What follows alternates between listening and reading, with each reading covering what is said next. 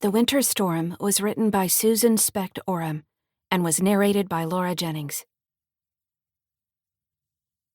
The Winter Storm was written by Susan Specht Oram and was narrated by Laura Jennings. Previously in Shore Lodge. Jacqueline Stone, a grieving widow and garden store owner, is admitted by her greedy son to Shore Lodge, a secure psychiatric facility. She must escape to rescue her dog and reclaim her home. Previously in By Midnight. Jacqueline Stone helps friends gather money to keep a debt collector at bay, but the clock is ticking, and it's a race against time. At Shore Lodge. Nurse Wright. Nurse Wright rubbed her temples and stood in the doorway of Shore Lodge's second-floor day room. Speakers in the hallway spewed out holiday tunes, and a fake Christmas tree sprayed with an evergreen scent was giving her a headache. She crossed her arms and frowned because tomorrow was Christmas Eve, but a surprise inspection last week had generated mountains of paperwork. Her troubles were due to Jacqueline Stone, a previous resident who escaped, bringing close scrutiny from authorities. Her thoughts turned to her 2 upcoming days off. She'd serve a special dinner tomorrow night to family and friends, and the smell of hot cider and cinnamon would permeate the house. Christmas Eve would be a night to remember. She tapped a toe, eager to exit the stark fluorescent-lit facility and go grocery shopping, which meant taking a ferry from Cedar Island to Millersville. The elevator doors opened, and a short activity aide appeared wearing a red apron over a green top and pants. She led a middle-aged woman and 3 teenage girls in red sweaters decorated with reindeer into the day room. Bells around their ankles jingled with each step.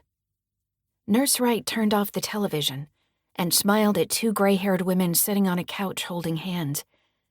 Nodding to residents sitting slack-jawed, dozing in vinyl easy chairs, she wanted to climb in her car and join the ferry line before it grew too long. Otherwise, she'd have to wait for the next boat. She glanced at a wall clock, noting she had a half hour until the next ferry left, which was cutting it close. She clapped her hands and said in a loud voice, "We have a special treat today.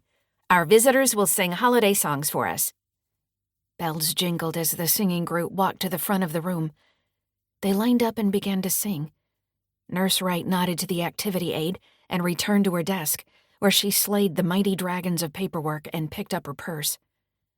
As she strode to the elevator, an aide in her 30s stopped her and said, "Could I take Christmas Eve off to be with my family? It'd mean a lot to them." Nurse Wright tapped her lower lip. "That'd leave us short-staffed." She glanced toward the day room. Her residents on the second floor were docile, now that Jacqueline Stone wasn't around to rile them up. She shrugged. "Go ahead. We'll be fine.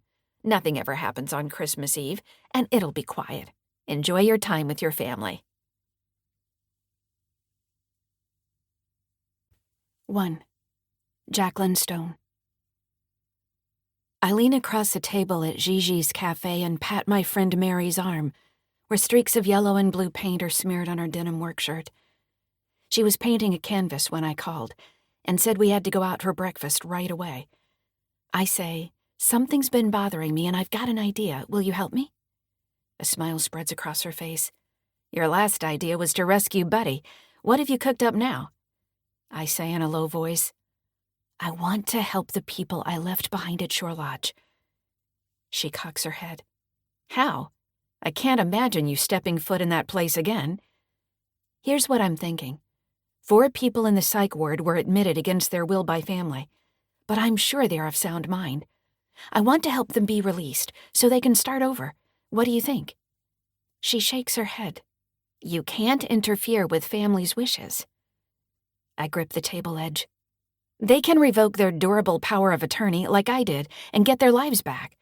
I hear Shore Lodge will be short-staffed on Christmas Eve, making it an ideal time to slip in and see my friends." Mary sits back. "I'm not sure. Christmas Eve is tomorrow, and we need more time to prepare. It's probably not a good idea to fly off on a whim." The aroma of fresh ground coffee and warm scones wafts past. Christmas tunes are playing, and I tap a toe to Jingle Bells. Karina, the owner of the cafe, sets down plates with scones and slices of quiche, and we dive in. I nibble at a warm scone and slather butter and jam on my next bite. The taste is so good it makes me moan. I clear my throat. I've been thinking long and hard about the best approach. These people are mentally with it, but their families didn't consult with them before sticking them in the secure unit. They deserve to have a voice in where they live. Mary sets down her fork. We can't meddle in other people's lives, and we're not doctors. Maybe they need to be there, but only their doctors know why they were admitted. Fred would have a fit if he heard you talking like this.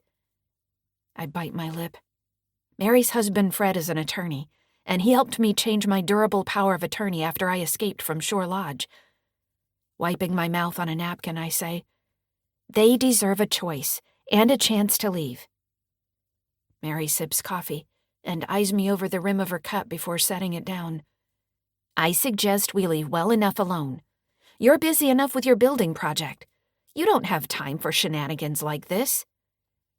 I swallow my last bite of quiche and say, no one should be cooped up against their will if they're capable of living on their own. I've got to return to Shore Lodge and give these people a chance to leave, if they want. She drains her cup and sets it down. Have you talked with these residents you want to rescue since you came home?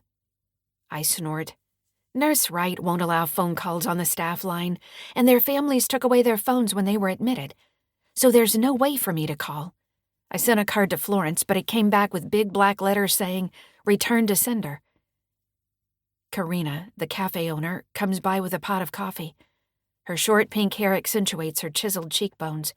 She says, refills? Mary says, yes, please. It seems it's my job to prevent Jacqueline from going to jail. The diamond in Karina's nose sparkles as she pours steaming hot coffee. She says, what's going on? Anything I can do to help? Mary and I exchange a quick glance. I say, when you get a chance, come over and join us. We're about to tackle a difficult task, and we could use your input. Karina says, I'll be back. It sounds exciting and mysterious. She glides away to serve other tables. I say to Mary, if I were still trapped in Shore Lodge's secure second floor, I'd want someone to come in and help me. We'll need Fred to weigh in on this. Karina slides into a seat and smiles at us. What's going on?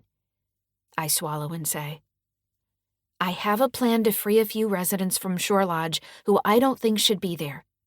If the 4 of them want to go, that is. We'll go on Christmas Eve. Karina's mouth falls open, and she runs a hand through her hair. Tomorrow is Christmas Eve, which doesn't leave us much time. Why don't you wait a week? The din in the cafe quiets, and I look around the room, waving to people I know. Flash is breakfasting alone by a window. He grins and waves back. A woman wearing pink workout gear nods to me and leans across the table, handing her friend with dark curly hair a paperback book. My neighbor, Bernard Fracas, stands at the front counter. He looks over his dark-framed glasses and nods to me as he rings up a customer's bill. Conversations in the room resume at a dull buzz, and I sit back, crossing my arms. If you don't want to help me, I understand. I'll get it done, or at least try. They have a skeletal staff on holidays, because everyone wants to be home with their families. Mercury Thunder, a violin maker, walks in and adjusts his red and white polka dot bow tie, which is clipped to his long gray beard. I wave him over and he smiles, joining us. My dog Buddy appreciates Mercury's ear rubs and gave him a paws up, so I invited Mercury, along with a few others, to join us in making plans. Irina Fishbone strides in and sits with us. I asked her because we'll need her boat and skippering services to pull off my plan. Next, Violet from Outrigger Services saunters in, unzips her black leather jacket and says, Hope you didn't start without me. I take a deep breath, look around the group of friendly faces and say, I'm proposing we go to Shore Lodge tomorrow afternoon to possibly help 4 residents who were admitted against their will. But it's a locked ward, so this won't be a garden party. Everything in my heart tells me to go there and offer them a way out, because it's the right thing to do. Will you join me? Mary nods. I'll help you. Mercury's eyes flit to the floor before he nods, saying, Sure. Irina smacks the table. I'm in. Violet grins. Yes. Corinna drums her fingers on the table. You bet. I lean in. Thanks for agreeing to help me. We could call this Operation Winter Storm because the weather's about to change. Irina nods. Yep, the barometer's dropping. A storm's on the way. Violet chuckles. Not sure we need a code name, but fine. Corinna brightens. I like it. Mary pats my arm. I'll help any way I can. I grin and raise my coffee cup. Here's to a successful journey to Shore Lodge. And please don't tell a soul about this. We clink mugs and my hands tremble. Nurse Wright and her crew are formidable foes, determined to keep their residents safe inside the locked unit on Cedar Island. I blow out a breath and worry about dragging my friends into trouble. A pesky thought flits past, but I brush it away. If my son Dusty knew about this, he'd probably say I'm bonkers and deserve to be admitted to Shore Lodge for good for dreaming up this ill-advised scheme. 2. Dusty. I scowl, gazing at the rundown cabin I'm renting near the mountains, and shake my head. The air inside is cold, and I can see my breath. If my mother could see me now, would she feel sorry for me and give me back my construction company? I go outside and bring in an armful of firewood, dropping it on the floor. I dreamed up the project with Dad, so it's not fair that my mother will build stone estates. I picked out the plot of land, looking north to Cedar Island and west to the San Juan Islands. Crumpling newspaper, I stuff it into a wood stove. No one will hire me in Millersville, because it got out that I sold Mom's garden store and kept the money. But how many of them would have done the same in my place? I clench my jaw and add sticks of kindling. I paid for her stay at Shore Lodge, which wasn't cheap. I acted in her best interests, so I don't see why people are bent out of shape. I should be a hero for helping my mom. But all I get are open-mouthed stares and snide comments on the streets of my hometown. I kneel and pull out a lighter, clicking it and holding it to the newspaper, which smolders and bursts into flickering flames.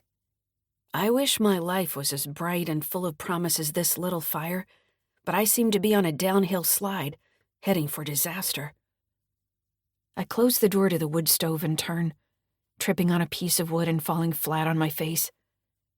I miss my father and his financial support. Now that he's gone, I'm stuck in a cold cabin in the middle of nowhere. I let out a sigh and stand up. I need to turn my life around, but I don't know how. I've never been self-sufficient because Dad always gave me money when I needed it. I add a log to the fire and smoke billows out, blinding me. Covering my eyes and coughing, I stumble to the door and fling it open to a chilly morning. Light mist falls, but weather forecasters are calling for snow, which is rare on our part of the Pacific Northwest. I inhale pure, fresh mountain air and blow it out. I don't want to live here. I'd rather be in my apartment in Millersville, but I can't afford it anymore. Leaning against the door jamb, I gnaw on a fingernail. My mother always invites me to Christmas Eve dinner, but she hasn't done that this year. Families should be together to celebrate the holidays. Maybe I'll just show up at her place on Christmas Eve. If she doesn't want me there, I'll be the uninvited guest souring the mood. I grin and go back inside, reaching out and grabbing a bottle of whiskey, gulping down a slug for breakfast. Christmas Eve is her favorite holiday, and I'll give her the gift of a surprise visit.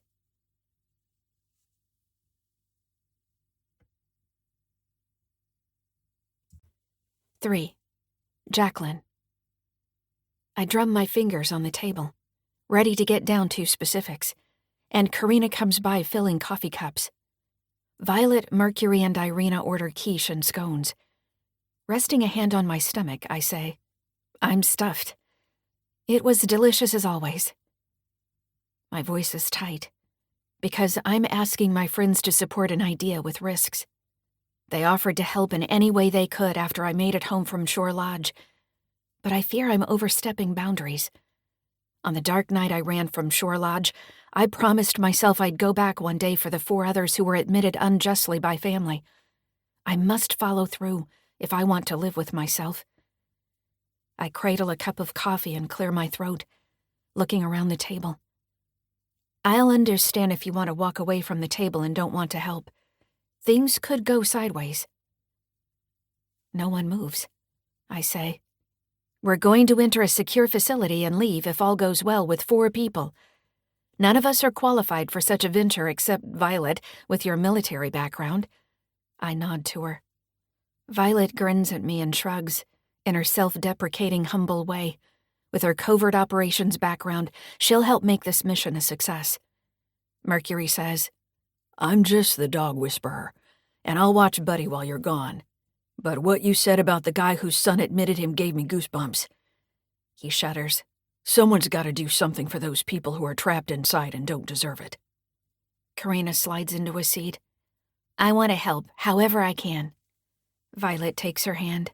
They were secret half-sisters, but now it's out in the open, and everyone in town knows about it.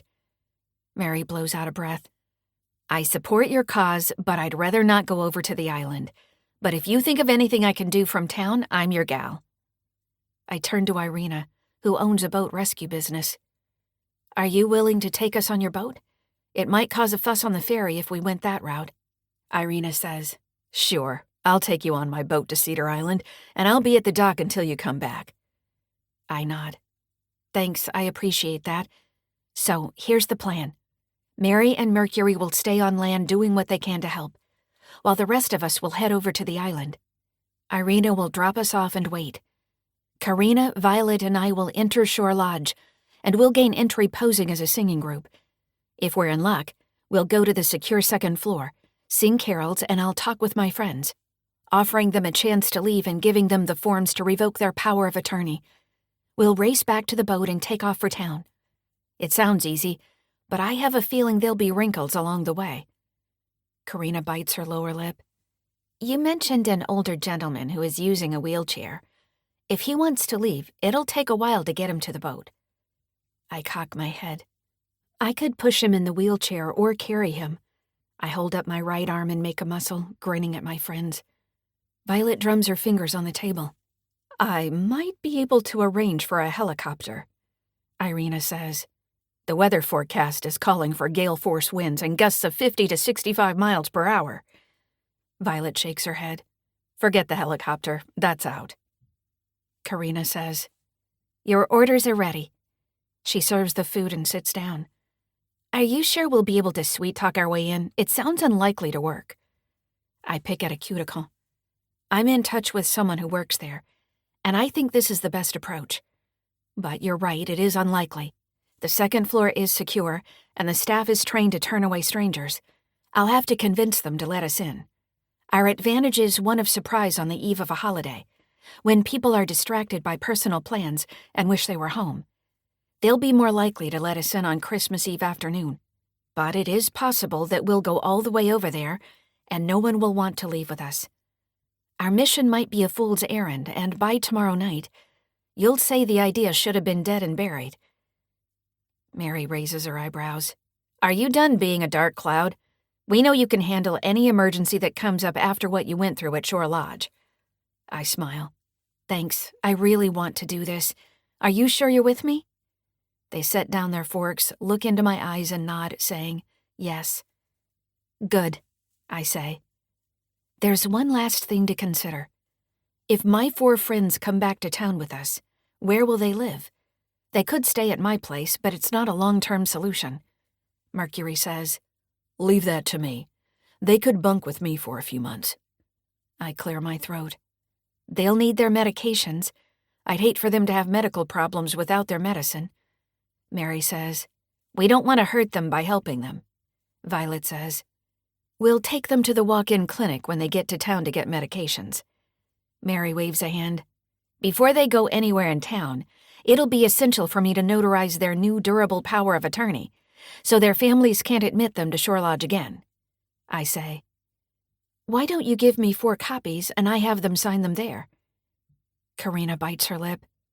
Are you sure this is the best thing to do? It sounds shady. I let out a sigh.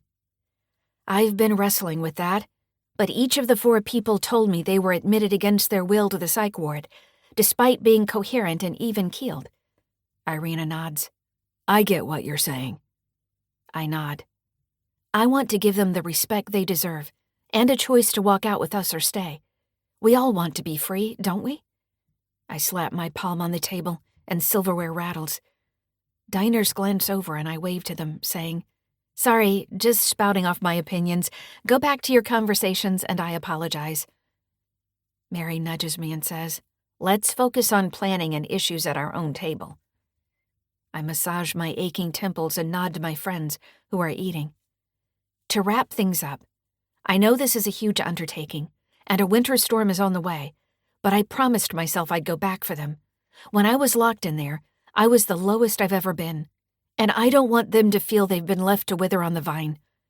I appreciate you joining me on this journey. It might be dangerous, given the storm, and I'm not sure we'll gain access to the secure second floor.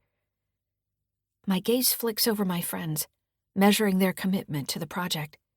Whatever you do, please don't tell anyone what we're up to. I rap the table for good luck. Thanks, everyone. We'll meet tomorrow afternoon at 1 o'clock at Irina's boat in the marina. Wear warm clothes, a coat, and a hat. See you tomorrow. I stand and say goodbye to each person as the group disperses, shaking hands, hugging and clapping them on the back while Mary lingers at the table. When the others have left, Mary says, You can cancel this crazy plan. We can text everyone, drop the idea like a hot potato and stay home drinking eggnog with whiskey. Doesn't that sound good? You don't have to follow through with a promise you made. No one's making you do this. I tug on my earlobe, considering her offer of the easy way out. The notion of hanging out with her on the sofa appeals to my lazier side, but deep down, I'm driven to return to Cedar Island to free my friends. And this plan should go well, as long as Dusty doesn't get wind of it. I bet he's itching to get me admitted to Shore Lodge again, so he can take back control of stone construction. I grit my teeth. I'll never forgive my son for abandoning Buddy at a shelter when I was locked inside Shore Lodge. It's a miracle Buddy and I are both alive. I've never liked eggnog or fruitcake for that matter, and I won't back down, or I couldn't live with myself. We're going ahead. She shrugs. Thought I'd give you a last chance to drop it. She glances at my khaki shorts and mismatched socks. Aren't you cold? I slap cash on the table and smile, walking with her to the door. I'm fine. As we leave, I wave to Bernard, who is clearing tables. Going to our cars, Mary glances at my hiking boots. You might want to wear running shoes tomorrow. I'll think about it. But they have good traction, and they've gotten me through tough scrapes. We stop by my car and she holds my gaze. Why did you invite Mercury to our meeting? He doesn't appear to have special skills like the rest of us. I chuckle. He'll watch Buddy while I'm gone, and I'm enjoying his company. Karina's skill could be mesmerizing the psych ward staff with hot coffee and scones. She jabs a finger at me. That's brilliant. Have her bring scones, quiche, and hot coffee to bribe your way into Shore Lodge and get upstairs. A wide smile spreads across my face. Perfect. I'll go ask her. I'll pay for it. I shake my head. While I've been happy and playing with my lovable dog, those at Shore Lodge are shut inside. My guilt about leaving them behind is driving this project, so I'll cover the cost. Do you think we should ask Fred to come along and act as an attorney? He tells people he doesn't give out free advice, and he might try to talk you out of it. And I'm glad you're making friends with someone as kind as Mercury seems. We hug each other and say goodbye, and I go into the cafe to talk to Karina. Striding up to the counter, I imagine her bribing the staff at Shore Lodge with food. If we pull this off, my guilt about being free will scuttle away like a cloud pushed by high winds. I say to Bernard, Okay if I go in the back? I need to speak to Karina. He says, Is this about the secret project? The one I'm not supposed to know about? I roll my eyes. There are no secrets in this small town. Did she tell you? He shakes his head. No, I was clearing tables and happened to hear a few details about Shore Lodge on the second floor. You're pulling some people out, is that right? I put my hands together and practically beg, Please don't tell anyone. We don't need a crowd of looky-loos or people stopping us. I won't, he says. adjusting his black-framed glasses. "You can trust me." I don't say it, but I doubt anyone in town can keep a secret longer than 2 seconds. My hands shake as I walk to the kitchen and back. I just want to survive the next 2 days and help the folks in Shore Lodge who wanted to be whisked away.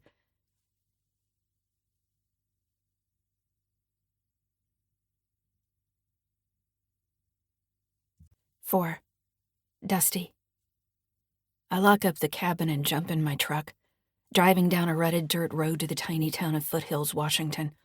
Population 800 people. Living near the North Cascades Mountains, I could be planning a snowshoeing trip with friends, but my buddies have ghosted me.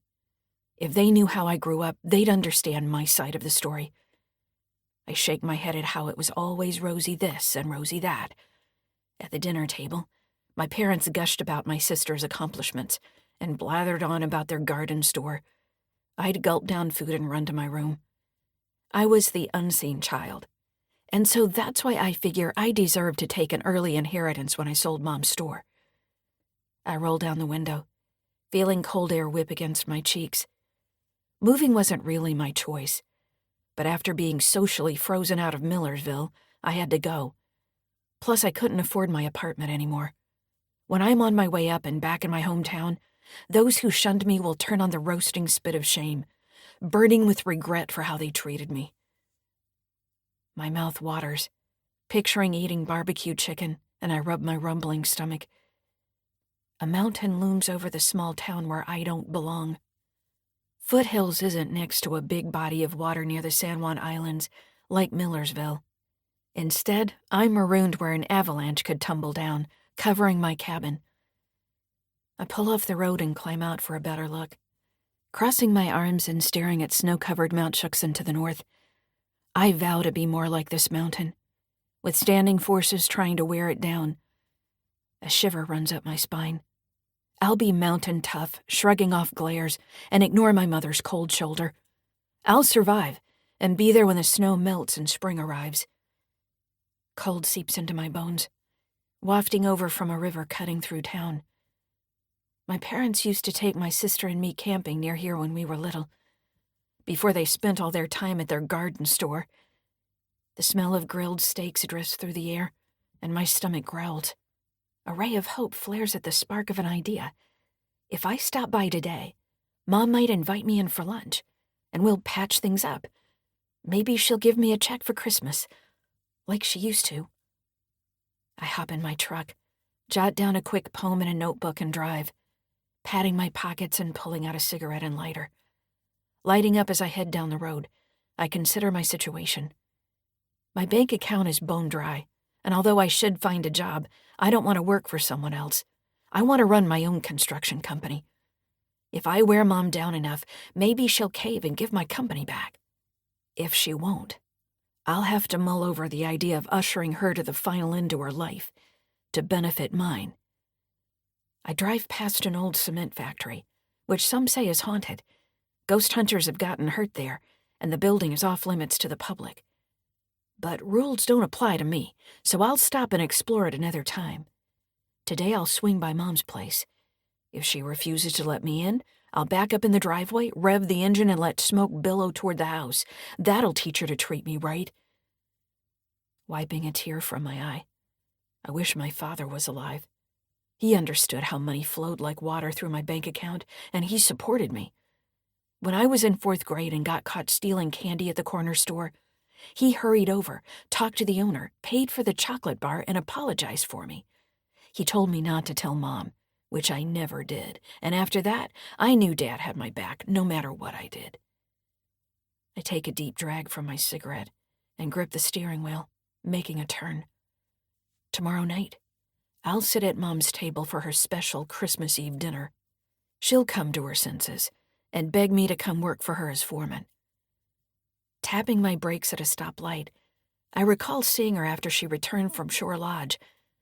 I overheard her say to friends, "Katie, bar the door," when she saw me. "That's right, Mother dear, a fight's about to break out, and you'd better get ready, because I'm coming for Christmas Eve dinner whether you like it or not. I deserve to be there. Maybe I'll spend the night in my old bedroom. I smile. That would bug her. I'll make myself at home as a bargaining chip, so she'll give me back my company. A streak of stubbornness is called for, and I know who I inherited that trait from. I head west on Highway 20 for Millersville. Watch out, Mom. I'm coming over to celebrate the holiday with you, like we did with Dad. Get my room ready, because I'll be crashing there, and I expect to be served home-cooked meals. I'll be the uninvited guest stirring things up, making you nervous. And it won't be long before you see things my way and give me back stone construction. But as I approach Mom's house, the lights are off, her car is gone, and it looks like nobody is home. I glance around, but don't see nosy neighbors peering through parted curtains, so I slide off my ripped truck seat. I'll take a look around to see how she redid the place after I gave it a facelift. Tossing my cigarette butt on the front lawn, just to bug her when she sees it, I ease my way around back to look in the windows. Her dog barks, yips, and whines, scratching at the back door. I say, "Buddy, it's me. It's all good. Don't worry about it." I pull out my house key and stick it in the lock, but it doesn't slide in. I frown and try it again, jiggling it back and forth. Buddy barks and growls. She must have changed the locks. What kind of mother would do that to her own flesh and blood? I hear heavy footsteps come around the outside of the house, and a man says, "Hello?" Bernard Fracas, my high school science teacher, stops when he sees me. "What are you doing here?" I open my palms. "Mom asked me to check her toilet and said it's running." He tilts his head and touches his glasses. "She didn't mention that, and I just saw her. What are you really doing here?" I gesture to the door, where Buddy whines. She also wants me to let Buddy out. I guess he needs a walk and she's busy. He nods. She was headed to the grocery store to get supplies. I cross my arms. For her Christmas Eve dinner, like she does. He glances away, staring at a broadleaf maple tree. When I was young, my parents drilled into me the names and types of trees they sold at the garden store, so I could help out and maybe own it one day. But that didn't interest me. I wanted to build things instead. Glorious structures to house people's dreams for their futures. Mr. Fracas says, "No, I think she's got other plans for tomorrow." My eyebrows go up. She always has a big turkey on Christmas Eve, every year. What's so important she'd miss it? Can't say. You'll have to ask her. Now, if you'll excuse me, I've got to get some groceries out of the car and into the fridge. The dog barks, and I stare at the back door, wanting to break it down. One big kick or two is all it would take. But then I think about what my retired science teacher said. My mother is working on something, and it sounds like a secret project.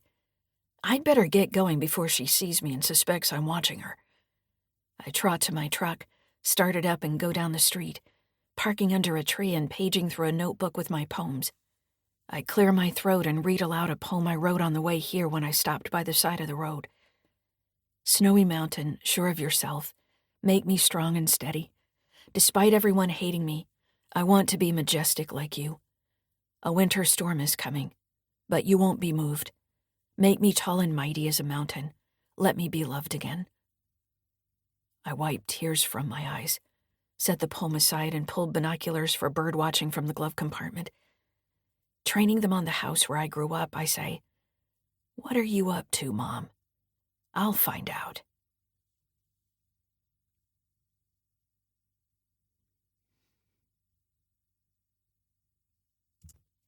"5. Jacqueline." Driving home, I pass what looks like my son's mud-splattered white truck parked down the block.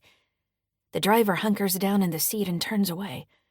My son is a big, broad-shouldered man, and the sight of him trying to hide in plain sight strikes me as funny. I chuckle and tap the horn, just to see what he'll do, but he doesn't look up. I park in the driveway and glance in the back seat. I have extra blankets in case we'll need them tomorrow after our boat trip, and food, which I unload and haul into the kitchen. I let Buddy out in the yard, and he chases a crow. The bird flies off and comes swooping down. Buddy gives chase and the crow flaps away. I smile at my sweet dog, who is sitting and panting, and go in the house. I have much to do before we meet at the boat tomorrow.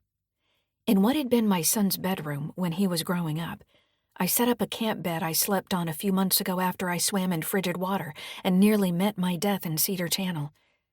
I opened the closet and knotted a blow-up mattress and spare pillows. I'm as ready as I'll ever be for overnight guests, if a few residents leave Shore Lodge with us. Buddy runs in the yard, ears flapping, and I bite my lower lip.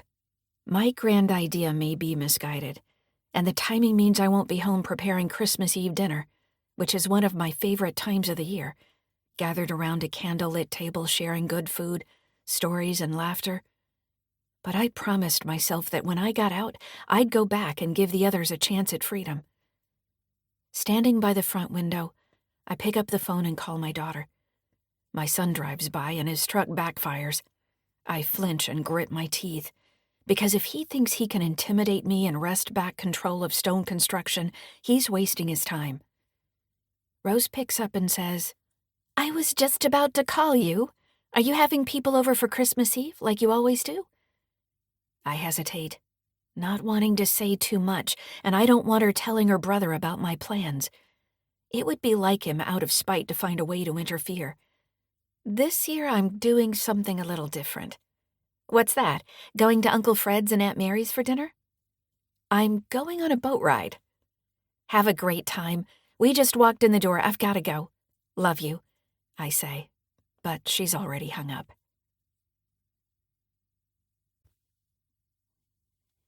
6. Nurse Wright. The next morning at home, Nurse Wright rubbed salt on a prime rib and pushed the pan in a hot oven. She smiled. By the time her guests arrived, the roast would be ready to serve.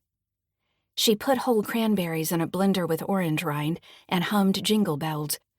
The tune had been running through her mind ever since yesterday's caroling activity at work. She looked in the living room, where the long dining table was set with red placemats, tall green candles and glass candlesticks, and fresh-cut fir boughs. Her husband had done that part. She added sugar to the cranberry relish and plopped it in a bowl, setting it in the refrigerator to chill. Her Christmas Eve dinner was coming together. She pursed her lips, because by the time she arrived at the grocery store in Millersville last night, the best turkeys were sold out. The only ones left were too small to feed her guests or too large to fit in her oven. But there were far worse problems in the world than having to settle for prime rib, and she knew they were fortunate to live on a beautiful island. Her high-paying job, which few wanted because it involved working in a secure psychiatric ward on an isolated island, meant she could afford to buy whatever food they wanted. Her husband poured a cup of coffee and sat at the breakfast bar. "Need some help? I can make the cranberry sauce."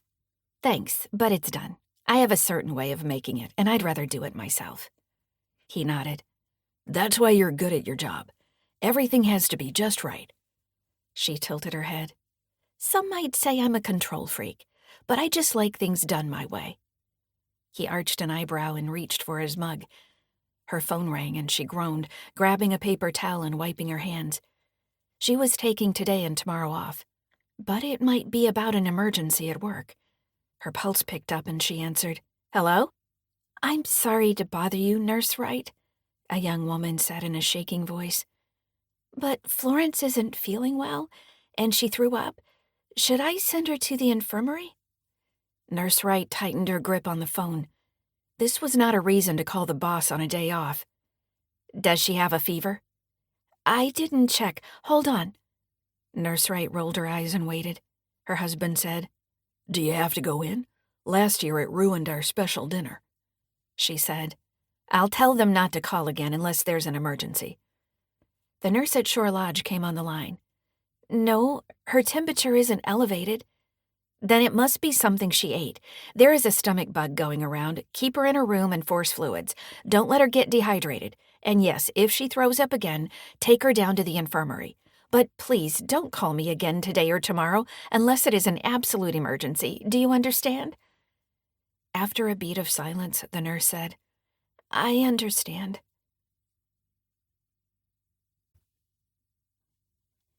7. Irina. I drive my boat in the morning through the marina to the fuel dock and tie up, nodding to a young guy with curly dark hair who works there. He waves from behind the counter. I'm a frequent customer, as owner of Nimbus Boat Rescue. Heavy mist falls as I unscrew the fuel cap on the boat deck, shove in the nozzle and squeeze the handle, sniffing the air. The smell of diesel brings a smile to my face because I love how I make my living. Going to the rescue of boaters in distress pays my bills and fills me with meaning and purpose. A seagull flies overhead, flapping its wings, fighting the wind, and I chew on the inside of my mouth. I don't offer my boat services for free to friends, but Jacqueline has been through so much, with her husband passing away, leaving her unpaid medical bills, and her son admitting her to Shore Lodge, that my heart goes out to her, and I want to help. I just hope our mission this afternoon will go smoothly, despite the bleak weather forecast of high winds and small craft warnings. I glance beyond the breakwater to the choppy bay, where white caps are kicking up, and blow out a breath as worried thoughts race through my mind.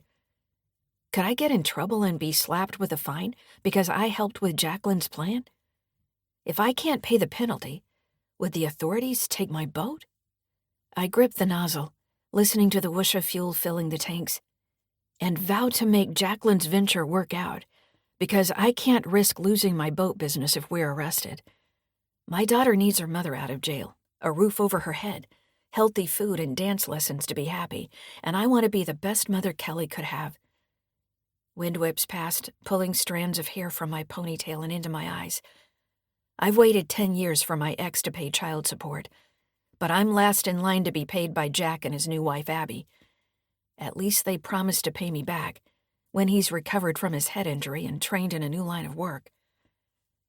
A dented white truck drives past, backfiring and stopping at nearby Seafarers Park, and Jacqueline's son Dusty climbs out. We know each other from growing up in the same small town. He's 10 years younger than me, and strikes me as having a chip on his shoulder, and someone who excels in looking out for themselves first and foremost. I hope he won't see me and come over, asking about his mother. He glances out toward the bay and turns my way. I avert my eyes and focus on the amount of fuel going into my boat. The numbers are ticking by, adding up fast. This will be an expensive Christmas Eve jaunt. If she tries to pay me, I'll refuse to take her money. She's part of our found family group, so of course I'll help her. I steal a furtive glance at Dusty and he nods, walking toward the fuel dock. I shouldn't have looked over. I know Jacqueline wouldn't want me talking to him and risking people finding out what we're up to today. She deserves a medal for courage and the Amazing Woman of the Year award. Fuel rushes through the hose as Dusty thuds down the ramp. He's wearing a black and white checked flannel shirt with worn jeans, and he's tall.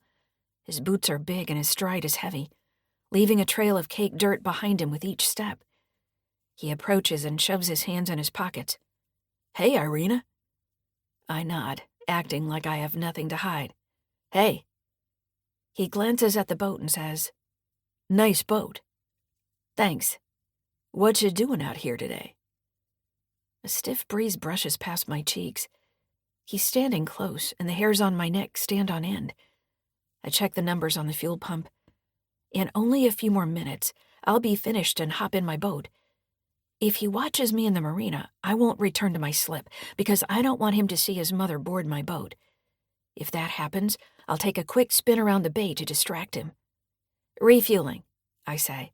"Gotta be ready for when a distress call comes in." He crosses his arms and leans in. So close I smell cigarettes and a hint of booze on his breath. "Are you doing something with my mother later today?" I tighten my grip on the nozzle, willing the fuel to finish filling the tanks and say, "I thought your family had Christmas Eve dinner together each year." He frowns and rubs his cheek, turning to stare at a red-hulled transport boat running supplies to a tanker anchored out in the bay. "Not this year. My mom and I aren't getting along. She's riled up about the favor I did her, putting her in Shore Lodge." I break out coughing. What gall he has, to act like his admitting her to a secure psychiatric unit when she was of sound mind was the right thing to do. I want to kick him in the shins, but I say, "Not everyone sees it that way." He grunts. She forgot her own name at the doctor's office. It was that bad. There are two sides to every story, and people have only heard hers. It's not fair how the whole town turned against me. The fuel shuts off. I set the nozzle in the holder and look him in the eye. Hate to tell you, but I'm on your mom's side. It wasn't right what you did, selling her store out from under her and locking her up so you could take her money. You were about to sell her house, and poor Buddy, you left him at the shelter. Do you have no decency? Who would do that to such a sweet dog? He scuffs a toe. My dad would have wanted me to go ahead with Stone Estates, no matter what the cost, so that's why I did it. I point at his chest. Really? Wake up. You were all in for yourself. You ripped off a grieving widow when she was most vulnerable. I'd say you're number one in your book, that's for sure. He shrugs, glances at what I owe for fuel and whistles. Man, that's a lot. He opens his hand. Do you have $50 you can lend me? I'm broke and hungry, and I need to get gas. I snort. Nope, sorry, I can't. Go find a job. He shoves his hands in his jeans pockets. No one will hire me because of Mom bad-mouthing me. She made up stories, but I did what I thought was best for her. I roll my eyes. He's more deluded than I suspected. You better come down to earth and accept reality, or move to where no one's heard the story. Maybe start over in Idaho. Everyone's moving there. Make a fresh start.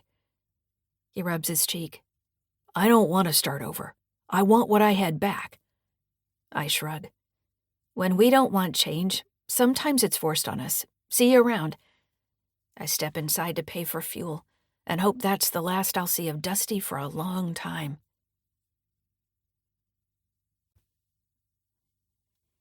8.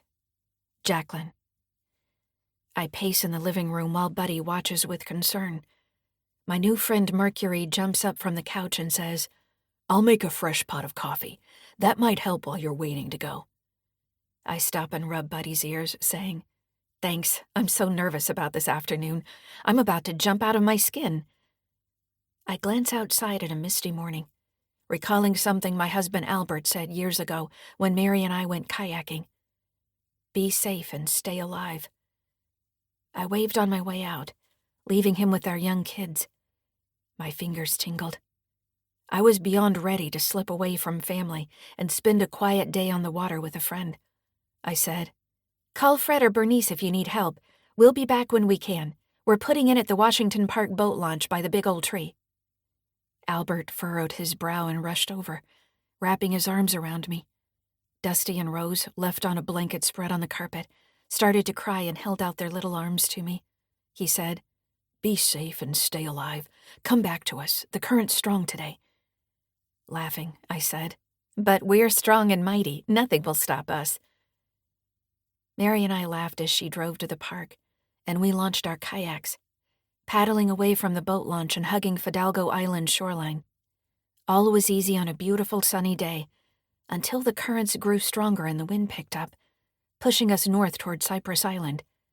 Mary yelled in a frantic voice, I'm not sure I can do this. My arms are tired. Dig in, I called, sea spray splashing my face. Give it all you've got. We can do this. I stayed as close to her as I could, and we dipped and paddled, back straining, hands growing numb from the chill of the water and the wind. Come on, Mary. We can do this. We'll get home. She clenched her jaw and said in a loud voice, You're right. We can do this. We'll get home. I echoed her all the way back to the boat launch, and with each paddle stroke, Mary and I chanted, We'll get home. We stepped out of the water on shaky legs, put the kayaks on top of her car and slumped into the seats, exhausted. I turned to her and grinned. Ready to do it all over again? She patted my knee. We're lucky we made it back alive. This is it for me. Tomorrow I'll sell my kayak. Thanks for your help out there. If not for you, I might have overturned and be fish food on the bottom of the Salish Sea. Anything for you, I said. She gave me a weak smile. Same back. Now, Albert's words spool through my mind in a cautionary refrain. Be safe and stay alive. That's what we've got to do on our adventure to Cedar Island.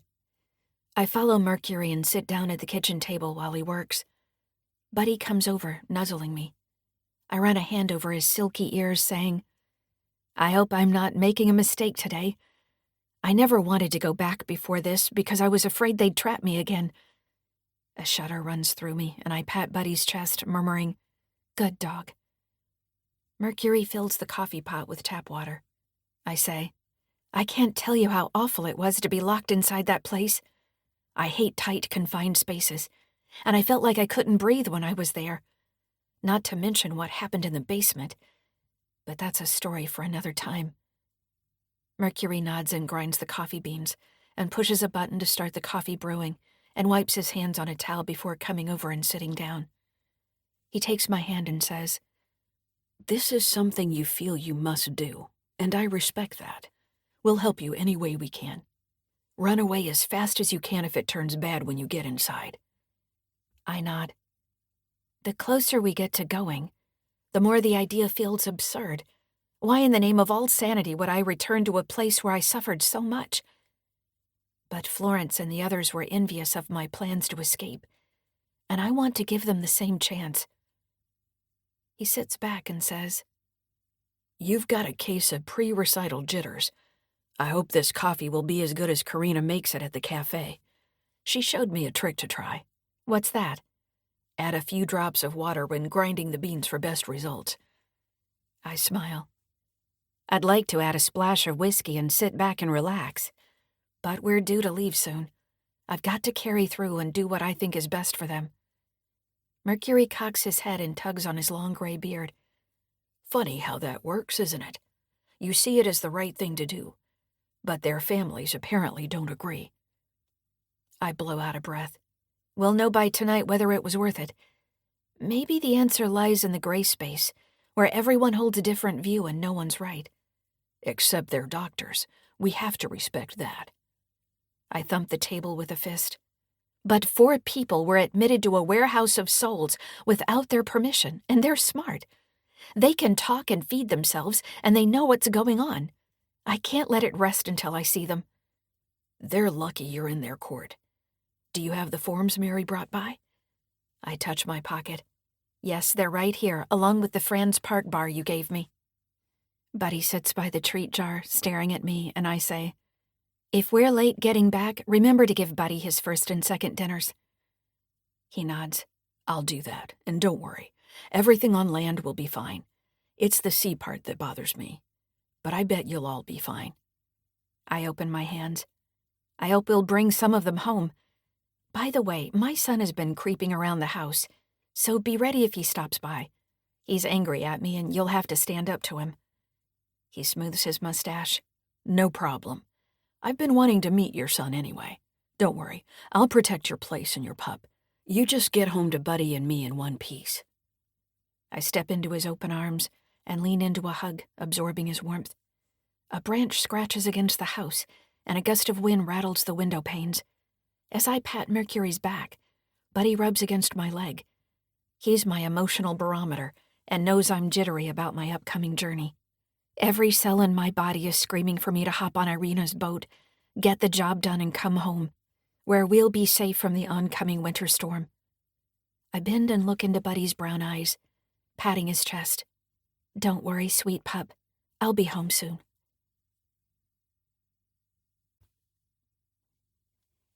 9. Violet.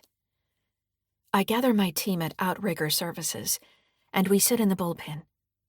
I know today is Christmas Eve, but we've got work to do. I'll be heading out on Irina Fishbone's boat soon, and I'd like you guys to be here, in case anything goes wrong. Mimi pulls her hair back in a ponytail. "What's the plan? Give us the details." Vince checks his watch. "Sorry, but I have a hard stop at 3 this afternoon. I've got to be home early for the baby's first Christmas Eve. Tonight's a big deal for my wife." Mimi says, "Go home. We'll cover it." He nods. "I appreciate that." Flora says in her high-pitched voice, "What's the plan?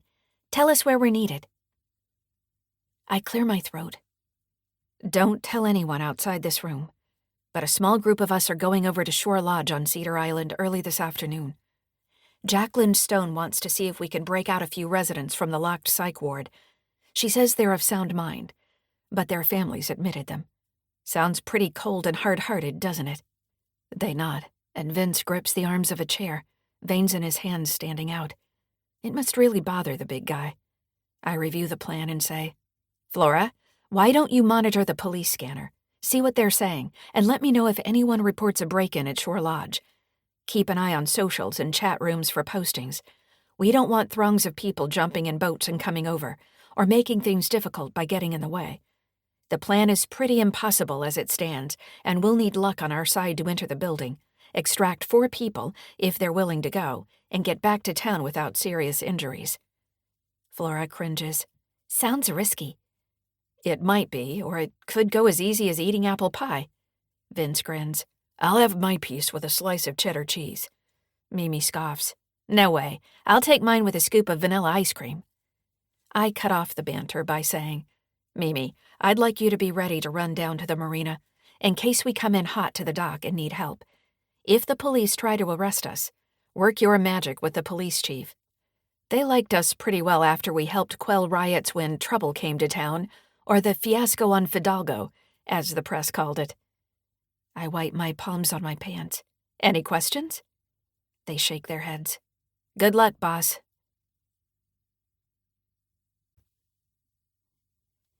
10. Karina. I cover slices of quiche with tin foil, and a tear dribbles down my cheek, recalling my grandmother and the cooking she did when I was growing up in the cafe. When she was on her deathbed, I promised her I'd move home from Seattle, run her cafe and read her diary. Her journal was stolen, but when I tracked it down and perused the pages, the secrets buried there ripped apart my illusions of the quiet family I thought we had. I wiped tears from my face and let out a sigh. My grandmother made this job look easy, but since she died, I've been running all the time. It took me a while to get my sea legs, as Irina might say, given her preference for maritime references. But I'm managing the restaurant and making art now without it feeling like a juggling act.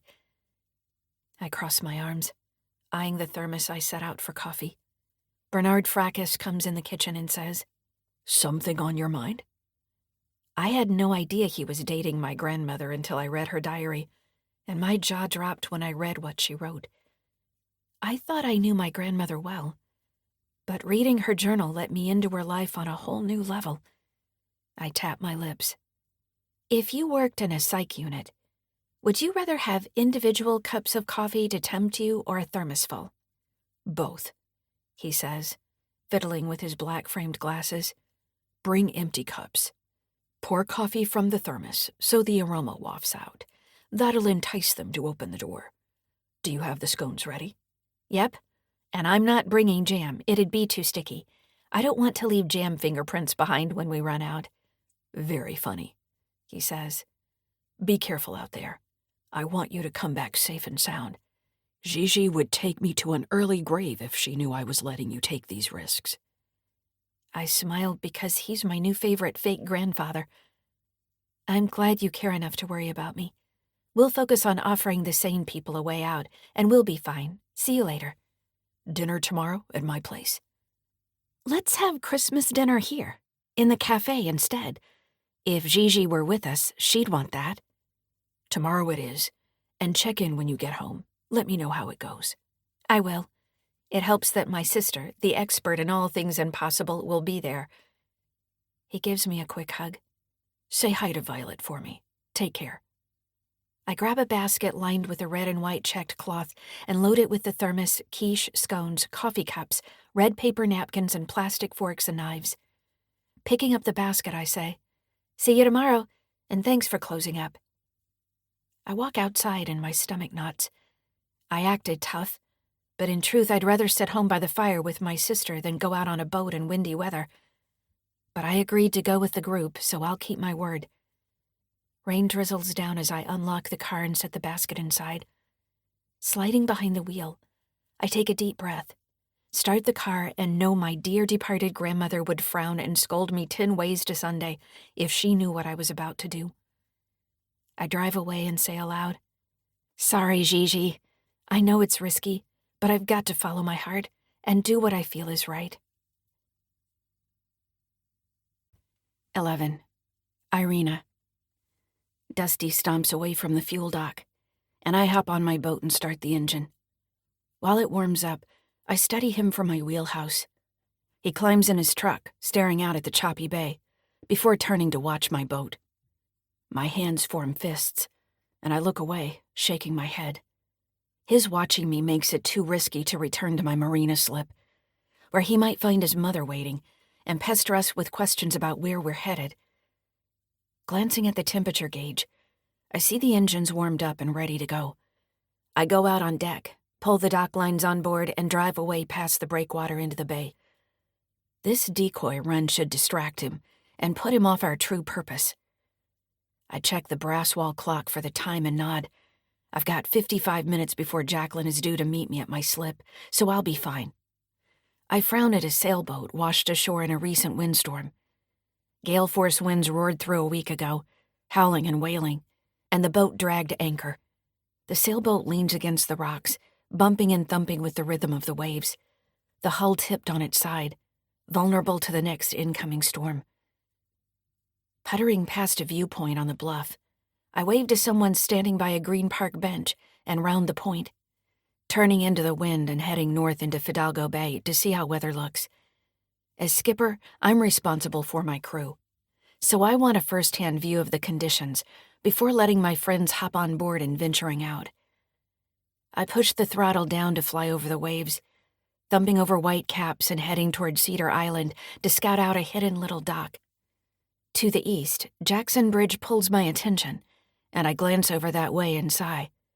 The bridge connects two land masses, allowing cars to move from island to island, but it has caused me and my friends much heartache. My ex-husband Jack went missing near the bridge after he and I were swept overboard by a rogue wave from a friend's boat, and I lost a former love there too. I shake my head to clear my thoughts and round Heron Point, skimming the waves and turning into Cedar Channel. The current is running east, and a stiff breeze is blowing. I turn toward a small private dock on Cedar Island and frown. The dock is full, with skiffs and powerboats tied up, so I'll have to raft up to another boat when I drop Jacqueline and her team off to run ashore. My gaze turns to Shore Lodge, sitting a half-mile back from shore. The 2-story building looms over a wild meadow, where squat shrubs quiver and evergreen trees sway in the wind. A chill runs up my spine. The place may look peaceful from here, but the windows are locked, and the second floor is secure, requiring badge access. For Jacqueline, it was hell on earth. For others who have dementia, it's a fine spot to live out their days. I turn the wheel, swing the boat around, and head back to the marina. What were 1-foot waves on the way out have become 2-foot whitecaps. Jacqueline will need a lot of luck to pull this off, because sweet-talking will only take them so far. From what Jacqueline told me about her time in Shore Lodge, the head nurse, Nurse Wright, runs a tight ship. My phone rings, and it's my 13-year-old daughter. I answer and say, "Hey, hon, what's going on?" She says, "When are you coming home?" I'm not sure. We haven't left yet, and I don't know how long it'll take. "What'll I eat? We usually have Christmas Eve dinner with Dad, Buzz, Abby, and Craig." I swallow a lump in my throat, because our friend Buzz is gone forever. Craig is headed to jail and blames the rest of us for what happened to him. You know, that's not happening this year, but there's food in the fridge. Eat something and I'll be back when I can. Why don't you stay home and let someone else do it? You don't have to be the hero.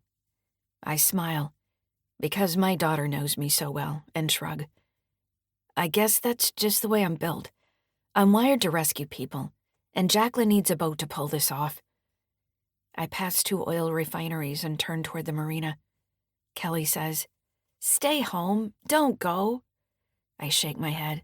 "Sorry, but no one else could do this. Dusty has a boat, he could take his mom over." Their relationship isn't on the best terms right now, so it's not an option to ask Dusty to help. Besides, he's the one who put his mom in Shore Lodge in the first place. Listen, I've got to go. I'm heading into the marina. I'll call you when I'm on the way home, but it might be late. Why don't you invite a friend over to play board games and drink eggnog? Board games are boring, but I'll think about it. Go hang out with your dad and Abby. They were into spending their first Christmas Eve together, and I'd feel like I was crashing their party. Give 'em a call. Go see them. You're always welcome at their house. Do you want me to call Abby and set it up? No, Mom, I'm old enough to do it myself. I'll think about it. Love you. Love you. I hang up and wish I wasn't leaving my teenage daughter home alone on a holiday afternoon. In the past, I played Christmas carols while we sat by the fire drinking hot chocolate. Instead, I'm about to head out with a boatload of well-intentioned people. Violet will be there, and she's ex-military, so she knows what she's doing.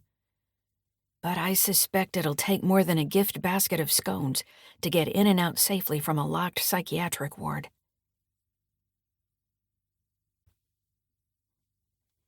12. Jacqueline. Wind whips past as I pace by Irina's empty boat slip in the marina, and I shiver in my puffer jacket. My red long underwear worn under my khaki shorts keeps my legs warm, while adding a festive touch for the holidays. I tuck my black wool watch cap down over my ears, glance over at Seafarers Memorial Park, and my jaw drops when I see my son's beat-up white truck there facing the bay. I walk down the dock and hope he doesn't see me. If he comes over to ask what I'm doing, his pesky probing could delay our careful plans. I suspect he'd take great delight in defeating whatever cause I'm backing, to get revenge for my taking over his company. Wind howls and moans and whistles through the marina, making halyards rattle and clang. Pulling off our plan will be challenging with nature throwing up obstacles. I stop behind a yacht and peer around the polished white fiberglass hull toward the park as Dusty drives away. I shiver, rubbing my arms and pacing back and forth by Irina's boat slip, and I'm reminded of my son's cruelty when I was in Shore Lodge. I swear, if Dusty was a plant, he'd be poison ivy, because brushing up against him brings agony. What a rotten world it is when I can't trust my own son. I squint into the wind, scanning the water for Irina's boat, and reflect that I probably should have taken Dusty to a child psychologist when he was in 2nd grade and he smeared toothpaste on the classroom windows during recess. He also cut off a girl's ponytail in class, but we thought he'd grow out of it. I sigh, weighed down by the burden of blame that rests heavy on my shoulders. But it's not all our fault as his parents. Something made Dusty who he is, coming from within, despite our best efforts. I put my hands on my hips, staring at the marina breakwater and wishing Irina would magically appear. I'm early, but I couldn't just stay home and wait. I fiddle with my fingers in my red knit gloves. We've got to get this party started before I fly away like a dandelion in the wind. Irina's boat plows through the water, heading my way. She slows down, putters past the breakwater, and docks like a pro, hopping off the boat and tying the dock lines before I can help her. She wraps me in a hug and says, "The boat's fueled up and we're as ready as we'll ever be. Thanks for doing this, I owe you. What's the weather like out in the bay?" She shakes her head. "You don't owe me a thing. The wind's kicking up with a 1 to 2 foot chop, which shouldn't be a problem. But you look pale, like you saw a ghost." I shudder.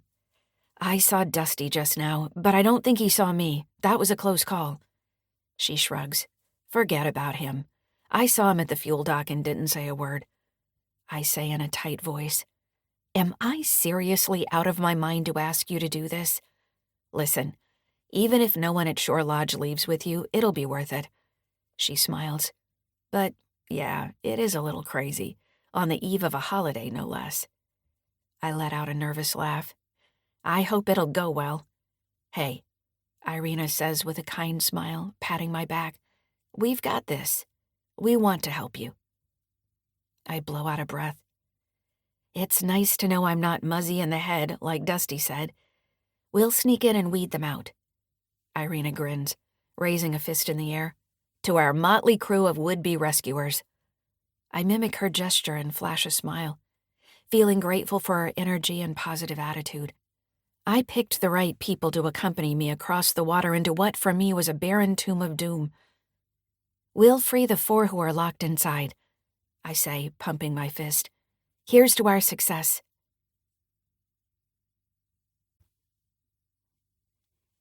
13. Irina. I go around giving my boat a last look and check that all is shipshape before we head to Cedar Island. The engine hums with a throaty purr, and my muscles tense as a gust of wind buffets the boat. The mist has turned to rain pattering on the boat deck. An 18-mile-an-hour wind is blowing from the north, with stiffer winds in store for this afternoon. Beyond the marina breakwater, the sea is choppy. It'll be a rough ride, fighting the current and wind on the way to Shore Lodge. I duck inside the boat, where Jacqueline is furiously texting someone, and glance at a brass barometer on the wall. The barometer is dropping, the wind is picking up, and the boat tugs on her lines. I sigh because I'd rather be home with my daughter, sitting by the fire. I nod at the engine temperature gauge and say, "We're ready to go." Jacqueline chews on a fingernail and checks her phone. The sooner we get this done and I'm home, the better.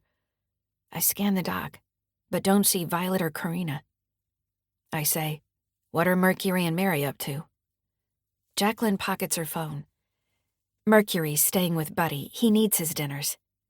I smile. "Who needs his dinners?" She chuckles. "I was talking about Buddy. Mary's home printing out durable power of attorney forms, so we'll be ready for people to revoke their old power of attorney and assign new ones. She's a notary, that's why I included her." A call comes over the marine radio, and I step to the helm to listen. The Coast Guard is asking boats in the vicinity of Jackson Bridge to assist a 16-foot powerboat that ran out of fuel. I swallow and smother my initial instinct to pick up the microphone and call in, saying I'll help. Jacqueline is counting on me, and we don't have time to take a detour, going on a rescue call, although that's my business. Jacqueline says, "Everything okay? You look worried."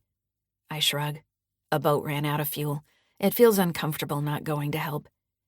"I know this is how you make your living, and I don't want to take advantage of you. Let me pay you for fuel and your time." I swat away the suggestion with my hand. "Definitely not. You're like family to us, and I won't let you pay. After what you went through, you deserve all the help we can give." She purses her lips. "If you insist. And thanks very much, I appreciate it." The marine radio erupts with chatter. Someone volunteers to tow the stranded boat to the fuel dock. I smile at Jacqueline and say, "There, I don't always have to run to the rescue, do I? Others will step in." She nods. "We don't have to be superwomen all the time. Look, here they come." Karina walks down the dock carrying a wicker basket. Violet is dressed in black with a cap pulled over her brown hair. The wind tugs at Karina's ball cap. She hands the basket to Violet and turns her cap around, pulling it snug over her short pink hair. They lug the basket down the dock with synchronized footsteps. I say, "I'll help them get on board, and everyone will wear life jackets no matter what." Jacqueline grimaces. "We don't want a repeat of Jack's falling overboard." "No, we don't. What a mess that was." She says, "I know you were married to the man at one time, but he made some poor choices that caught up with him. But I wish Abby and Jack all the best." I greet Violet and Karina, taking the basket from them and handing it to Jacqueline to stow inside. I offer my hand and help Karina and Violet step on board. In the cabin, they put on life vests, snapping the plastic buckles shut. I say, "This may be a wild ride. The wind's picking up and a storm's moving in. Are you ready?" Jacqueline smiles, tugging on her yellow life vest. "I'm as ready as I'll ever be." Violet and Karina glance at each other and nod. Karina says, "We're good." Violet says with a slight smile, "Let's do this." I release the dock lines, and we set off for whatever the future holds. Gripping the wheel, I steer away from an oncoming boat in the channel, and my stomach knots. I hope our adventure won't end in failure. Gritting my teeth, I drive the boat into the bay, leaving the safe haven of the marina behind. Despite the risks and weather alerts warning of high winds, I'm backing Jacqueline's weird, wild rescue plan.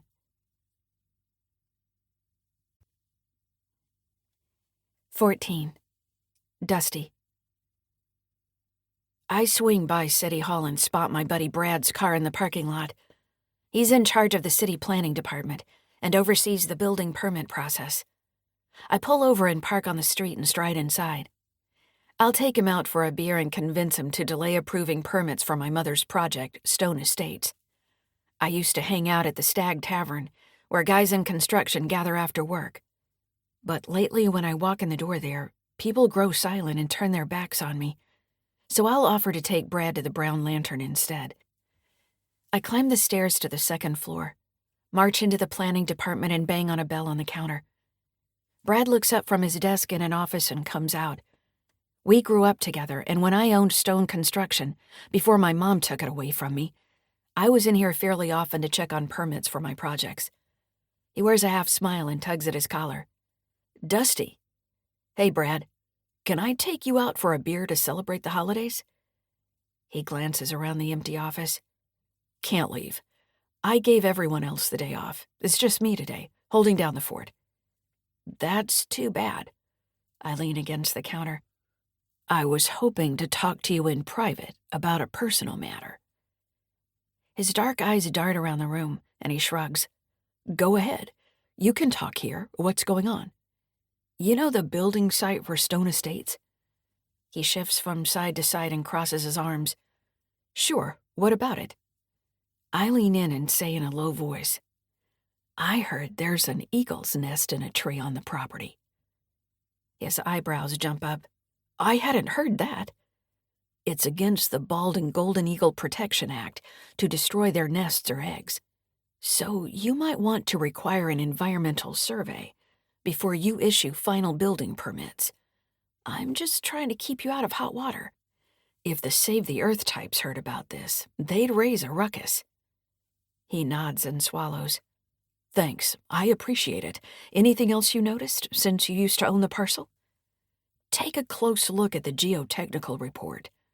The prior owner dumped construction materials and fill. Plus, there's an underground spring. What looks like a wetland is adjacent to the building site, which would reduce the number of proposed homes. Drainage might be an issue, too. You don't want sloughing and runoff ruining streets and homes below. It might come back and bite you.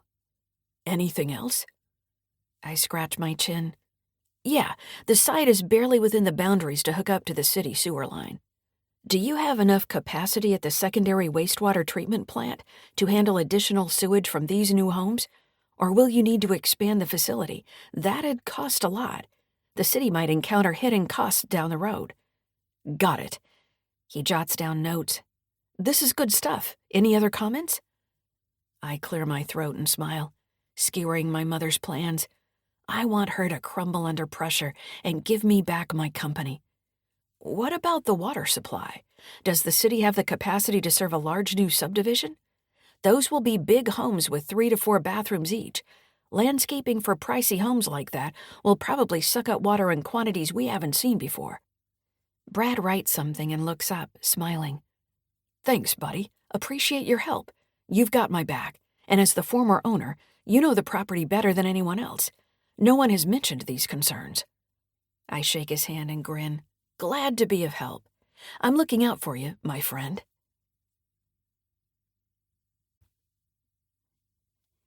15. Jacqueline. I cast off the dock lines and pull up fenders as Irina heads into Fidalgo Bay. A stiff wind blows from the north, blasting the boat with frigid air, and I go in the cabin, rubbing my hands together for warmth. Irina sits at the helm, humming a tune and staring through choppy whitecaps. Karina and Violet are quiet, and I mull over what we're about to do. Rounding Heron Point, Irina turns west, entering Cedar Channel. The opposing current slows our progress, but Irina just chuckles, pushing down on the throttle. The boat picks up speed, and we plow through waves, sea spray flying up from the bow and over the sides.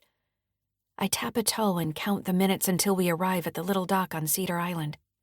I borrowed a boat there one dark night when I was running from Shore Lodge.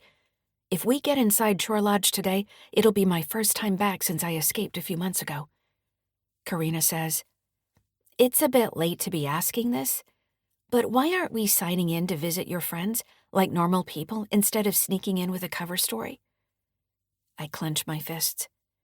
Because their families told the staff they aren't allowed visitors, that's why. Even my card was sent back. They're cut off from communication with friends and don't have cell phones or a way to get in touch with me. Karina studies the floor. Sounds pretty bleak. I nod. They're kept under lock and key with no contact with the outside world. Violet says, Will they recognize you? What if they've gone downhill since you left? I shrug my shoulders. We'll see what shape they're in. The institutional environment would wear down even the most optimistic person. Not me, Irina says in a loud voice as she steers. Violet says, It'd be tough living there. Karina, promise me you won't put me in a place like that when I'm old. The boat rises up over a wave and thumps down in a trough. We hang on for dear life and Karina says, I'll take care of you when you're old, Violet, don't worry. We're family, I wouldn't do that to you. Violet says, But if I have dementia and you can't care for me, I give you permission to put me in there. Just make sure they give me meds to make me happy. Irina says from the helm, Most people don't have the money to pay for a place as fancy as that anyway. Cedar Island appears, and the 2-story building looms ahead. My stomach sours at the sight of Shore Lodge, reminded of my son's betrayal. I say to Irina, You didn't tell Dusty what we're doing, did you? No, she says. Of course I wouldn't. I say, I hope he won't figure it out. If he has a glimmer of our plans, he'll crash the party, and instead of ringing in the holidays celebrating freedom, we'll be turkeys. Karina says, No way that'll happen. Only someone insane would be out on a boat on a day like this. Hold on tight, Irina says. Here we go. I grip a handhold, and she turns the wheel, heading for a dock on Cedar Island's south shore. Waves crash against the hull. The boat rocks back and forth, and sea spray flies up in the air. Normally, being at sea calms me, but not today. I swallow hard. The engine whines and the floor under my hiking boots vibrates. Irina turns to us. Almost there. Are you guys ready? My gut churns with acid and I say, Yes. You bet, Karina says in a tight voice. Violet wears a grim expression on her face. I'm ready to get off this boat. I shake my head. I picked a doozy of a day to do this. It's nasty out. Violet says, But if we waited for perfect weather, nothing would get done. Okay, listen up, Irina says. The dock's full, so I'll raft up to another boat. Jacqueline, it might be the Boston whaler that helped you escape before. Get on the other boat and run to Shore Lodge. I'll be waiting with the engine running for a fast getaway. Approaching the dock, Irina says, Jacqueline, drop the fenders, will you? I head out into the wind and rain and drop the plastic fenders down to protect the sides of the boat. The boat rocks, but I hold the handrails with a death grip. Wind whistles past and I say, The storm won't stop us. We'll get home safe and sound. I make my way to the cabin and stick my head in, saying to Irina, When you come alongside, want me to tie up to the other boat? Yes, and hold on tight. She slows our speed and turns the wheel, coming alongside a Boston whaler. I tie off to a cleat on the other boat, fingers flying, and Irina comes out. She says, It's a go for you guys. Don't take too long and good luck. I take off my life vest, toss it in the boat, and say to Karina and Violet, Let's go. We step on the Boston whaler and jump down on the dock. My pulse races as we set off at a trot, feet pounding on the wooden planks, not knowing what lies ahead. I hope my disguise and our cover story will fly, so we'll get inside without a fuss. I shudder at the sight of the 2-story building as we hurry ahead. Please, I say to the universe, let us return to town intact with at least one Shore Lodge resident tagging along, freed from the confines of those stark walls.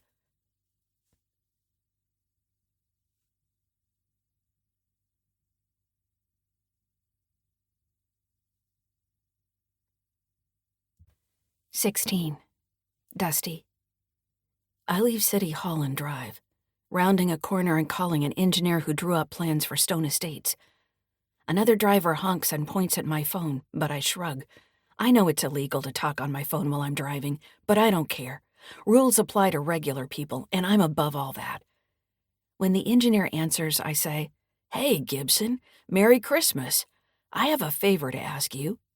"Merry Christmas. What's the favor? Make it quick because we're about to eat an early dinner." "You know those plans you drew up for Stone Estates?" Yeah. Is there any way you can change them and insert a mistake? Like move the utilities so they conflict with where the buildings will go? He's quiet for a moment and says, "It wouldn't be right. I can't do that. Listen, I'll explain it another time, but this'll help me out. They're my plans and I paid for them." "What's in it for me?"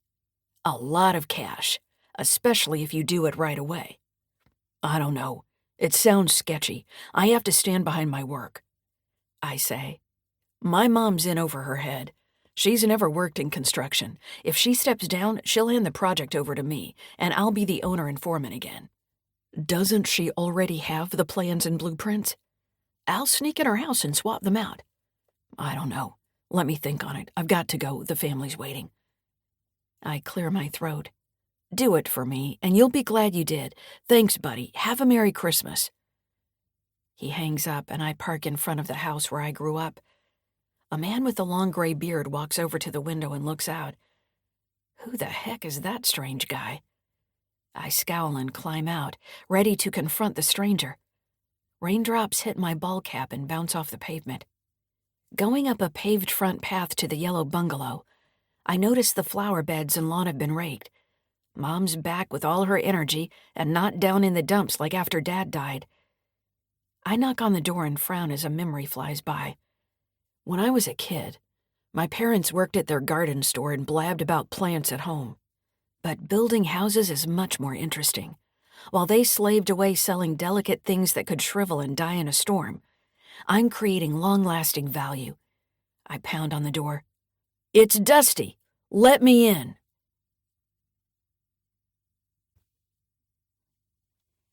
"17.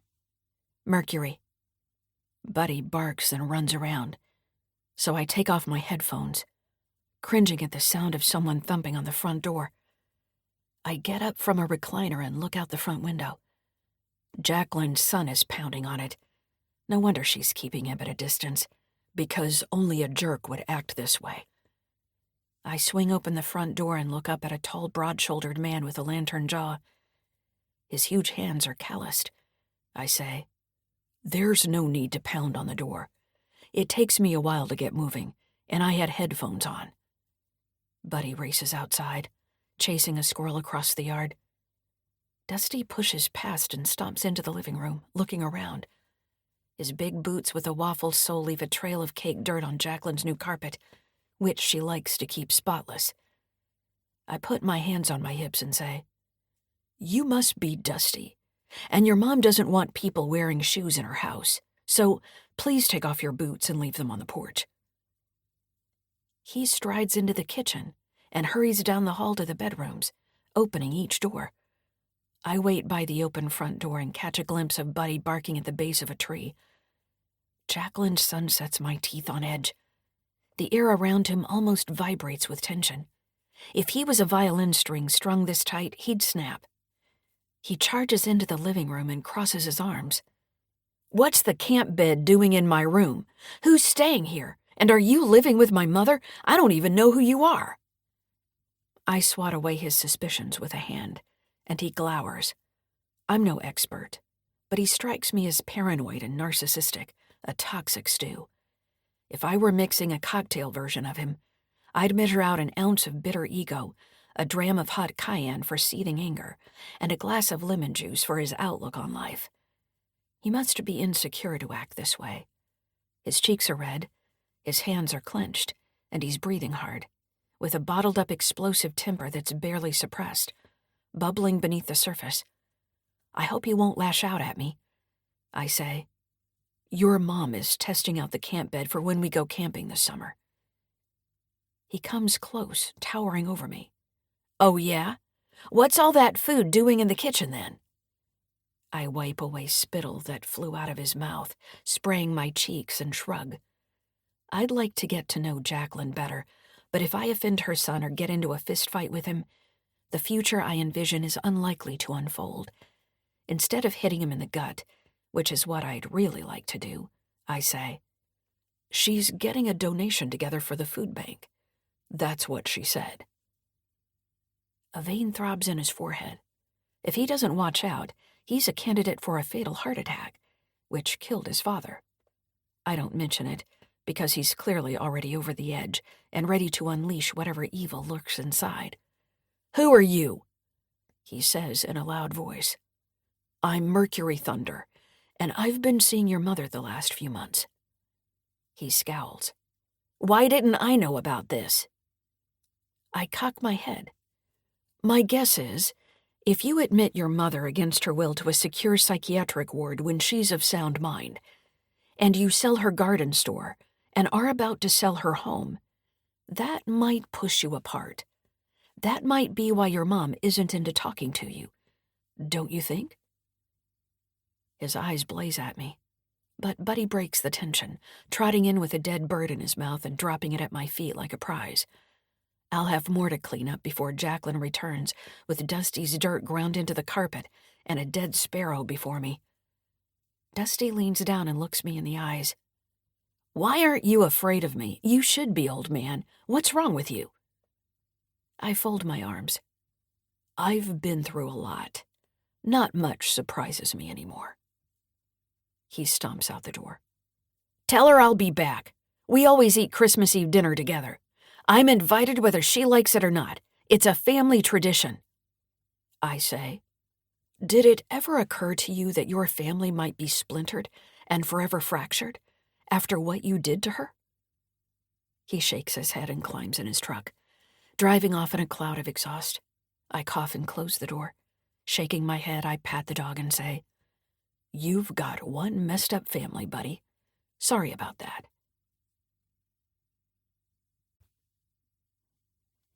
18. Violet.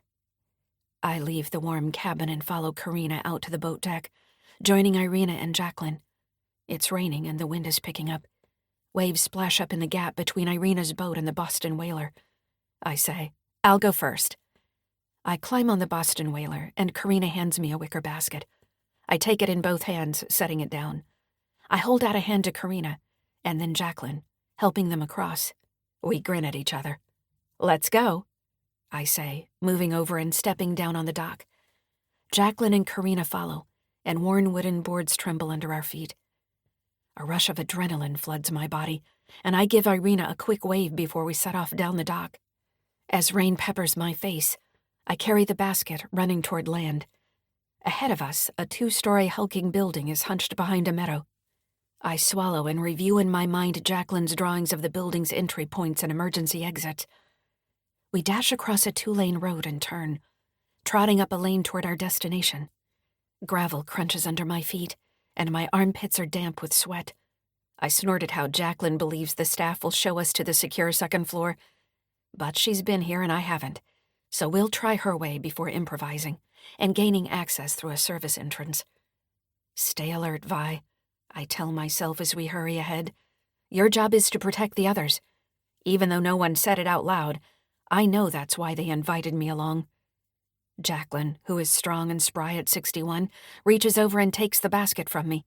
I say to her and Karina, "How are you two holding up?" "Nervous as a goat on a hot tin roof," Jacqueline says. I smile. I expected disaster, but this outing with untrained civilians is working out fine, so far. I'm here at Jacqueline's request to prevent her from getting locked in Shore Lodge a second time, which would be her version of a living nightmare, and to keep her out of jail, if possible. She's got the spark and sizzle I'd like to have at that age, so I agreed to assist on this mission and manage damage control if things turn bad. Karina stops, holding her left side. "Got a cramp. Go on without me." I pat her back. "Breathe into it. We'll wait. The lodge isn't going anywhere without us." She furrows her brow. "I don't want to hold you guys back." Jacqueline sets down the basket and puts her hands on her knees, breathing hard. "I was ready to stop. Good idea." We are standing on the gravel driveway in the rain as a car leaves the lodge parking lot with its headlights on, heading our way. It's early afternoon, but we're losing light. Darkness is beginning to creep in. Huge storm clouds hover overhead, dropping cold, hard rain. "Hurry," I say, pointing to the forest. "Go in the trees and hide. We can't let them see us."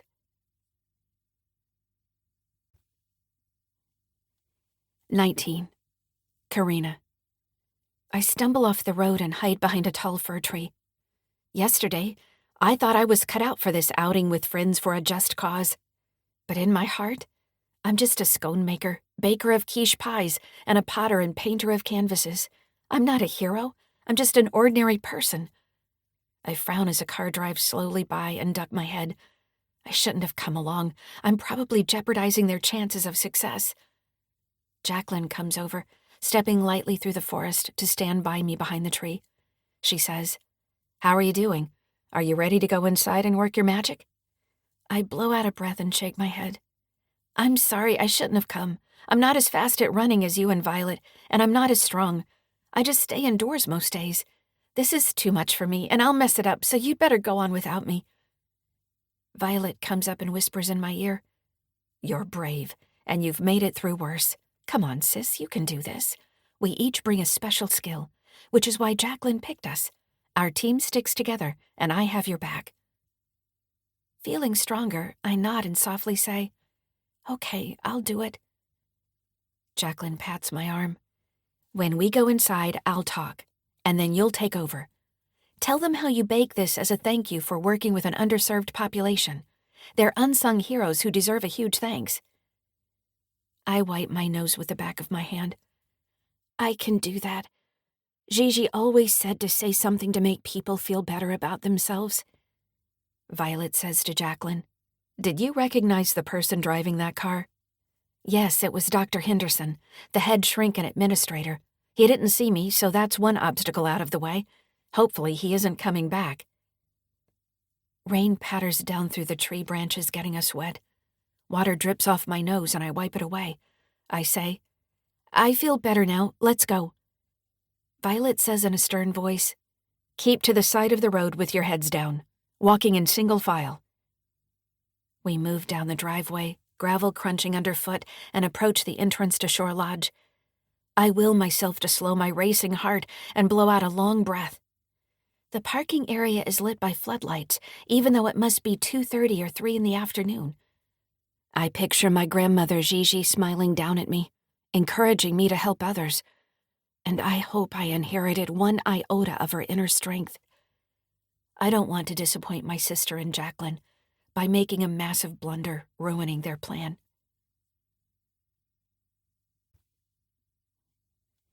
20. Jacqueline. I keep my head down as we approach the Shore Lodge parking lot. Butterflies flutter in my stomach, and I flinch when my phone dings. Violet tugs my arm and whispers, "Turn off your phone or put it in airplane mode. We can't give away our position when we're roaming the halls inside." "Sorry." I take out my phone and put it in airplane mode.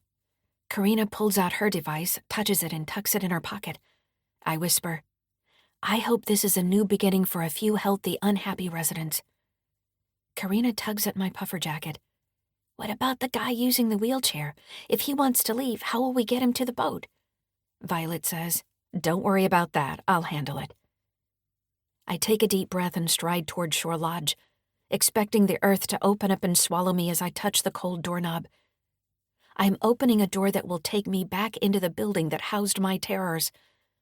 I was trapped as a child when a dirt tunnel collapsed on me, and ever since, I've hated being confined in small spaces.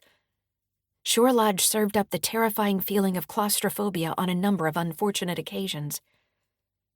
I slip on a pair of pink oversized glasses as a disguise and glide over to the reception desk with a grin plastered on my face.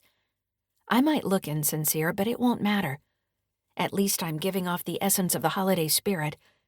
We'll catch them off guard and finagle our way into the secure second floor, where we'll convince them to let us out with residents in tow. I know it sounds like it won't work, but I've been dreaming of this day ever since I escaped. I've workshopped it in dreams and while walking my dog. There's more than a nugget of possibility that this odd plan will work out. I place a hand on the reception desk counter, and the wood surface calms me at my core. We can pull this off. The gal behind the desk looks up and smiles. Her generous mouth features bright red lips, and her cheeks are rosy. Her red and green sweater shows a Christmas tree. I smile and say, "Hello. We're so glad to be here. My friends and I came all the way over from Millersville to sing carols for the residents on the second floor." She tilts her head and peers at her screen. That's wonderful, but I thought the carolers came through yesterday. She turns to a man with a ponytail in a white orderly uniform who is sitting playing solitaire. Didn't you think so? Sure do. Heard they were pretty good, too. I pat the counter.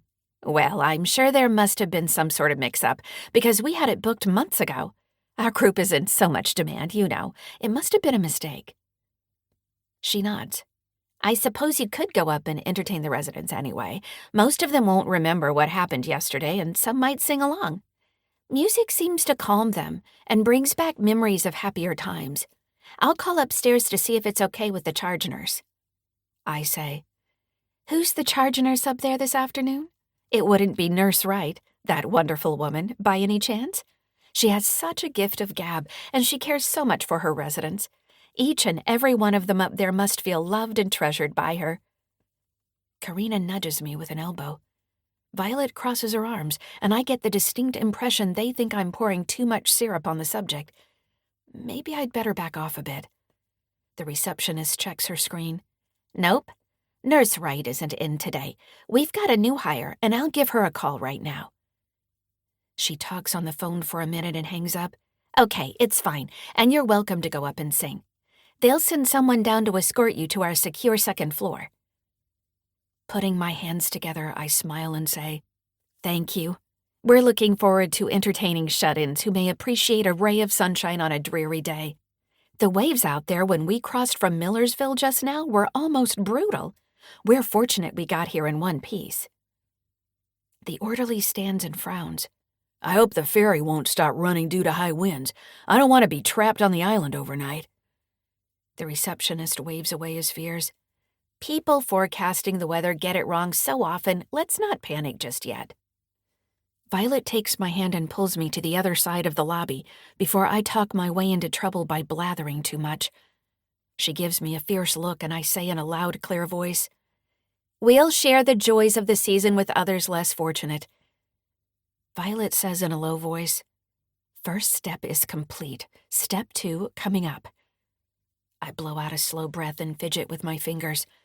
We've made it inside Shore Lodge and haven't been kicked out.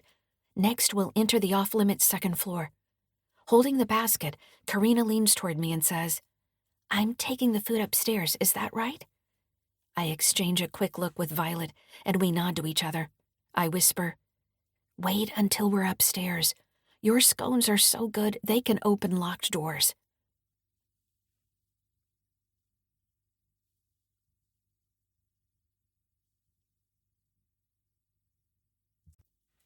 "21. Nurse Wright." Standing over the stove and stirring hot cider, Nurse Wright inhaled the aroma of apples, cinnamon, allspice, and cloves. Her husband came in the kitchen, looked over her shoulder and said, Guests will be arriving soon. She smiled. We're almost ready. Might as well enjoy ourselves. Her phone rang and she said, I'll take this last call from work and turn off my phone. They should be able to handle it without me for 2 days. He said, I'll add the wine. He picked up a jug of red wine and poured it into the hot cider while she picked up her phone. It was the nurse covering the second floor at Shore Lodge, the new hire who was overwhelmed by what should be an easy job. Most of the residents were sedated and napped during the day. There was no need to panic, and Nurse Wright had trained the newbie for a month before leaving her alone on shift. She answered and said, Yes, what is it? The nurse said in a quavering voice, I wanted to wish you a happy day off, and tell you. Nurse Wright snapped, Tell me what? Carolers are coming up to the floor to sing for the residents. Nurse Wright shrugged. I'm sure it's fine. Probably a scheduling mix-up, and we forgot to put it on the calendar. Okay, I just wanted to make sure before we let them in past the locked door. Nurse Wright seethed inside, but made her tone sound steady when she said, This job is not the challenge you're making it out to be. You're in charge for 2 days, and it should be an easy, slow time over the holidays. I haven't taken 2 days off in a row in forever. Yes, I understand that. I just want to do the best job I can while you're gone. Nurse Wright gripped the phone tight and resisted the urge to throw the device across the room. "Listen to me and hear me loud and clear. Do not call me again today or tomorrow unless the building is on fire. Understood? Only contact me if it is a real emergency." "Understood. Have a good holiday." "I'm trying to. Goodbye." She hung up, turned off her phone and shoved it in her purse. I've had enough of babysitting my new hire. For the next 2 days, I'll ignore work and have a grand time. I deserve it after what I went through with that pain-in-the-neck Jacqueline Stone. Her husband grinned and poured a fifth of vodka into the mulled wine cider brew. "She was a thorn in your side, but now it's party time. Here we go." Her mother came out of the guest bedroom wearing a bright red Christmas sweater and red slippers. Her cheeks were rosy and her shoulder-length blonde hair was brushed. "Thanks for having me over to the island for the holiday. What smelled so good?" Nurse Wright's husband smiled. "It's our special Christmas drink. I'll get you a cup." "Just a small taste," her mother said. "I don't want to fall flat on my face before the guests arrive." Nurse Wright let out a contented sigh. All was right with her world, and soon friends would arrive, and they'd gather around the table telling stories into the night.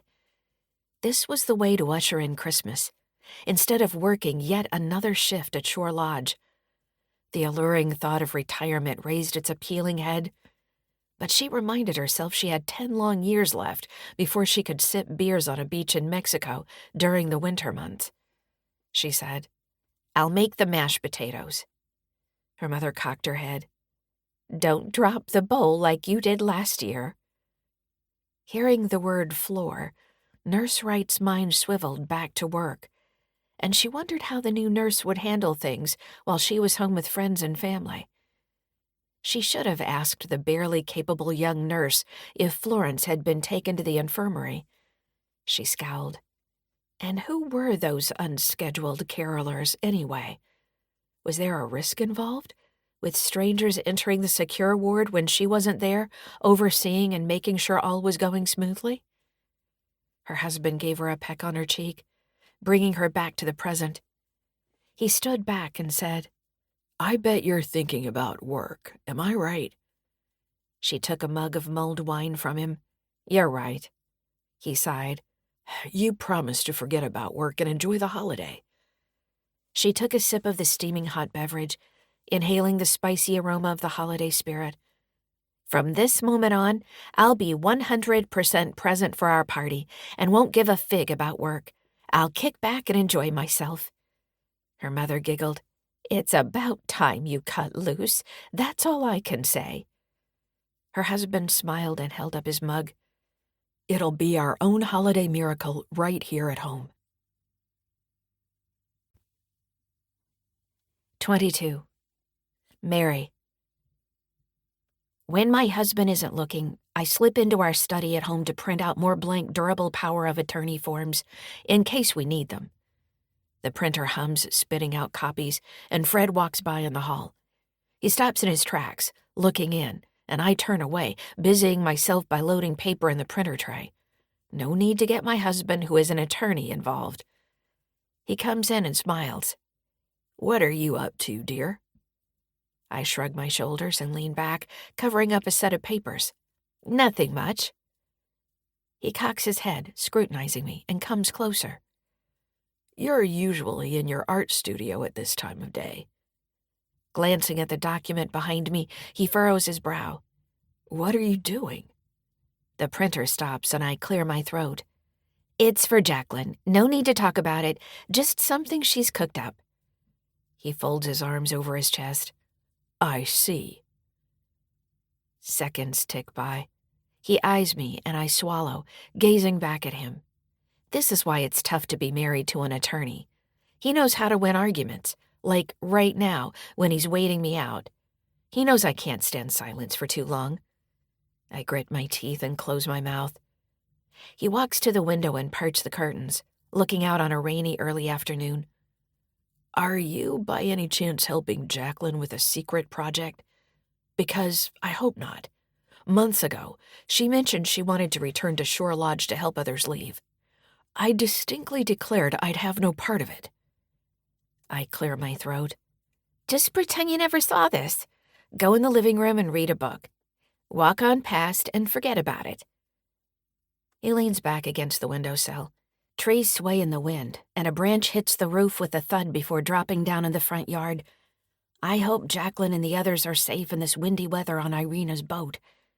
He says, I'm culpable, and could be blamed for having knowledge beforehand and not stopping her. We can't back Jacqueline's effort to bring out people admitted by their families. I don't want either of us to be involved if she carries out her misguided idea. I say, she's our friend. We've got to help. Helping her could get us in trouble, from a legal point of view. I cross my arms. She's been through so much, and I promise to help her. I've got to do this. He picks up the stack of papers, tucking them under his arm. I don't suppose if I take these, it'll stop you from printing more? I wince because we always get along. We live a quiet life in a small town, and neither of us makes waves, until now. No, it won't. He sets the papers down and tidies the stack. Now that I know you're helping her, you might as well tell me. When will she go to Shore Lodge? After New Year's or in February, when the ferry to Cedar Island is shut down for annual maintenance? He scratches his chest, the way he does when he's thinking hard. I suppose she could enlist Irina's help and use her boat, in that event. I purse my lips but don't reply. After 30 years of marriage, we know each other well. From the gleam in his eyes, I can tell he's putting the pieces together, so I say, It's best if you don't know the timing. Besides, I thought you'd be working in the yard today. He gestures outside. I was going to, but look at the weather. This is a day to stay indoors and read until we go to dinner. He half smiles. Jacqueline is on her way to Shore Lodge right now, isn't she? I slowly nod. Jacqueline will murder me in my sleep when she finds out I told you. He says, This is a tricky situation. I need to think about the right approach. I could call and alert the facility. I shake a finger at him. Remove that thought from your brilliant mind. If you give Shore Lodge a heads up, it'll destroy Jacqueline. He taps a finger to his lips. Maybe we can find a way to work this out. 23. Karina. Shore Lodge's lobby is decorated with heavy timber furniture and Pacific Northwest artwork, featuring landscape paintings and wood carvings of salmon. A large window overlooks a manicured lawn and, beyond that, an untamed meadow and the gray, choppy water of Cedar Channel, where foaming white caps rush past. I bite my lip and hope Irina is okay back at the boat. Jacqueline wears a pair of oversized pink-framed glasses, and she frowns, perhaps recalling how her grown children tricked her into coming here when she was grieving their dad's death. Our guide waves and walks over to us, looking fresh out of high school with stringy brown hair pulled back in a ponytail. She's wearing a white top, white pants, and white sneakers. Hi, my name is Darla, and I need you to sign in before I take you upstairs. Violet and I sign in, listing our names and the time. But Jacqueline holds the pin in the air and says, I normally don't put up with this kind of malarkey, signing my name so anyone can see it, but I'll do it today. We do so love to sing and entertain people. She writes a name and signs on the printed form, and I lean over to check what she wrote. I put a hand over my mouth to stifle a giggle when I see she signed in as Woodruff Woodpecker. I hope we don't get caught because of her joke. I whispered to her. Quite the risk, she says in a quiet voice. Don't be a worrywart. It's just a bit of fun.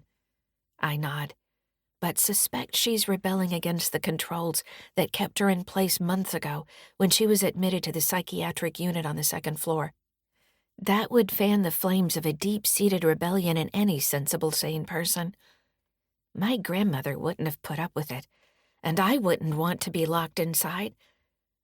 But then it occurs to me that Jacqueline's name is known here, and she was smart to pretend to be someone else. As we walk to the elevator, I lug the wicker basket. This place gives me the creeps and screams institutional setting. Part of it is due to the extreme silence, where you could hear a rolling pin drop on the carpeted floor. Everything is muted, with beige walls, tan industrial carpet, framed prints of bland woodland settings and blah coastal scenes. It's enough to put you to sleep. A little color on the walls wouldn't cause a riot to break out. I get on the elevator and set the basket down as Jacqueline, Violet, and our guide step in. The young aide reaches out with a bony index finger and punches a button for the second floor, and the elevator slowly rises. I swallow and my ears click. I've never set foot in a psychiatric unit. I tell myself not to freak out, no matter what I see. I say, "What are most of the people on the second floor in for?" Jacqueline nudges me and zips her lips in the time-worn signal to keep my mouth shut. She says, "You make it sound like a prison." I shrug because I'm curious and say to the aide, "I just wondered, what's the most common diagnosis for residents in the secure ward?" Jacqueline rolls her eyes and Violet frowns, shaking her head ever so slightly. The aide adjusts her ponytail and glances down at her shoes. "Our residents have a variety of conditions, including dementia, but I can't discuss it further because it's private information protected by HIPAA. I'm sure you understand." "I do. I appreciate your sharing that with me, and I'm glad we'll have a chance to sing for them. Maybe it'll brighten their day." I clamp my lips closed because I'm nervous and carrying on. There's no need to go off the rails, as my grandmother Gigi would say, and keep talking too long. Let someone else have a chance. The elevator doors slide open, revealing white walls and a white linoleum floor. A splash of bold color would be a relief in this setting. The aide says, "We ask that you keep a respectful distance from residents. Last week, a resident grabbed a visitor's wrist and squeezed hard, catching them off guard. Nurse Wright says for us to be vigilant, and prevention is the best policy for avoiding accidents." I say to my sister, "Maybe they were lonely." Violet nods. Jacqueline says in a tight voice, "How is Nurse Wright? I hope she's enjoying her holiday at home." My jaw drops, and I stare at Jacqueline. How did she know a crucial nugget of information and not share it with us, her co-conspirators?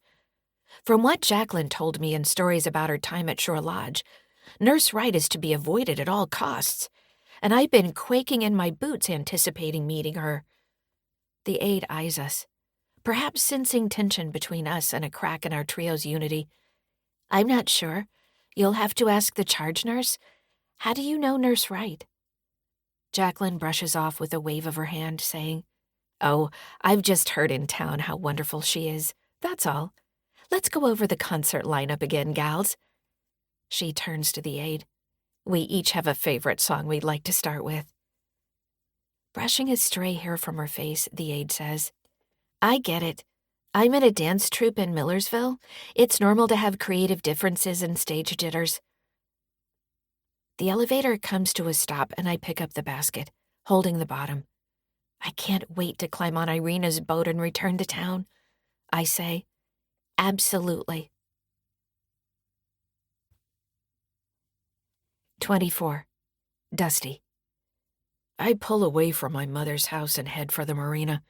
The old blowhard with the beard wasn't guarding Mom's house very well. I had time to search the rooms while he stood by the door. If I had found her checkbook, I would have ripped out a check, forged her signature, and given myself a well-deserved Christmas gift. I turn on the radio, tapping the steering wheel to the beat.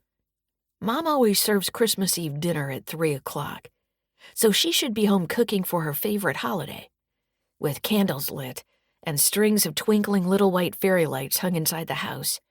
Something's off. I park at the marina, hurry down the dock and stare at Irina's empty boat slip. She was evasive earlier at the fuel dock, and it's possible my mom is on Irina's boat. I'm bored, so I'll take my boat for a spin and see if I can figure out if they're together and where they went. Mom might be sniffing around Shore Lodge, because I remember her telling Aunt Mary she wanted to help people in the locked ward. I roll my eyes. What a bunch of hot air. We're all only out for ourselves, so she might as well climb down from her high perch and stop pretending to help others and make the world a better place. She's not in touch with reality, unlike what her friends believe, and she was bitter when I admitted her to Shore Lodge. But I knew it was the right thing to do. I stride down the dock to my boat and start the engine. The burgee on the bow flaps and flutters. Flipping on the marine radio, I listen for mention of Irina's boat. If I see her in the vicinity of Shore Lodge, I'll call Nurse Wright and let her know my mother may be in the area on a misguided mercy mission. If I had Mom's durable power of attorney over her finances and healthcare decisions, I'd put her back in Shore Lodge in an instant to keep her out of my hair on this side of Cedar Channel. I shake my head. She didn't appreciate how good she had it. With a roof over her head and 3 meals a day at Shore Lodge, all she had to do was sit back, relax, and enjoy the final ride to infinity. But she wouldn't accept her fate. When the engine is warmed up, I release the dock lines and put the boat in gear, leaving the marina. I grimace, seeing a sailboat on shore on its side, reminding me to be careful in this storm. Since my mom took my company, I've been plotting ways to pay her back, like staging a home invasion to scare her. But even if I wore a mask and gloves, she'd know it's me from my height and build and voice, so that's out. Driving the boat north to Cedar Island, I keep a lookout for Irina's boat. Waves crash over the bow, the boat rocks back and forth, and the brass bell clangs. I stand at the helm and tip back my head, laughing. If I can prove Mom is mentally unstable, I'll get my company back. Guys in the tavern will gather around, and I'll be the hero, buying rounds of drinks. I just need to drum up proof. 25. Jacqueline. I step out of the elevator, clenching my hands, and my heart beats fast, like a bird trapped in a cage. I follow the aide to a sliding glass door, the barrier that kept me from my dog and my home, and she taps her badge against a device. The glass door slides open to the surreal, stark world of warehoused souls. As I step into the secure unit, a shiver runs up my spine. If my son had his way, I'd live out my days behind this door, trapped in a glass cage without fresh air. I clear my throat and say to the aide, "Could we stop and see the staff before going in the day room to sing?" She tilts her head. "Sure, but how did you know we were going to the day room? Have you been here before?" I break out in a cold sweat. "Just a good guess is all. Karina here is a chef, and she brought baked goods for you all to share." Karina arches an eyebrow at me because I stole her lines. "Sure, I don't see why not." The aide leads us to the staff desk, where an orderly is tapping on a keyboard. Another aide in her 50s, I'd guess, is reading a book, but I can't see the cover. The book reader snaps her book shut when we approach and she stands. The orderly looks up. Karina holds up the wicker basket and says, "We're here to sing for your residents, and I brought homemade scones, quiche, and coffee. Is there somewhere I can put this down?" The orderly jumps up and extends his arms. "I'll take that. Let me help you." The book lover says with a wide smile, "Thank you for thinking of us. Sometimes I feel like we're locked in and forgotten on this floor." I shoot Corinna and Violet a quick look and say, "I know how you feel. It's easy to feel lost and alone if you're not with family over the holidays." We all nod and Karina says, "I brewed strong coffee for you, if you like that." The orderly tugs at his mustache. "Thanks. I was starting to feel sleepy." Corinna smiles. "Let's see what I brought." She pulls out a thermos of coffee and pours a cup, handing it to the orderly. Steam rises from the cup, making my mouth water. What I wouldn't give for a strong cup of coffee now. But it isn't a time to rest. It's time to connect with my friends here and make tracks for the boat. She says, "Do you take it black or with cream and sugar?" He chuckles. "My last name is Black, and that's how I like my coffee." "And how about you?" Karina says to the book lover. I sneak a peek at the book's cover and see it is a novel by Ken Kesey, inspired by his experiences working in a mental institution. How appropriate, if not unsettling. The reader pushes up on her wire-rimmed glasses. I don't drink coffee, just tea. But what smelled so good? Did you mention scones? And quiche, says the aide who brought us up in the elevator. Karina opens her arms. We wanted to thank you for all you do here, working with a challenging patient population, and that's why we brought this for you. She unwraps the quiche and the smell of cheesy goodness wafts past. My stomach rumbled. Opening a container of scones, she passes them out, and the 3 workers dive in. Our guide says with her mouth full and crumbs on her lips, This scone is so good. Do you have a restaurant or something? Karina nods. I own Gigi's Cafe in town. The orderly's eyes open wide. You're the owner? What happened to Gigi? Karina blinks back tears. She passed away. It was unexpected. Violet chimes in, but she was getting on in years. The book lover says, It's never a good time to welcome death, even if you're in your golden years, like many of our residents. We call them residents, by the way, not patients, to give them the respect they deserve. I shift my weight from side to side, growing impatient and wanting to get on with our task. Across the hall, a woman sitting in a chair screeches like a seagull swooping down to scoop up breadcrumbs. Her hands are restrained and she says, Owls in the forest know. Hoo-hoo! They'll tell you I'm right. He wouldn't leave me. The book lover brushes off her hands and goes over, telling the woman, That's enough, Mrs. Skidmore. Quiet down. Mrs. Skidmore wails, I want an ice bath. Not now, maybe later. Mrs. Skidmore catches my eye and hunches over, staring from a plastic chair in the hall. She jabs a gnarled finger in my direction. I know her. She's back. Now, says the book lover. My bowels curdle, and I rest a hand on my churning gut. If the staff on this floor knew I once lived here and escaped, they might tie me down too. I adjust my pink-framed oversized glasses, turn away and unzip my jacket for something to do. Mrs. Skidmore says in a hoarse voice, Take me with you. I cringe, knowing she needs to stay put. There will be no rescuing Mrs. Skidmore today. From what I witnessed when I was here before, she requires full-time nursing care. She scratches her skin, leaving red welts if she isn't restrained. She says, Take me to my husband and the witch he's with. They can't get away with what they did to me. She erupts in high-pitched jabbering and shrieks like a seagull. A nurse wearing a white dress and sensible shoes strides out of the back room. She looks young, like she's just finished college. Her blue name tag with white letters says, Nurse Brown.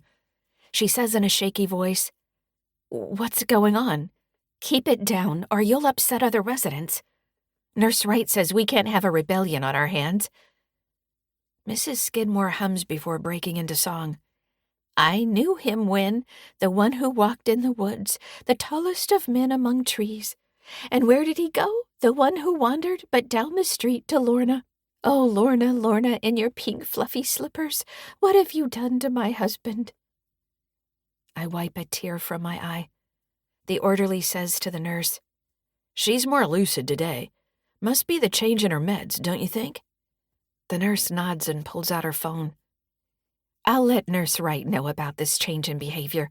She might want to come in and see it for herself. She doesn't want me to call her, but I guess I can text her to tell her what's happening. My chest grows tight. If Nurse Wright comes through those doors, she'll haunt my life again. Nurse Brown frowns, staring at her phone.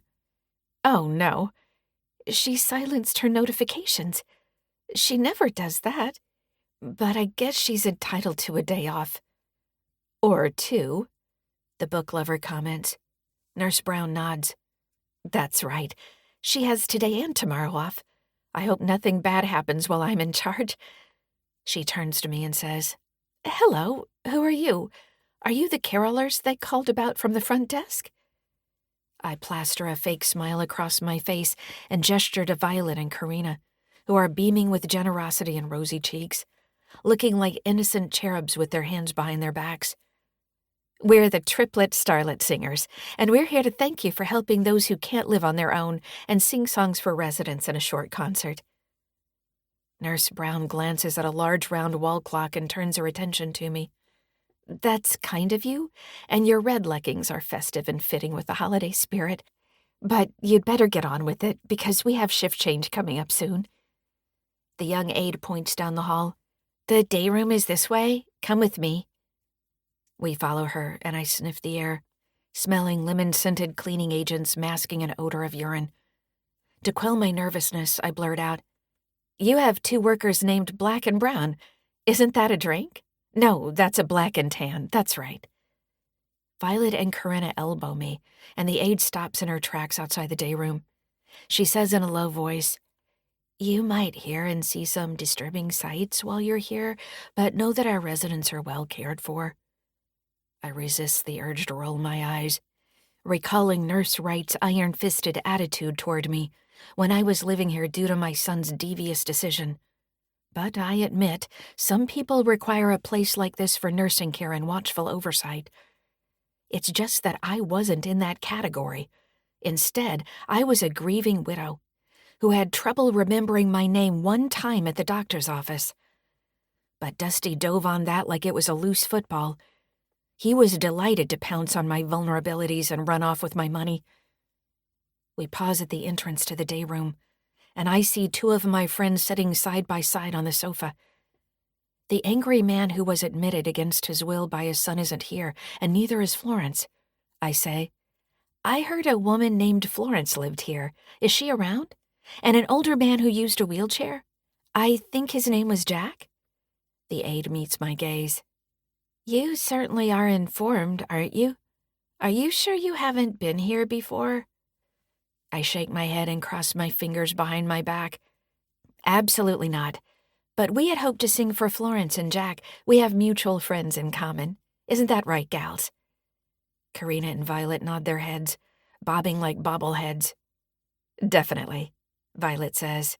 Yes, you bet, Corinna chimes in. The aide leans in and says, I probably shouldn't tell you this, but Jack left us, and Florence is in the infirmary. She was taken ill with a stomach bug. My throat tightens with tears at the thought of Jack passing away. He was so angry at his son for forcing him to move here. I wince, because Florence being in the infirmary in the basement will make our job that much more difficult. I hope the end was peaceful for Jack, she whispers. He passed away in his sleep. I pat my chest. I'm sorry to hear that. We were hoping to meet him. Corinna and Violet nod, and Violet says, Let's get started singing holiday tunes. Corinna links arms with her sister. We love to sing. The aide gestures to the front of the room. Please introduce yourselves. The activity staff took the day off, otherwise we would have asked them to take you around. I say, No time like the present. Here we go, gals. Stepping to the front of the room, we line up and link arms. I smile at my friends who live here, sitting holding hands on the couch. Billy and her wife wink at me. I say, Hello and Merry Christmas Eve. We're the Triplet Starlet Singers, and we're going to give you a short concert to celebrate the holidays. I'm Mary, Corinna says. I'm Corinna. And I'm Violet, her secret sister. I hum the first bar and we break into an enthusiastic rendition of Jingle Bells. My 2 friends on the sofa smile, heads moving from side to side, and they join in. But other residents in the room doze in easy chairs, mouths hanging open. Corinna, Violet, and I wrap our arms around each other's waists and sing Silent Night. In that crazy moment, I almost break down in tears, feeling supported in my wild endeavor and surrounded by loving friends. I open my arms and smile at my 2 friends on the couch. And now we'll sing a special rendition of The 12 Days of Christmas. We made up this version, so you won't hear it anywhere else. I grin at Violet and Corinna, and we launch into the song about 12 otters playing, 11 seals swimming, 10 boats a-floating, 9 seagulls swooping, 8 eagles nesting, 7 owls hooting, 6 coyotes yipping, 5 rowers rowing, 4 kayakers paddling, 3 deer eating, 2 crows cawing, and 1 rescue dog running. By the time we reach the end of the song, my armpits are damp and I'm swinging my arms for all I'm worth. The aide steps away from her post where she's been leaning against the doorway and watching, and I whisper to Violet, "Take over and keep singing. I'll offer my friends a way out." She smiles. "Go for it. We'll back you up big time."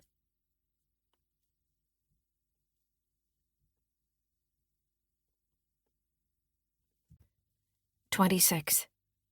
Jacqueline." Karina and Violet sing about a snowman, and I slink over and perch on the couch by Billy. Taking her warm hand in mine, I say, "Hello, my friend." She smiles. "We're certainly surprised to see you." The 2 women are dressed alike in cardigans with long braided gray hair, but they're quite different. Billy has a twinkle in her brown eyes, a hint of a smile and a lively, mischievous vibe. Grit is a wiry woman whose jaw is set. Grit leans over and whispers, "You shouldn't have come back. It's too risky. They might admit you again." I glance at their floral patterned tops under sweaters and yoga pants with flip-flops. They're not dressed for winter weather, and their footwear will be near impossible to run in. My pulse races. "We came to take you out of here." I pull out 2 forms. "Sign these, and we'll get them notarized in Millersville, so your families can't readmit you." "Oh, my." She turns and whispers to Grit, and they shake their heads. Billy says to me, "It's kind of you to offer, but we aren't going anywhere." Grit adds, "We've made peace with living here." My eyebrows shoot up. I hold out the forms, but they don't take them. I say, "If you want to leave with me, it has to be today." Billy pats my hand.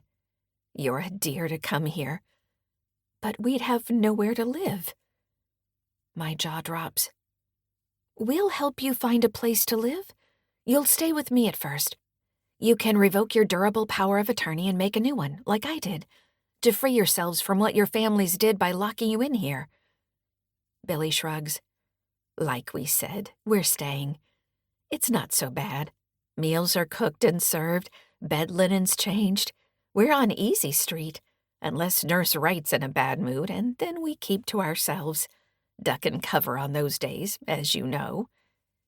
I release a breath and say in a soft voice, "I guess I can see your point, and I understand." She tilts her head.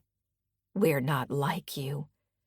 We're get-along gals, not rebels intent on burning down a building." I say, "For the record, it was a small fire set back from the building as a distraction. I could have made it bigger, but I didn't want to hurt anyone." Karina and Violet sing about a jolly Christmas, arm in arm. Karina gives me a look and raises her eyebrows, as if saying, "We'd better get going." Violet nods. Billy says, "Did you get your garden store back?" "No, but I did get my dog from the shelter in my house before it sold." Grit wipes tears from her eyes. "It was the dog I was most worried about." "Me too. That's what triggered my exit. I had to rescue him." Billy squeezes my shoulder, giving me a side hug. "Stay strong, my friend, and fight the battles for us out there. We're quiet mice content in our quarters. Florence might want to go with you, but they took her to the infirmary. Don't know how you'll gain access down there." I tuck the papers in my pocket and stand.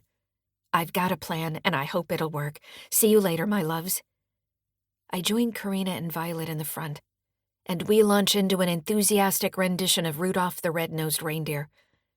When the song ends, I say, "Thank you for listening, and we wish you a Merry Christmas and a Happy New Year." I throw a kiss to my 2 friends in the front row, who are clapping, and we wave goodbye, striding out of the room past residents dozing in vinyl easy chairs. I pause in the doorway of the day room and whisper to Violet and Karina, "We have to go to the basement." Karina opens her hands. "How will we do that?" "I have an idea," Violet says. "Wait, what about your friends on the couch? Are they going with us?" I shake my head. "They're staying, but I know someone else who wanted to go. The trouble is, she's in the infirmary in the basement. 27. Irina. 18-knot winds roar by the boat, and 2-foot whitecaps froth in Cedar Channel. I drum on the steering wheel, wanting to race back to Millersville before the storm gets worse. The engine thrums, and the boat deck vibrates under my feet. I cross my arms and scan the shoreline for my 3 friends, but they're nowhere in sight. It feels like they're taking a long time. Something thuds against the hull, and I grab the boat hook, hurrying out in the wind. I push a log away, and the current carries it east. The wind howls, and boats at the dock tug on their lines. I let out a sigh, wanting to be home with my daughter on this wild, windy day. I send Kelly a text with a heart emoji. I pick up my binoculars, studying the grounds around Shore Lodge. From what I can see, my friends aren't running through a meadow or racing down the gravel drive with people in tow. But I can't see the entire surrounding area, with evergreen trees blocking my view. I swallow and recall when my mom was sick, needing constant care at the end.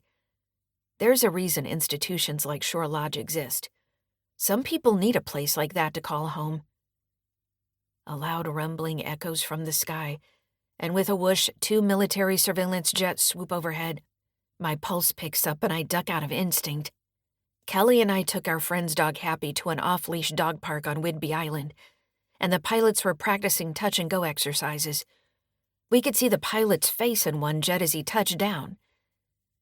I draw a deep breath to calm myself and glance at the brass wall clock. Where are they? Why is it taking so long? An orange helicopter flies overhead, and I chew on a fingernail. Please don't let one of my friends need to be airlifted for emergency medical treatment. I furrow my brow because they might have been hurt in a scuffle in Shore Lodge. My mind runs amok with terrible possibilities. I pace the floor near the helm. Whatever happens, I hope they remember to stay out of the basement. Jacqueline told me how she suffered there, and no one should have to go through that. A gust of wind smacks the boat, and lines on other boats strain, pulling like racehorses ready to run. My boat is rafted to the Boston whaler, and fenders between the 2 boats squeal and groan. I glance toward the bay and stare at a trawler-style powerboat headed my way. Jacqueline's son has a boat like that, but it can't be, because only a fool would be out in this weather. I squint to see better, and Dusty waves from the helm. My hands turn cold, despite the heater in my boat warming the cabin. I have no idea what he's doing here, but his arrival doesn't bode well for my team. 28. Dusty. Steering through choppy seas and aiming for Irina's boat, I leave the helm to drop fenders down over the sides of my boat. Wind lashes my face and sleet stings my cheeks. An orange medevac helicopter drones overhead. Waves slam into the boat, spraying over the sides. I hold on to handrails and make my way inside. My boat narrows the gap and I watch Irina, who oozed confidence at the fuel dock. Her face is pale and her mouth is pinched. She crosses her arms and glances toward land with a worried look, apparently waiting for someone. It's entirely possible that my mother is at Shore Lodge, intent on evacuating people. Irina comes out of the wheelhouse into the wind, standing on her boat deck with her feet apart. Waves surge by, and her boat bobs up and down, tugging on lines tied to a Boston whaler at the dock. I pull ahead and swing the wheel over, tucking my boat next to hers. She fends me off with a boat hook, but I manage to tie a line to her cleat. She unties my line, but I wrap it quickly around the cleat again. We can play this game all day, but she's boxed in by the dock, and I have the upper hand. I say, "Where's my mother? Is she at Shore Lodge?" We stand on our boats facing off, hands on our hips, and she says, "Get out of here, or I'll cut your line. You can't raft up to me." I shrug. "Don't tell me what to do." I glance at Shore Lodge and glare at Irina. "Tell me what's going on. Where's my mother?" She reaches inside her boat, bringing out a long knife. "None of your business." "She's at Shore Lodge making trouble, isn't she? That's why you were secretive, and she's not home cooking Christmas Eve dinner." Irina narrows her eyes and clenches the knife. "I'll tow you into the channel if I have to. I'm warning you, don't raft to my boat." She looks back to shore. I rub my cheek and consider my options. I'll stay here until Mom comes back. Irina cocks her head. I drop some people off and they walk to the store. There's nothing going on that concerns you. I tip my head back and laugh. Right, nothing suspicious going on. Who goes for a walk in weather like this? No one. You're lying. I grab my phone to call Nurse Wright and warn her that my mom is probably near Shore Lodge, intent on sabotaging something. Nurse Wright and I exchanged phone calls when my mother escaped from Shore Lodge, so I have her cell number. But she doesn't answer, so I leave a message saying my mom might be near Shore Lodge doing something suspicious. I hang up, shoving my phone in my pocket. Irina's right eye twitches, and she marches over, casting off from the Boston whaler at the dock. Before I can react, she puts her boat in gear and drives away, taking my boat, bound at midships, to hers. She heads east, going with the current in the churning channel frothing with 2-foot seas.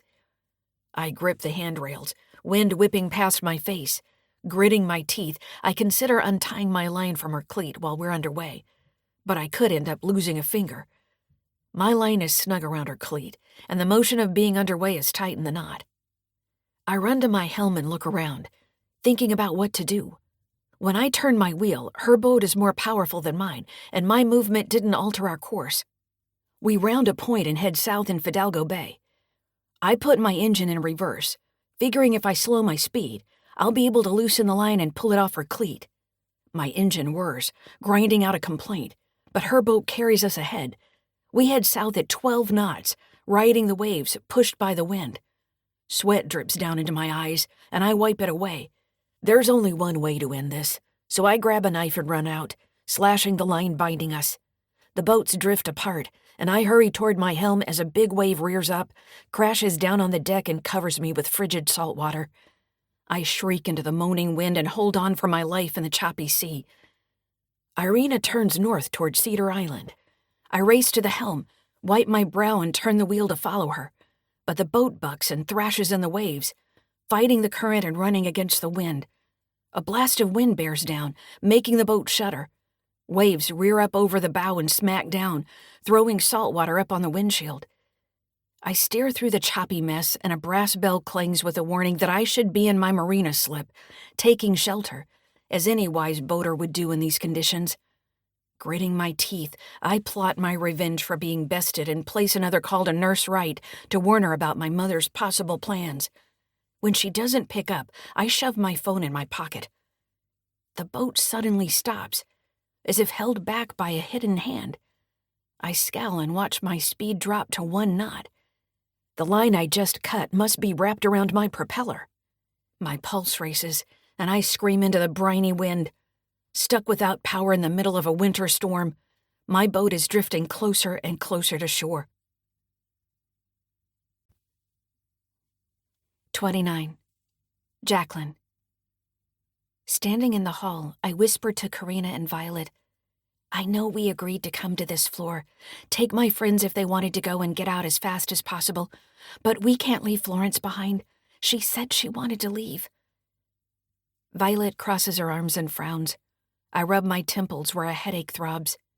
A fake Christmas tree sprayed with a cloying scent reeks like toilet bowl cleanser. What a shame to do that to an innocent tree, even if it isn't real. Violet checks her phone for the time. It's past our rendezvous time at the boat. We've got to go meet Irina before we're caught. The orderly clears his throat behind us, and I jump and let out a squeal. I hope he didn't overhear us talking. He wipes a crumb from his mouth. I just wanted to thank you for the scones. They're delicious. Next time I'm in town, I'll stop by your cafe. Karina beams. Great. I look forward to seeing you there.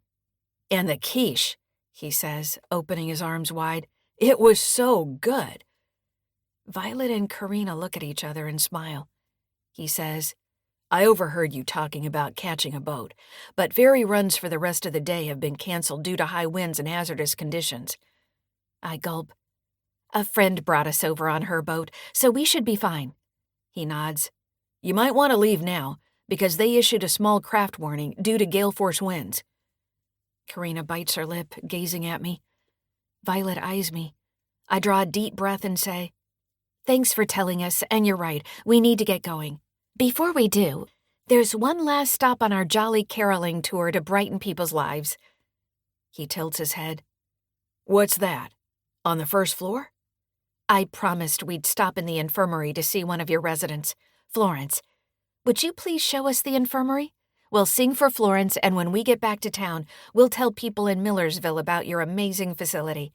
Word will get around, and more people will want to live here. Won't that be wonderful? I smile, knowing I buttered it on a bit thick, but I had to try my hardest. He shrugs. Sure, I'll show you the infirmary. Right this way. We walk down the hall, and Mrs. Skidmore, restrained to a plastic chair in the hall, says in a shaking voice, I know who you are. You belong here. I gulp and shake my head, looking away. The orderly says, Hold on, and I'll get your basket. That was kind of you to think of the staff. Violet frowns at me. Karina stares at a gray-haired resident shuffling down the hall with her pink cardigan on backwards. I hum a tune and tap a toe. We've got to go. We should be at the boat by now, where Irina will be waiting in worsening weather. But I can't walk out of Shore Lodge this time around without offering sanctuary to Florence. She dearly wanted to leave before, but I left her behind. The orderly hands Karina her basket and thermos, and we set off for the elevator. Behind us, Mrs. Skidmore calls in a trembling voice, Jackie, take me with you. I press my lips together and count the seconds until we're freed from this sterile, airless floor, where I might be found out. The orderly presses a button for the elevator, and when it arrives, we step on board. He taps his badge against a device on the wall and pushes the button for the basement. As the elevator descends, I let out a sigh of relief. The farther we are from the secure psychiatric unit, where white institutional walls close in on me, the better. He says, It's unusual for Mrs. Skidmore to speak clearly, like she did just now. Her speech is usually garbled and littered with phrases and bits of songs. Are any of you named Jackie? Do you know Mrs. Skidmore? My face blazes hot enough that we could use the energy to light Millersville at night. Nurse Wright called me by that name, but I disliked it. Maybe Mrs. Skidmore, despite her rantings and ravings, knows more than she lets on.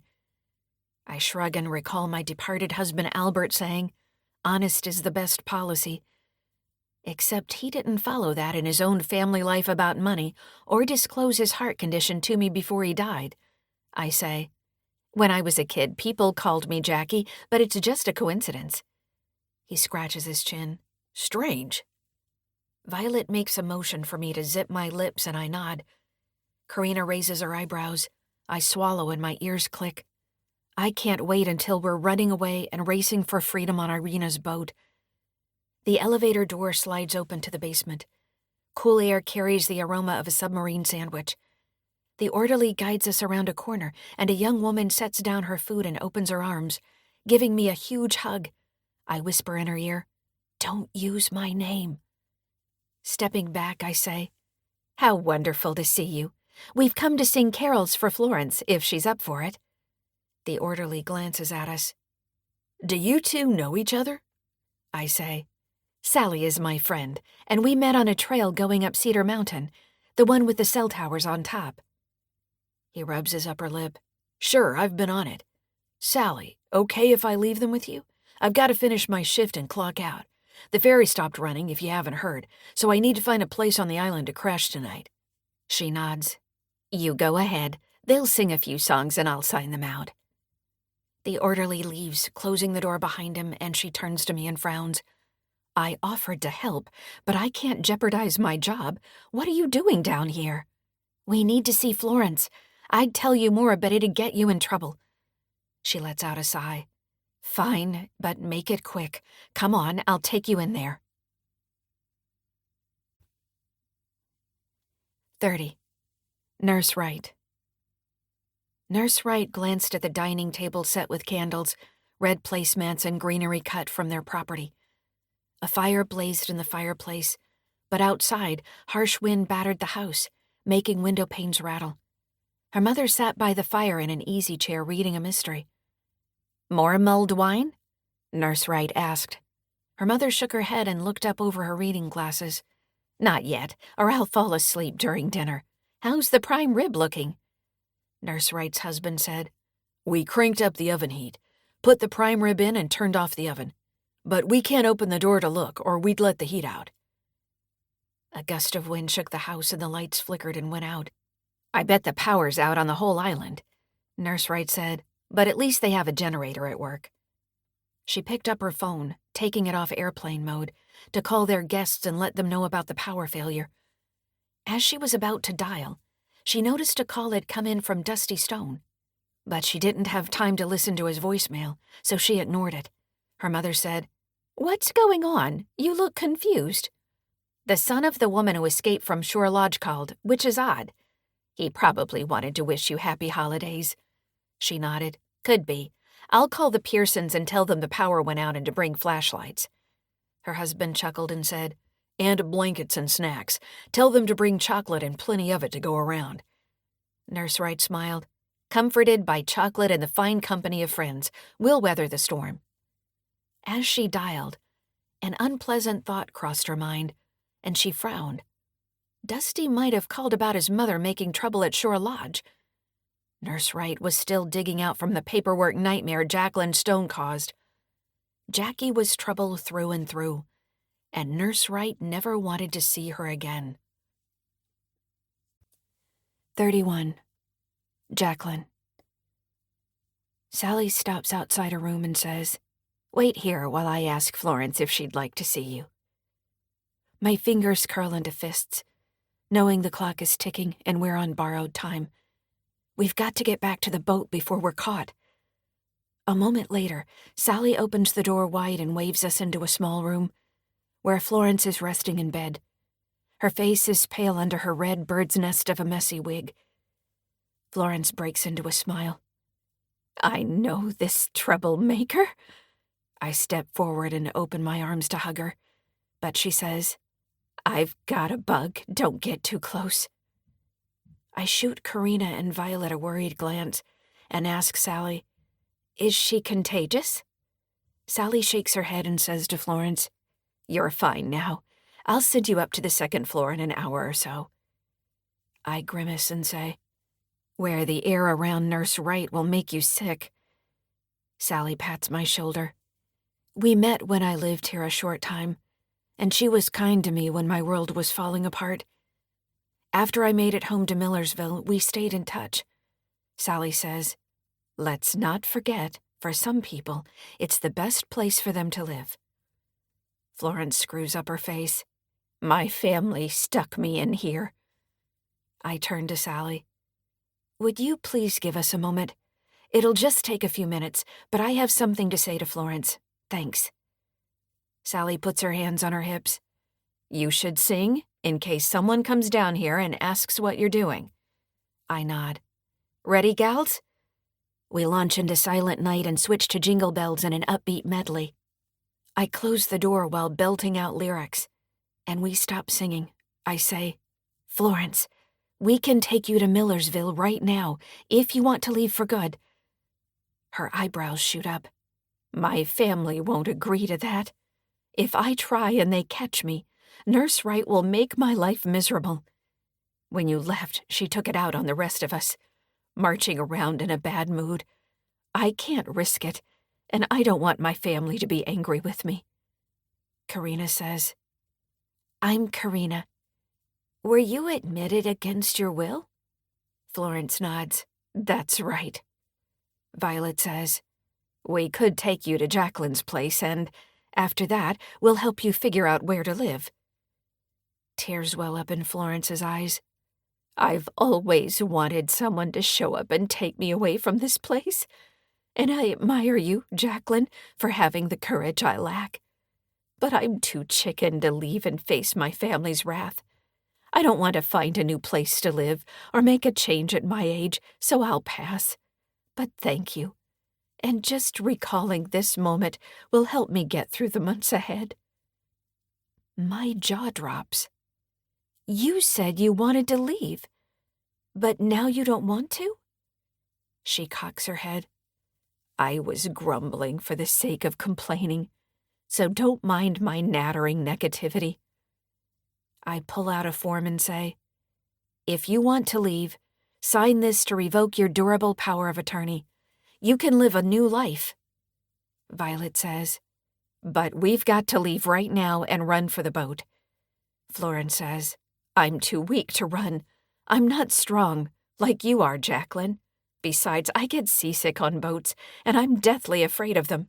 So, no thanks, go on without me." I pat her shoulder. "Are you absolutely, positively sure?" Violet taps a toe. Karina bites her lower lip. You could cut the tension in the small room with a pair of pruning shears. I stuff the papers in my pocket and pat Florence's shoulder. She sighs. "I appreciate your kind offer, and I'll never forget this. But I've made peace with my situation. I don't want to find a new place to live. This is the last stop for me."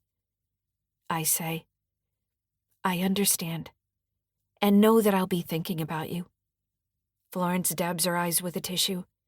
"Goodbye, my friend." My hands tremble and my heart races. At any moment, we could be caught. I say, "I'll be sending you love." Karina sets down the basket. "This'll slow us down on the way to the boat, so I'll leave it." Violet says to me, "We've got to go. Will you distract Sally and we'll slip out? We'll take the stairs to the first floor and run for our lives before they trap me in this infernal place again." "Bye, Sally," I say, striding past her to the stairwell. "Sign us out, will you? We're the Stardust Triplet Singers." "Will do," she says with a crooked smile. "Get out of here before they catch you." Climbing the stairs, I say, "Sashay through the lobby like it's no big deal until we're outside. Then we'll take off for the boat." "Got it," Violet says. Karina says, "I thought we were the Starlight Triplets, not Stardust." We come out into the lobby, breathing hard. Hurrying along, we look straight ahead. I don't want to jinx our departure by catching a watchful staffer's attention. Violet says, "I like the name Starlight Singers, and I thought we sounded pretty good." Karina grins. "Or at the secret Starlight Singers, we could sing in my cafe." We approach the front door and step over the threshold.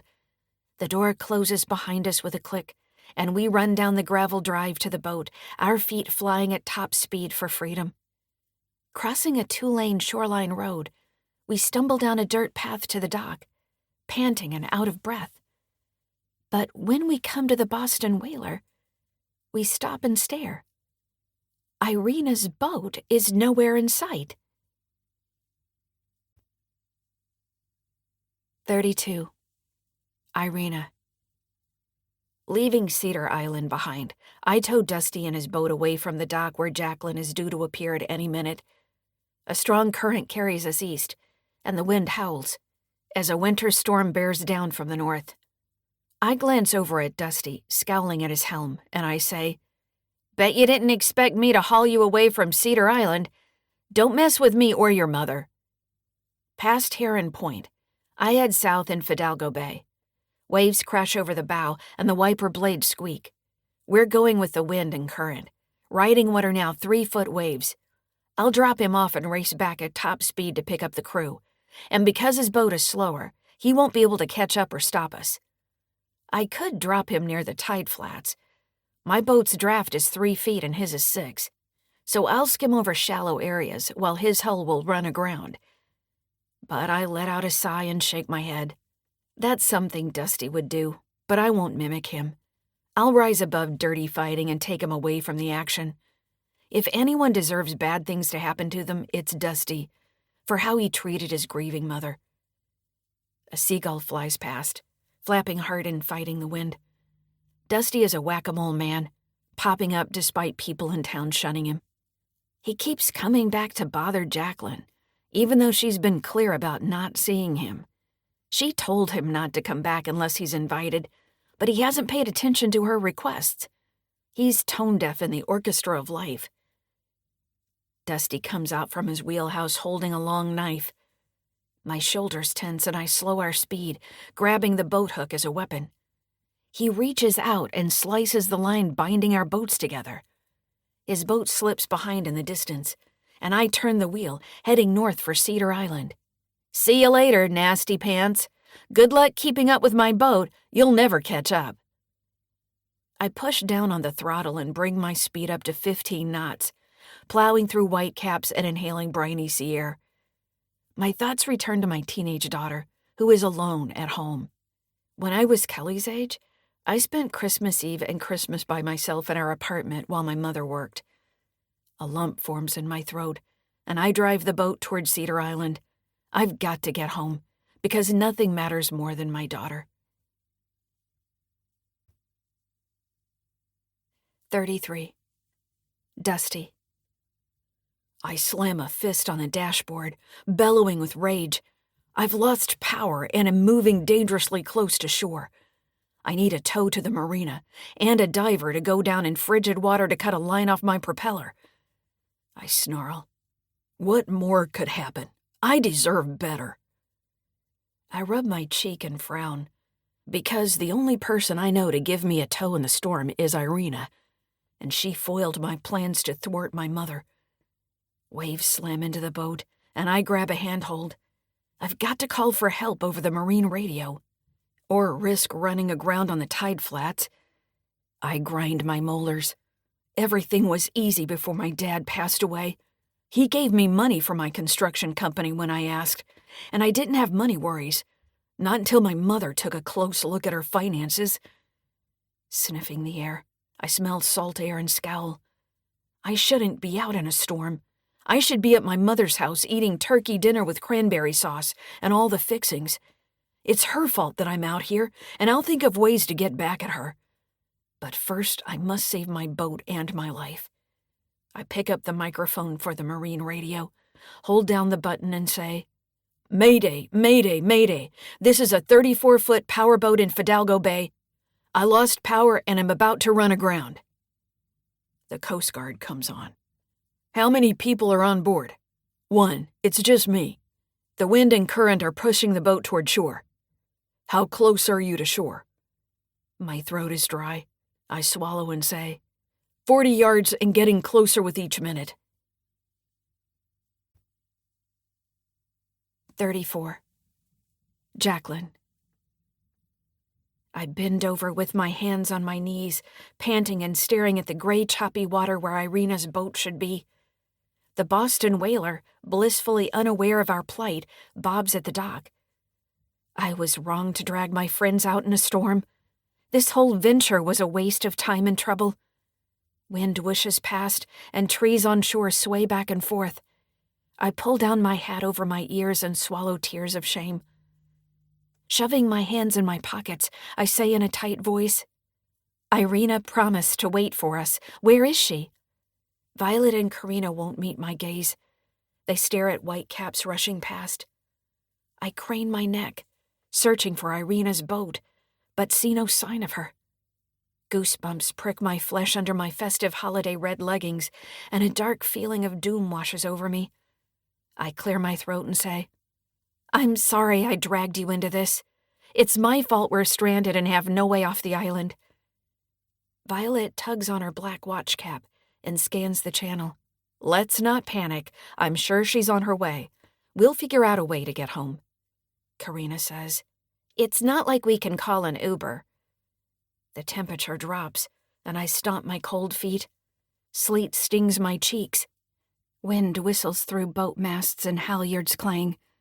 But I'm not in the mood for a Mariners concert. I want to go home, see the best dog in the world, and have dinner with Mercury, my new friend. I pull out my phone and call Irina, but she doesn't pick up. My throat grows tight with tears, and I wince. I'm no hero. I'm just a nobody who owned a garden store.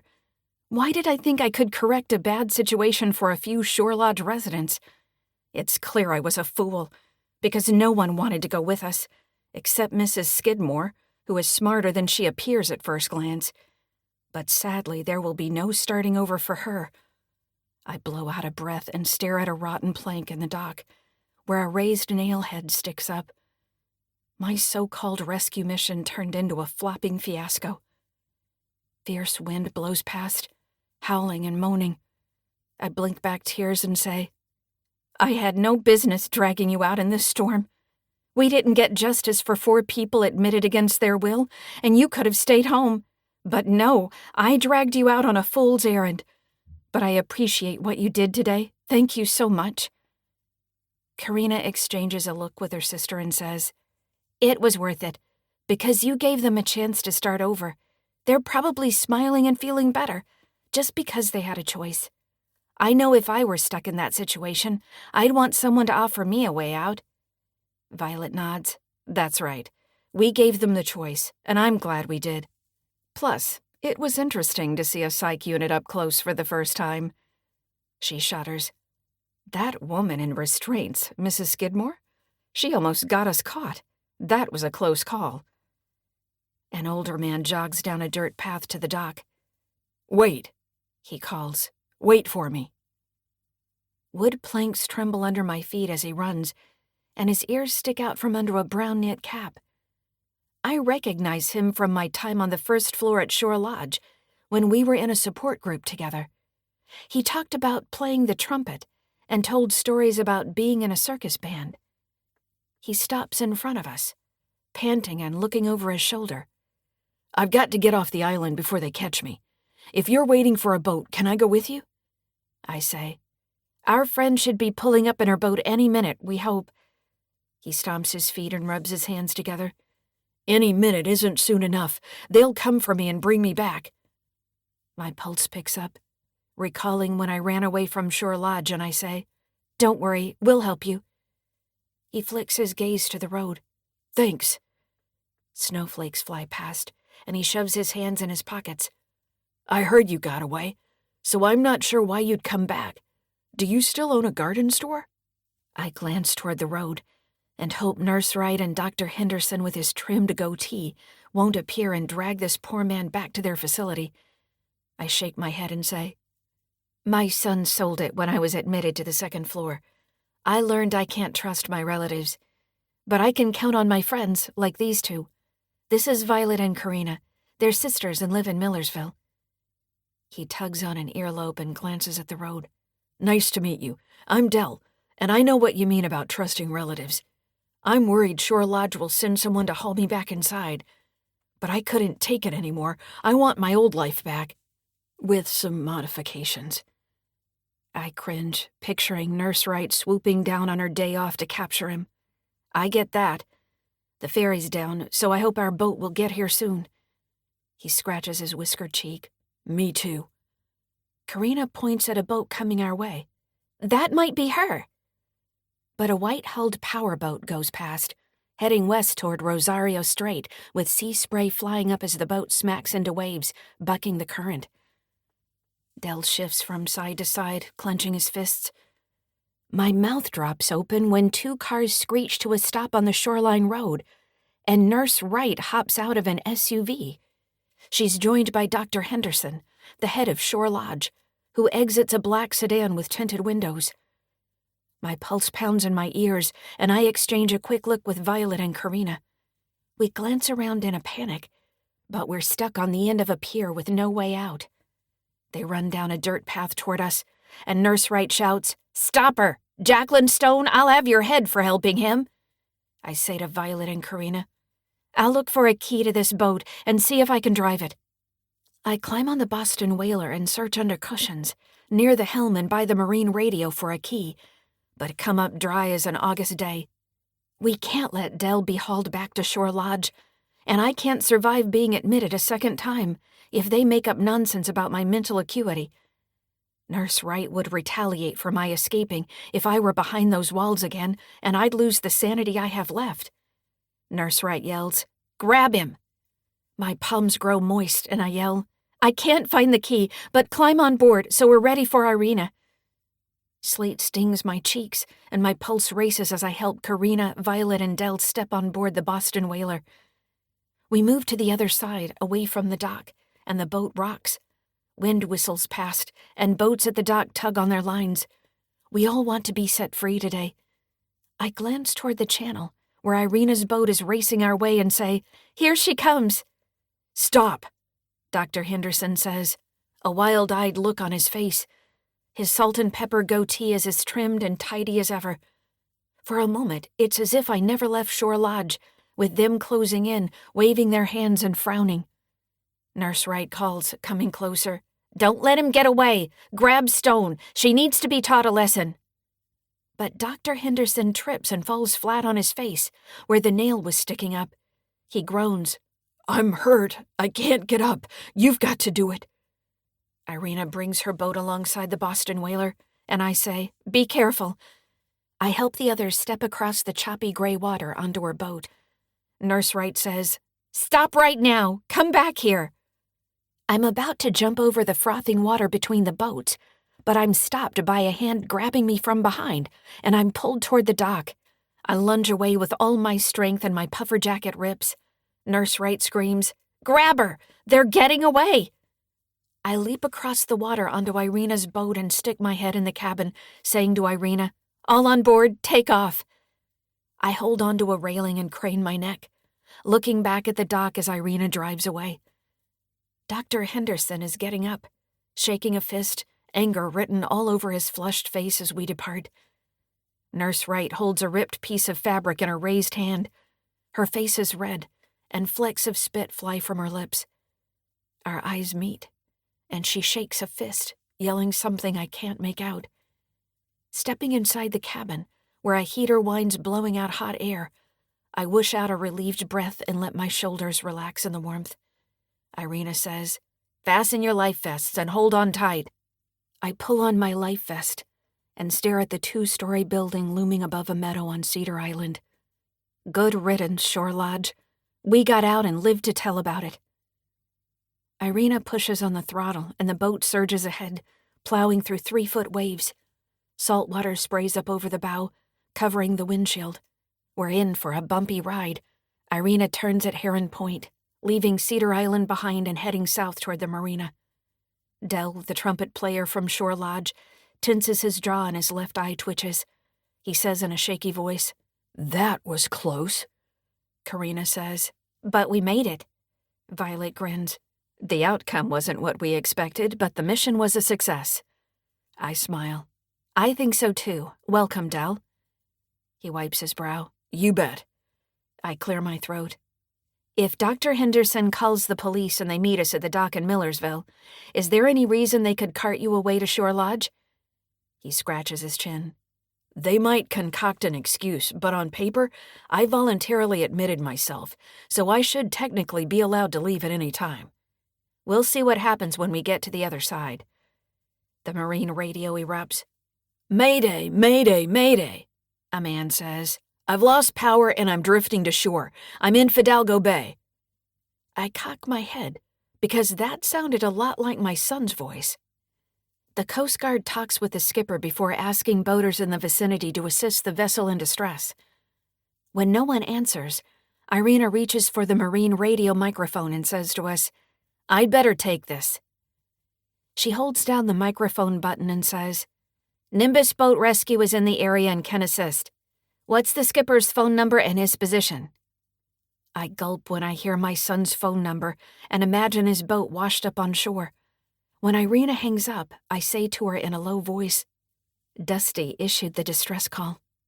Irina increases our speed. "We have to get there before he runs aground." I blow out a breath. Dusty undermined me at every turn after my husband died, but he's still my son. I don't want him to die in the Salish Sea in a shipwreck. Whatever I can do to help, let me know. Dell clears his throat, and his pale face has a sheen of sweat. We surge over a swell, and he says, "This is rougher than I expected." Irina floors it. "Not a day to be out boating unless you have to. Hold on." Karina and Violet grip handholds. Their jaws are clenched, and they stare straight ahead as the boat bounces in choppy water, rocking from side to side. I hold onto a handhold and brace myself. A wave crests and thumps down on the bow, covering the windshield and obscuring our vision. I curl my toes and hope we'll get to my son before his boat runs up on a rock. Dell says, "Is it always this rough?" "Nope," Irina says in a calm, steady voice. "You never know what to expect, especially in winter. But Jacqueline insisted today was best to breach the walls of Shore Lodge, so off we went. He says to me, "They're short-staffed for the holidays. I saw you enter the building because your red leggings caught my attention. Did you manage to go up to the second floor?" I say, "Yep, and down to the infirmary, but no one wanted to escape with us. Probably afraid to start over. I can understand that." Karina says, "I can too. Starting over can be scary." Dell asks, "Are you going to the marina in Millersville?" Irina nods. "Yep, after we make a stop to help Jacqueline's son." He turns to me with wide eyes. "Your son made the distress call? The one who sold your store without your permission?" I nod and hold on for dear life. "That's the one. But no one deserves to die at sea today, not even my no-good son who cares only for himself." Irina moves her chin in the direction we're heading. "There he is, just ahead." South of us in Fidalgo Bay, a powerboat thrashes in churning waves. Being aboard that boat would be a carnival ride. Maybe this experience will wash some sense into my son's head, and he'll come out of it thinking of others for a change. But I doubt it. He sold my garden store and was selling my home in a me-my-mine gesture. But the worst of it was how he put my dog Buddy in a shelter while I was locked away. I frown at how Dusty sponged money off my husband and me for years to fund his construction company. But it's my fault I trusted the wrong person with my durable financial power of attorney. I opened the door to be taken advantage of and did it to myself. His boat comes in closer view, and I frown because my money probably paid for his boat. That's the last time I'll trust the wrong person with my life. Never again. A gust of wind batters the boat, and Irina grips the wheel, fighting at the helm to stay the course. The boat plows into a 3-foot swell and surges ahead, saltwater spraying. It's nuts to be out in a storm, and it's all my fault. Irina says, "Jacqueline, when we get close, drop the fenders. The rest of you, wait for my instructions. This'll be tough, but we'll get the job done." I lick my dry lips and hope she's right. 35. Dusty. I issue a distress call, slamming down the marine radio microphone. My stomach sours as the shoreline comes in clearer view, and I clench my fists, screaming in frustration. If not for my mother, I wouldn't have gone out in this rotten weather. I'll make my mother pay for this. Waves jostle the boat, and the hull shudders and groans. I wipe beads of sweat from my brow. I've got to do something. I can't wait and drown. I pull on a wool cap, jacket, and work gloves, turn on the windlass, and step outside, making my way through the wind to the bow. I look around the bay for boats to help me, but in this nasty weather, everyone sane is at home. I release the anchor, and it drops down into the churning water with a splash. Letting out the anchor chain, I hope it will slow my speed to shore.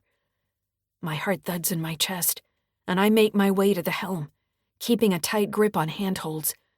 But the boat thrashes in rough seas, bucking up and down and rocking violently from side to side. Waves splash over the sides, soaking me in frigid salt water. Before I return to the wheelhouse, I turn and scream into the wind, "Damn you! This is your fault!"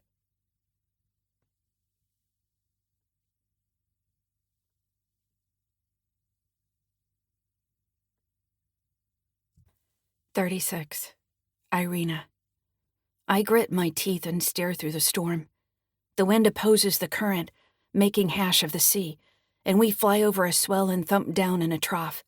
I say, "This is a bone-rattling ride, and the weather's getting worse, but we've got to stop his boat from running aground."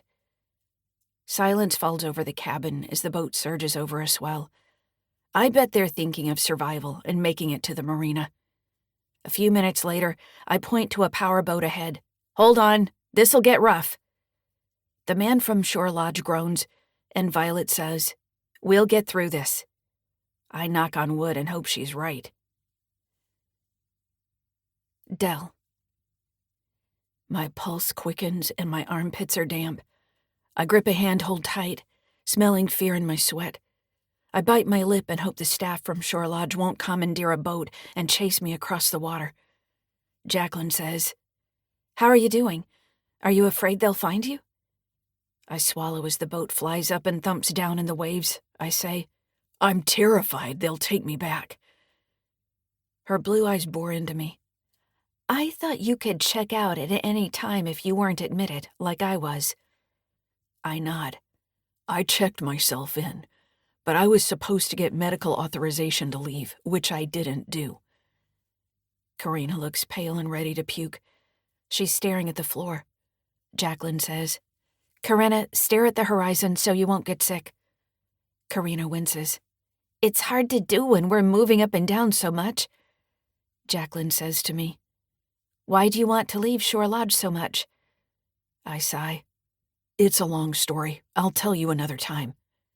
Violet says, I'd like to hear it. Karina just swallows and stares south with a sheen of sweat on her face.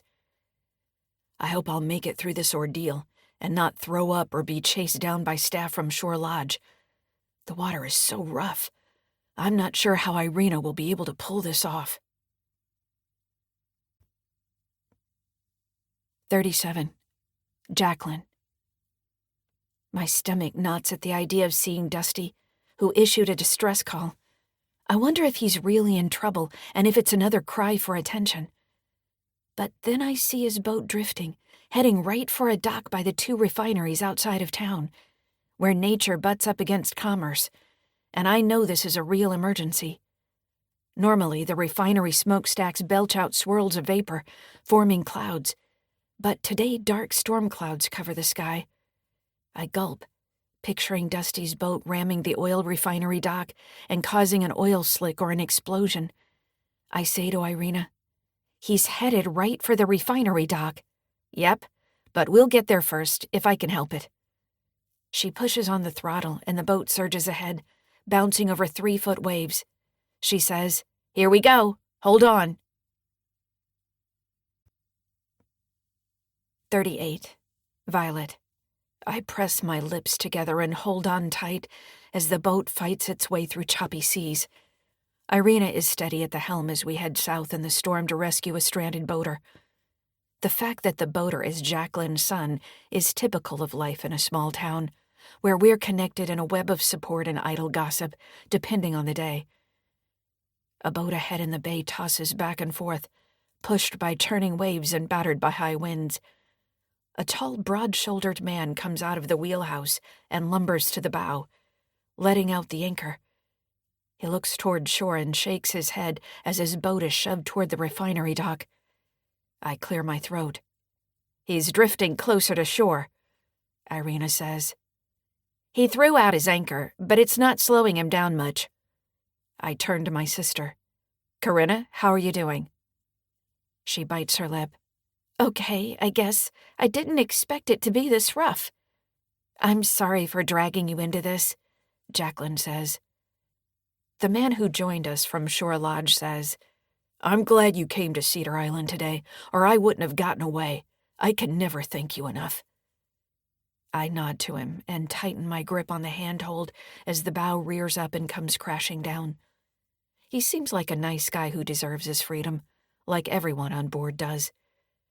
I frown, thinking that Dusty, who we're about to rescue, is another story. He should be locked up for what he did to his mother while she was grieving. He almost got away with selling her house and spending all her money. But she stopped him. Because of that and how she escaped from Shore Lodge, I admire and respect her. I say to Jacqueline, You took us on a carnival ride. She tips back her head and laughs. I smile and glance at Dusty on his boat as we approach. Part of me wishes he would disappear into the Salish Sea and never darken Jacqueline's door again. 39. Karina. I rest a hand over my queasy stomach and stare at the refinery, which is growing closer, and wonder how we'll manage to rescue Jacqueline's son before he smashes into the pier. A huge tanker is docked there, maybe taking on fuel. What a disaster it'll be if Dusty rams the dock, ruptures a pipeline, or slams into the ship. Del says, This looks bad. Are we going to hit the pier? In a calm voice, Irina says, Not on my watch. I gaze at the roiled gray water and think about the birds, seals, fish, whales, and other sea life that will be hurt or die in an oil spill. I say, "So there's a chance we'll get there in time before he slams into the ship?" "You bet," she says. "I'll come in on his port side, the one closest to us. Lash the boats together and steer him away from the refinery pier and tanker.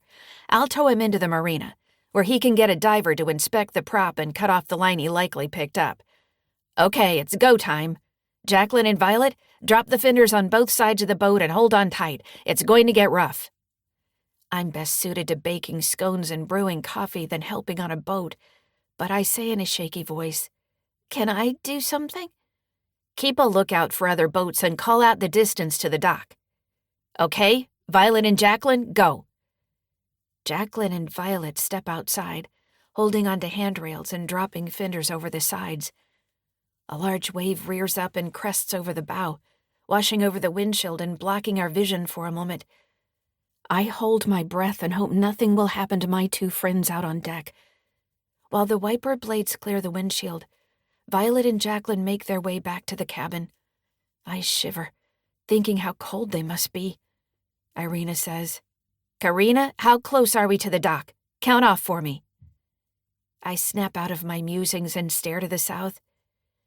"We're about a block from the dock right now. Keep watch for me. Call it out." Jacqueline and Violet enter the cabin and shut the door, closing out the noise of the churning sea and howling wind. They're chuckling and slapping high fives as if they just had the most amazing adventure, but their clothes are sopping wet. Irina says, "Thanks for doing that. I'll tie up on his port side and tow him away from danger." She grabs her phone and calls Dusty, who answers right away, and she tells him her plan. She listens as he says something, and she says, "Good idea about the anchor. When I come alongside and lash the boats together, I want you to haul up the anchor right away. I don't want to get the chain wrapped around my prop." He says something else, and she shakes her head. "The anchor did its job and slowed you down, but as soon as I set up for a tow, I'll need that anchor on board your boat." She listens for a moment and says into the phone, "Listen, I'm rescuing you and we'll do it my way. See you soon."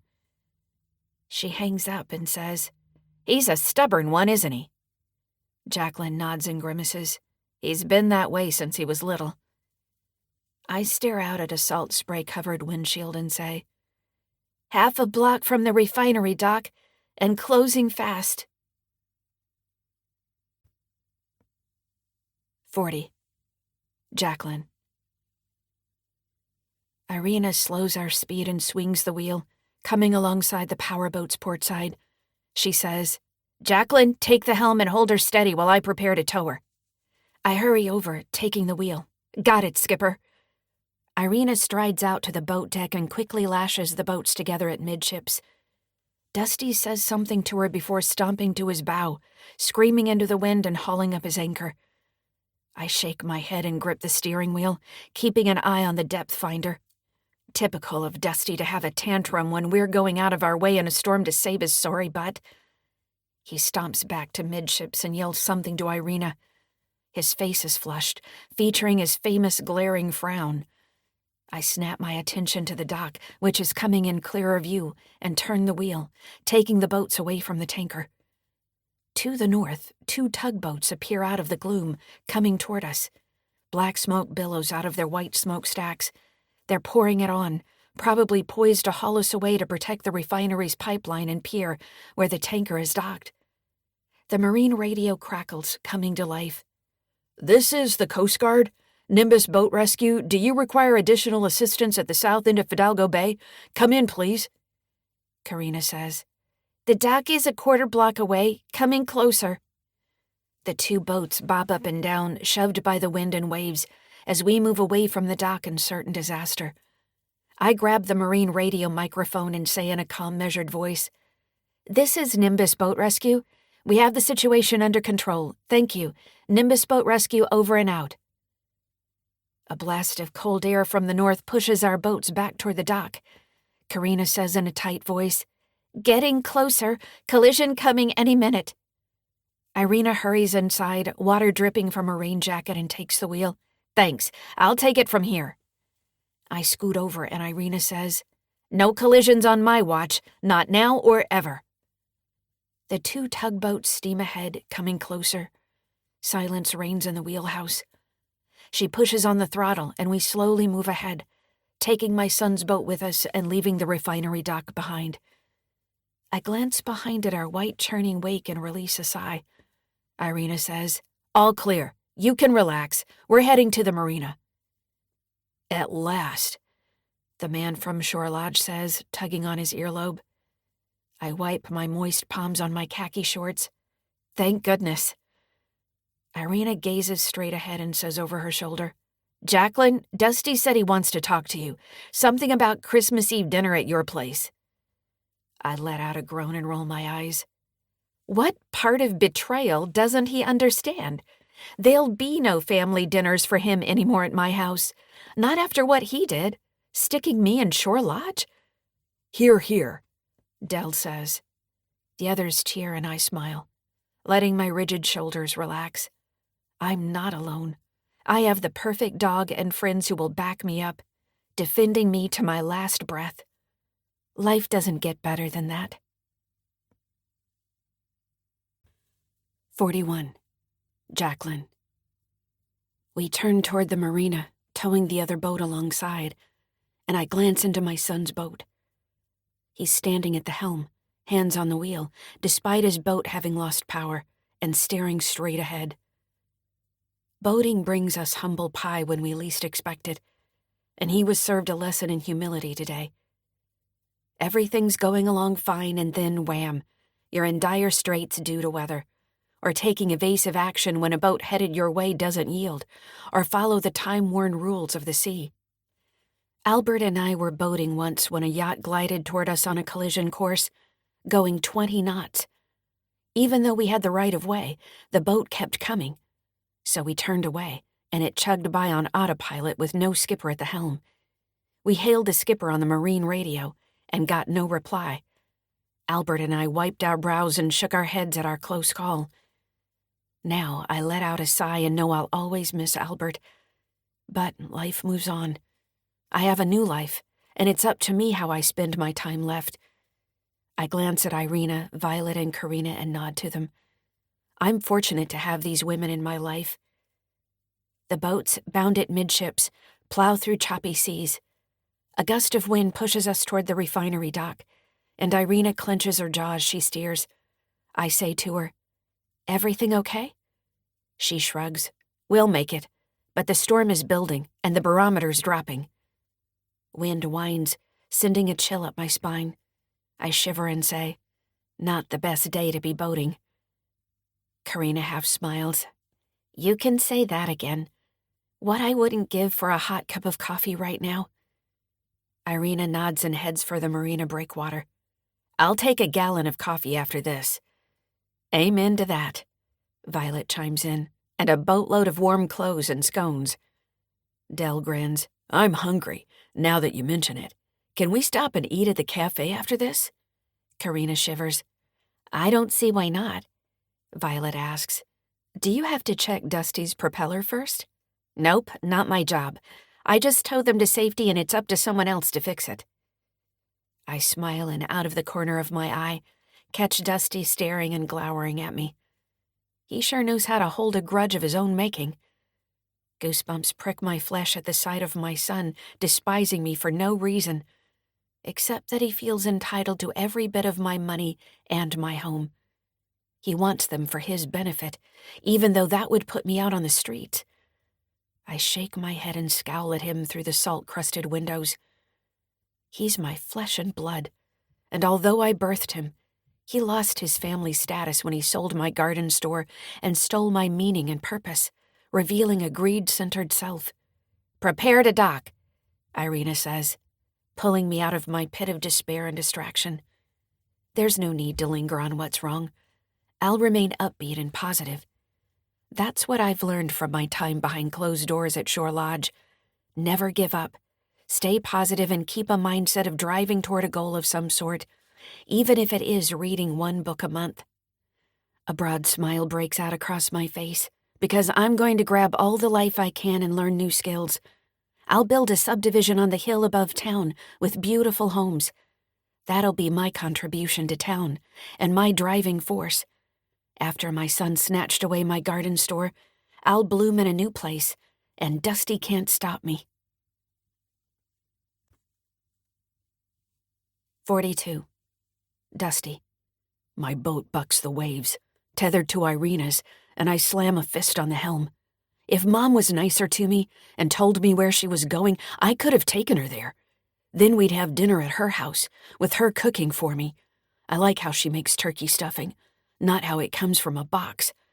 My mouth waters, and I imagine a roast turkey on the table with a pan of moist stuffing, a pitcher of brown gravy, and her creamy green bean casserole.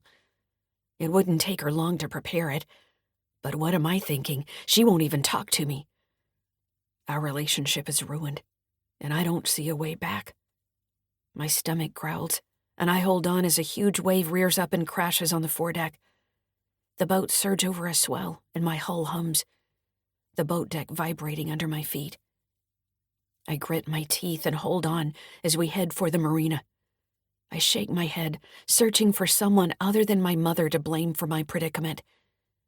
In the back of my mind, I know it's my fault, because I had no business going out on a day like this during a storm, despite small craft warnings. But I'll never admit that to anyone. Blame is my business, and it's what I do best. I glance into Irina's boat and squint at my mother, who is smiling at something someone said.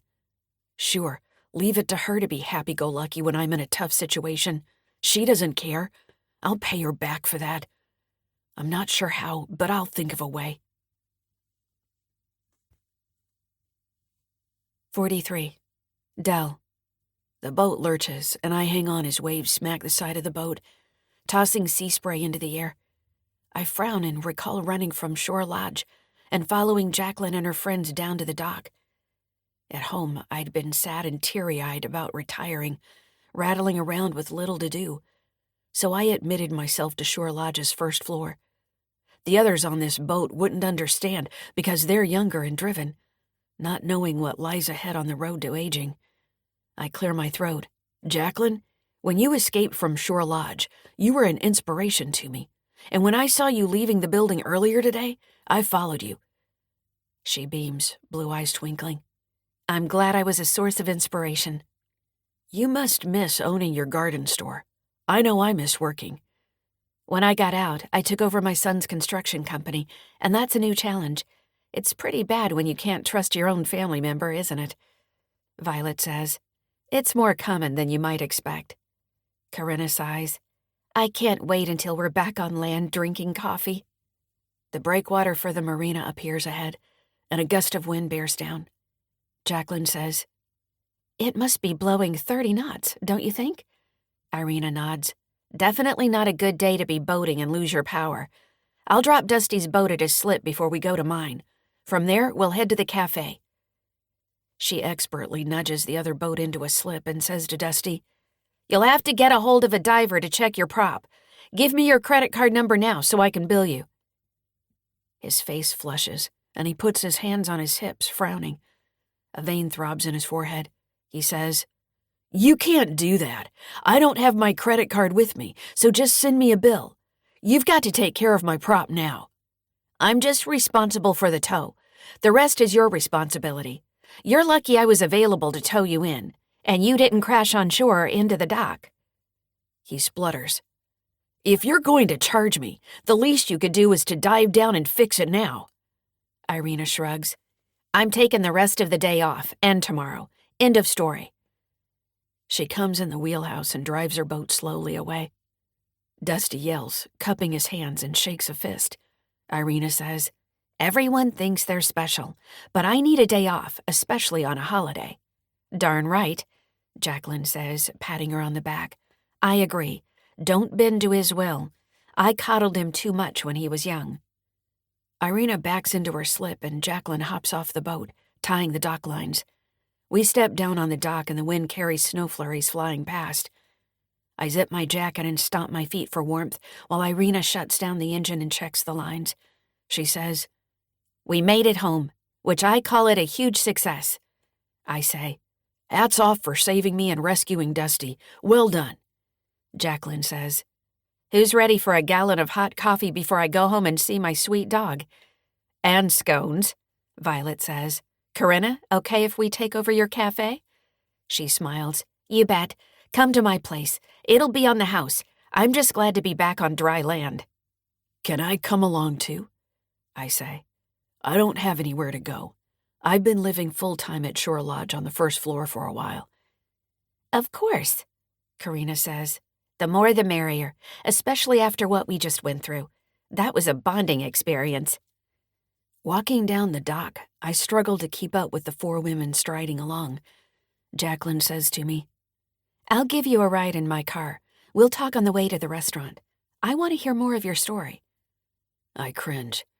What drove me to seek shelter for a time at a facility on Cedar Island feels private and personal, and not something I want probed or discussed with strangers, not even with Jacqueline, who lived there for a brief time.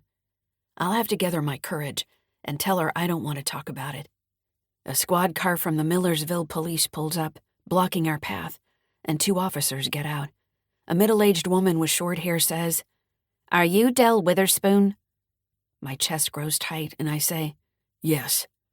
Authorities at Shore Lodge say you escaped, and they asked us to detain you until they can pick you up and take you back. I swallow. I voluntarily admitted myself, and I left on my own accord. I'm not going back. Out of the corner of my eye, I see Jacqueline fiddling with her phone. An older officer with a beer belly adjusts his cap and eyes me. Are you sure about that? Nurse Wright and Dr. Henderson, who are donors to our annual gala, tell us you were unduly influenced by Jacqueline Stone. The middle-aged officer looks at the group of women who saved me.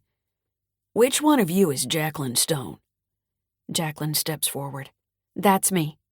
They said you were a troublemaker and to bring you in on charges of disturbing the peace. You two, come with us. Jacqueline holds up her phone. We won't be going anywhere. Fred, are you getting this? Yes, I heard all that and recorded it to use in court. Let me speak with the officers. They glance at each other and shrug, stepping to the phone. I'm Jacqueline Stone's attorney, and she has done nothing wrong.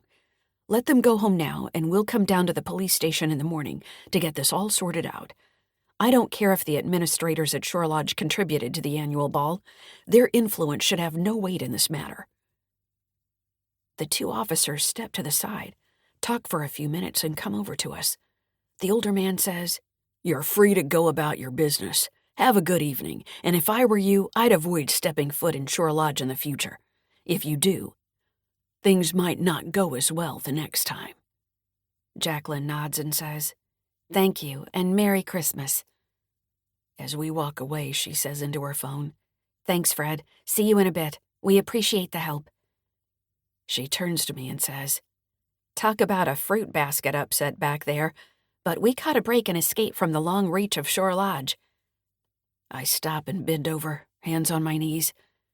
I wasn't sure what was going to happen. I could barely breathe when I thought they'd take me back there. She smiles. Not this time. Not on my watch. We climb in her car, and she drives out of the marina parking lot, with the windshield wipers moving, clearing fast-falling snow. She says, Why did Nurse Wright and Dr. Henderson chase after you? If you admitted yourself to the first floor, shouldn't it be okay for you to leave? She glances over and eyes me with piercing blue eyes. I take a deep breath and slowly let it out.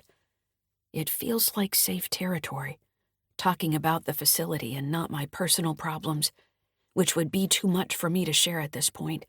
I say, That's what I thought, but they were resistant to letting me go. When I checked myself in, I assumed I could leave when I wanted. Jacqueline turns the wheel, rounding a corner, and she cackles. I call him Dr. Goatee, the administrator. I thought he ran a good group session on the first floor, but he and Nurse Wright were certainly intense gatekeepers, stopping me from leaving. I say, Despite the money spent, I have to admit they helped me come to terms with the problem I was having. I'm glad I went there. I just don't understand why they wouldn't let me leave. She pulls over, parks outside Gigi's cafe, and turns to me. Whatever was bothering you, there's no need to tell me about it. I respect your privacy. Believe me, I've been through dark times and wondered if I'd ever see light on the other side of the long tunnel. A weight lifts from my chest, and I look out the side window, wiping a tear from my eye. I gather my courage to expose my innermost thoughts, wounds, and worries, and turn to look at her. I never expected retirement to be a hole I stepped into, a void with no meaning. I'm not needed anywhere. Sure, I have time on my hands to do what I want, but I don't have hobbies, because I was working all the time. She faces forward and says, I know what you mean. When my son sold my garden store, I thought, where's my meaning and purpose? Why go on living if I'm not needed anywhere? Who am I without my store and my work? She blows out a breath and continues. But I found something else to do that interests me and offers new challenges every day, and that works for me. Change is difficult and no one likes it. I had to shrug off my defeatist attitude, like a heavy coat that doesn't fit anymore, and move on. I chuckle. Retiring for me was like putting on a bathrobe that was 2 sizes too big. I was overwhelmed with choices and didn't know what to do with my time. I can't tell you how many people told me to get a dog, so I'd have to take it for walks. She looks at me and smiles. I don't know where I'd be without my dog, Buddy. He brought me through tough times after my husband passed away, on our wedding anniversary, no less. I'm sorry to hear that about your husband. Here I am whining about not working, but you lost a loved one. She says, Let's grab some coffee and scones. Corinna's food makes everyone feel better. I get out of the car and, as we hurry inside, say, I'll think about getting a dog. I don't tell her as she marches ahead, bracing against the wind.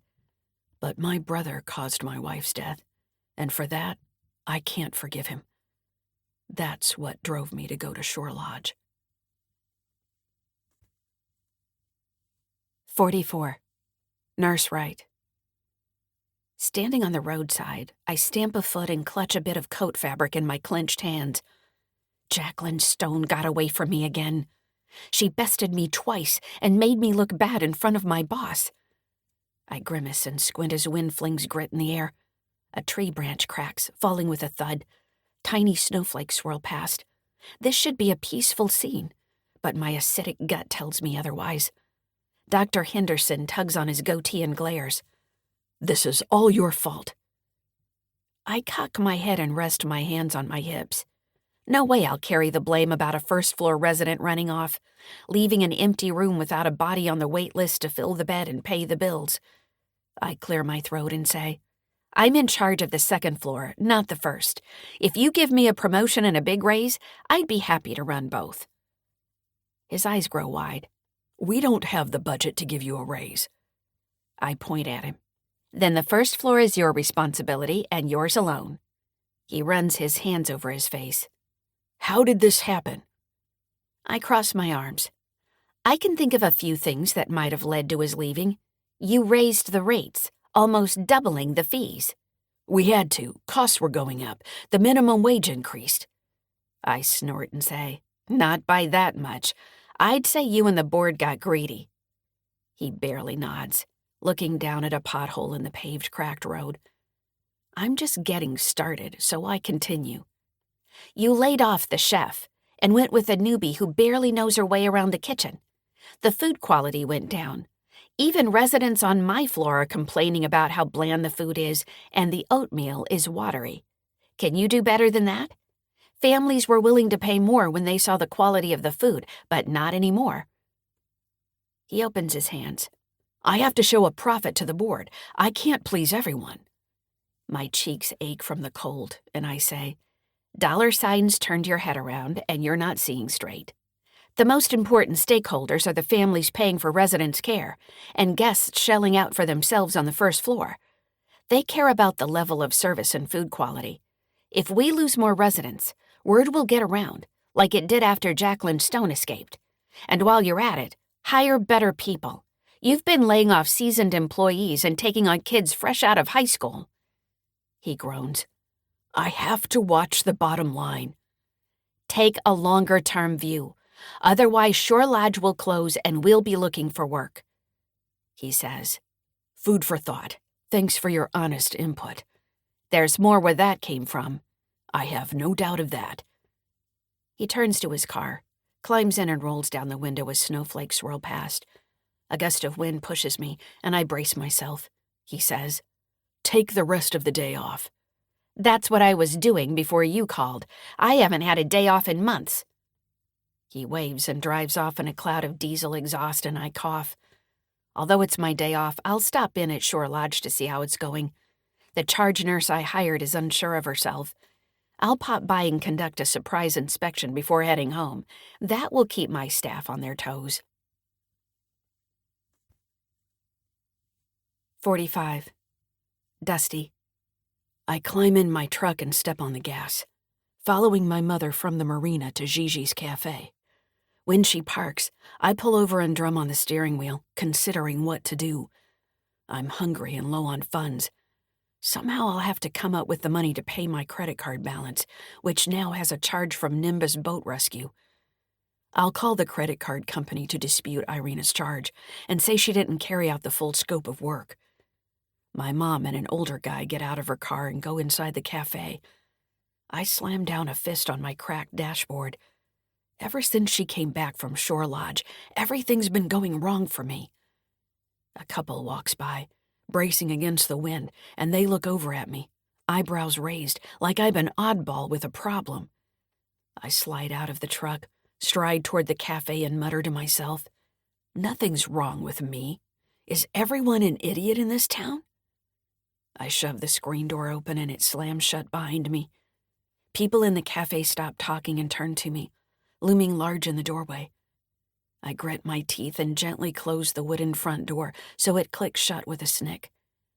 Scanning the room, I spot my mother with the man she came in with, Irina and Violet, who looks like someone you shouldn't mess with. My mom raises her eyebrows and locks eyes with me. Violet crosses her arms, narrows her brown eyes, and cocks her head. Karina ignores me, bustling past carrying a pot of coffee. She didn't even bother to say hello, which ticks me off. I stride over to the table where my mother is sitting and slam my fist on the table. Metal utensils clatter and coffee cups rattle. Everyone flinches, especially Mom, which makes me feel good. Her blue eyes flick away from mine like she's afraid, which is exactly what I'm aiming for. I say to her, I'm hungry and out of money, and it's your fault. You took what was mine. You should invite me to dinner tonight, because we're family, and it's a tradition. My mom stands and meets my gaze. I don't know what planet you're on, but after what you did to me, you're out of my will and my life. We're not family anymore. Family members don't betray each other and stick a grieving loved one in a psych ward. I grab her cup, gulp hot coffee, and it burns on the way down. I'll take 3 scones and slices of quiche to go. I tell Karina when she appears with the coffee pot, Put it on my mother's tab. She owes me. Mom says, Take your anger and get out of here. She makes a shooing motion, like I'm a stray cat. Go on. You need help. Get counseling and stop blaming everyone but yourself. I plant my legs apart and slam the coffee mug down on the table. They all jerk, which makes me smile. I'm not powerless. They are. I'll leave when I want to. Corinna's face flushes, and she holds the coffee pot between us, pointing to the door with her free hand. Your mother's right. Go on, get out of here, or I'll have you trespassed from the premises. You'll have that on your police record. How would you like that? I clear my throat. Idle threats. You wouldn't do that. Not to the son of someone you know. Believe me, I will, Karina says. I say, You look cute when you're angry. Has anyone ever told you that? She rolls her eyes and moves away. Violet, who is built like she lifts weights, stands and steps forward, pointing a finger at my chest. Like my sister said, leave before she calls the cops. I chuckle. Or what? You'll make me? Mom says, You're making a scene, Dusty. Please leave. We did nothing to incur your wrath. I scowl. Now you're using fancy language? Why don't you just come right out and say what you mean? You don't love me and never did. My sister is your favorite, and you showed it every day when I was growing up. Then she had a baby and you were all over that, talking about your grandson every chance you could. Because of you, no one in town will hire me, and I had to move away. It's your fault I live in a moldy cabin far from anywhere. Stop playing the victim, Mom says, shaking her head. Grow up and take responsibility for your life. It's not too late. Dad helped me when I needed it. Why won't you chip in? Mom sighs and glances around the cafe, where people are watching us and listening to every word. Mr. Fracas, my high school science teacher, stands at the front counter cocking his head and scrutinizing me, as if he's disappointed in me. Mom says, "It's your life, and you get to decide how to live it. But I have one important thing to say, and it's for you to stop mooching and grow up. So what if you live in an old cabin in the middle of nowhere? Get a job and save so you can move to a better place." It looks like there's no chance of her taking pity and giving me money. So I put my hands together and make a final plea. It's not that easy. You could at least make me dinner every night so I'd have one good meal a day. That's what a good mother would do. I turned to the rapt audience in the cafe. Don't you agree? She's my mother. Shouldn't she cook for her son? A woman with dark curly hair and her table maid, who was wearing a gaudy pink workout outfit, shake their heads and focus their attention on 2 books on the table. I glare and scan the room, but no one meets my gaze. Someone whispers, "What a jerk." Another says in a low voice, "He certainly thinks well of himself." He's unhinged, for sure. A heavy weight is on my heart, reminding me of when I was young. I'm alone and alienated, licking childhood wounds I've tried to forget. I rest a hand on my stomach and moan. I'm in pain all the time. I didn't want to tell you, Mom, but I've been diagnosed with a rare disease. That's why I can't work. I need your help. I'm your son. Don't turn me away. I lean a hand on the table and blink hard, squeezing out a few tears, letting them dribble down my cheeks. I've been practicing this in my moldy digs to be prepared for a performance and tap into her sympathy on an occasion like this, when I'm out of options to make things go my way. Mom purses her lips and looks out the window, so I don't think she's buying my act. An older man with big ears clenches his fists and says, "Don't speak to your mother like that. Give her the respect she deserves. You should be ashamed of yourself for selling her store." I snort. You can huff and puff all you like, but don't get between my mother and me. You don't know what's going on, Pops, so butt out. Corinna comes up to me, trying to tell me off, but I brush off her comments. This is between my mother and me, and other people shouldn't butt in. I'm a grown man, and Corinna can't tell me how to act. A police officer comes in the cafe, hitching up her pants and looking around. She asks Corinna, "Is this man giving you trouble?" Corinna, Violet, Irina, Mom, the older guy, and the 2 book lovers all say, "Yes." "You'll have to vacate the premises," the officer says, coming over and walking me toward the door. People in the cafe clap as I'm paraded to the door by the officer. My face heats. Smearing guilt didn't work, so I'll have to come up with another angle for manipulating my mother's emotions. I turn around and say in a loud voice, "I need money to go to the tavern and hang out with friends. And Irina, I want my boat repaired now. I'm a priority customer." Mom cups her hands and says, "You're 31. Grow up and get a job." I glare into the cafe before crossing the threshold and say, "Just you wait. I'll be back." "No, you won't," says the officer. Corinna says, "You're not welcome here anymore." 46. Corinna. Bernard Fracas, my grandmother's secret boyfriend who works for me, stands at the front counter in the cafe.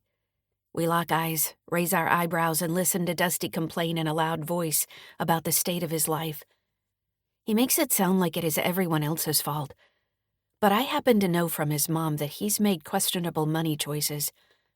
He may think he's Teflon, walking around with a no-fault sign on his back, but it's time he grew up and took responsibility for his life. I should know, because I had to smooth out wrinkles in my world when my grandmother died. I move over to Bernard and say in a low voice, "I'll call the cops." I slip into the kitchen and make the call, saying I need someone trespassed from my business, before slipping back into the cafe. I pause at the counter by Bernard, and we take in Dusty's tirade at his mother and the world in general. His main complaint is about how he's down and out, and not getting help from her or invites to meals. A lot of fun he'd be at the dinner table, complaining and frowning. I whisper to Bernard, "Hold off serving food until we get Dusty out of here. I'm going to tell him off for coming in and disrupting my business." I clear my throat and open my mouth to say something to Dusty, just as he turns to me, pointing a finger. A vein throbs in his forehead, and his face is beet red. He asked me out a while back, but I turned him down. No way I'd go out with a grown man-child who throws tantrums in public and blames his mother for his problems. Dusty says, "What are you talking about? You should just shut up." I cross my arms and shrug, pretending he can't get under my skin. But I'm rattled by his seething anger. I want him out of the building so he'll stop bothering my customers and my cafe will go back to being a feel-good place. I point to the door. "Dusty, you better leave. I called the cops." He puts his hands on his hips and glares, but I stare back at him, standing my ground. "This is my business, and you can't come in and make a scene. Go on, get out, and don't come back. And leave your poor mother alone. You crushed her soul, tricking her to go to Shore Lodge and admitting her. It's a black mark on your soul." Everyone in the cafe claps, and he storms toward me, red-faced with beads of sweat on his brow. He says, "I'll go where I like when I like. You're not the boss of me." A police officer strides in, scanning the room. I wave to her, and she looks at me saying, "Is this man bothering you?" I nod. "Yes." The officer says to Dusty, "Come with me and don't come back to this business." As the officer marches him to the door, Dusty snarls at his mom, but she dishes it right back to him.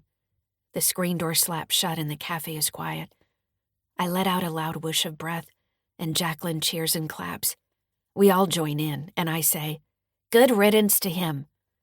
I turn to Bernard and say, "Let's get those orders for scones and quiche served." He smiles and adjusts his black-rimmed glasses. "I'm on it, boss." As I serve coffee to customers, one particularly good-looking guy at a window table, who happens to be married, says, "Quite the scene just now. I was ready to jump up and cart him out the door, but I figured it's your business. Next time if it happens again, I'm your man if you'd like help." I smile. "Thanks, Flash. I appreciate that. Back in Gigi's day, I doubt she needed muscle to handle her business." He shakes his head. "Times have changed. People like that grow ruder every day." I tilt my head. I want Gigi's cafe to be a feel-good safe zone, free from nasty remarks and social sniping. I should put a sign in front that says, "Leave the negativity at the door. Come enjoy a positive-only environment with a fresh-baked scone and a cup of strong coffee." He smiles, flashing a dimple in his cheek. "I like that. I say go for it." 47. Jacqueline. Dusty is escorted out of the cafe, and I blow out a breath, sinking down into a chair. My neighbor, Bernard Fracas, sets plates with warm scones and piping hot slices of quiche before us, and my mouth waters.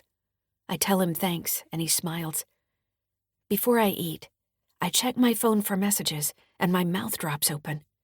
The city planning department emailed to say I must now submit an environmental survey before they'll approve my building permit. I glare at the door and suspect my son is behind this new development. He'd be happy to slow my project and bring me down to regain control of his company. Swallowing a scalding sip of coffee, I set down the cup. I'll swing by the city planning office on the way home to straighten this out. An environmental survey will not only delay the project, but add thousands of dollars to an already hefty budget. Thanks a lot, Dusty. I bet you're working behind my back, slithering around like a snake. Violet turns to me. What's wrong? The city added a step to the process before they'll approve my permit, which means more money and a delay getting started breaking ground. Violet places a warm hand on mine and looks me in the eye. Are you sure you should be doing this? From what I hear, building a subdivision has a steep learning curve. It might be expensive to learn on the job. Are you sure you don't want Dusty as your advisor? I know he can be a jerk, and he has a temper, but he knows building codes and the city planners, from what I hear. I don't want my son anywhere near this subdivision. He may know people in the process, but he'd rip me off without blinking an eye. I won't set myself up as his victim a second time. I learned my lesson at Shore Lodge. She shrugs and eats a bite of quiche. It's up to you.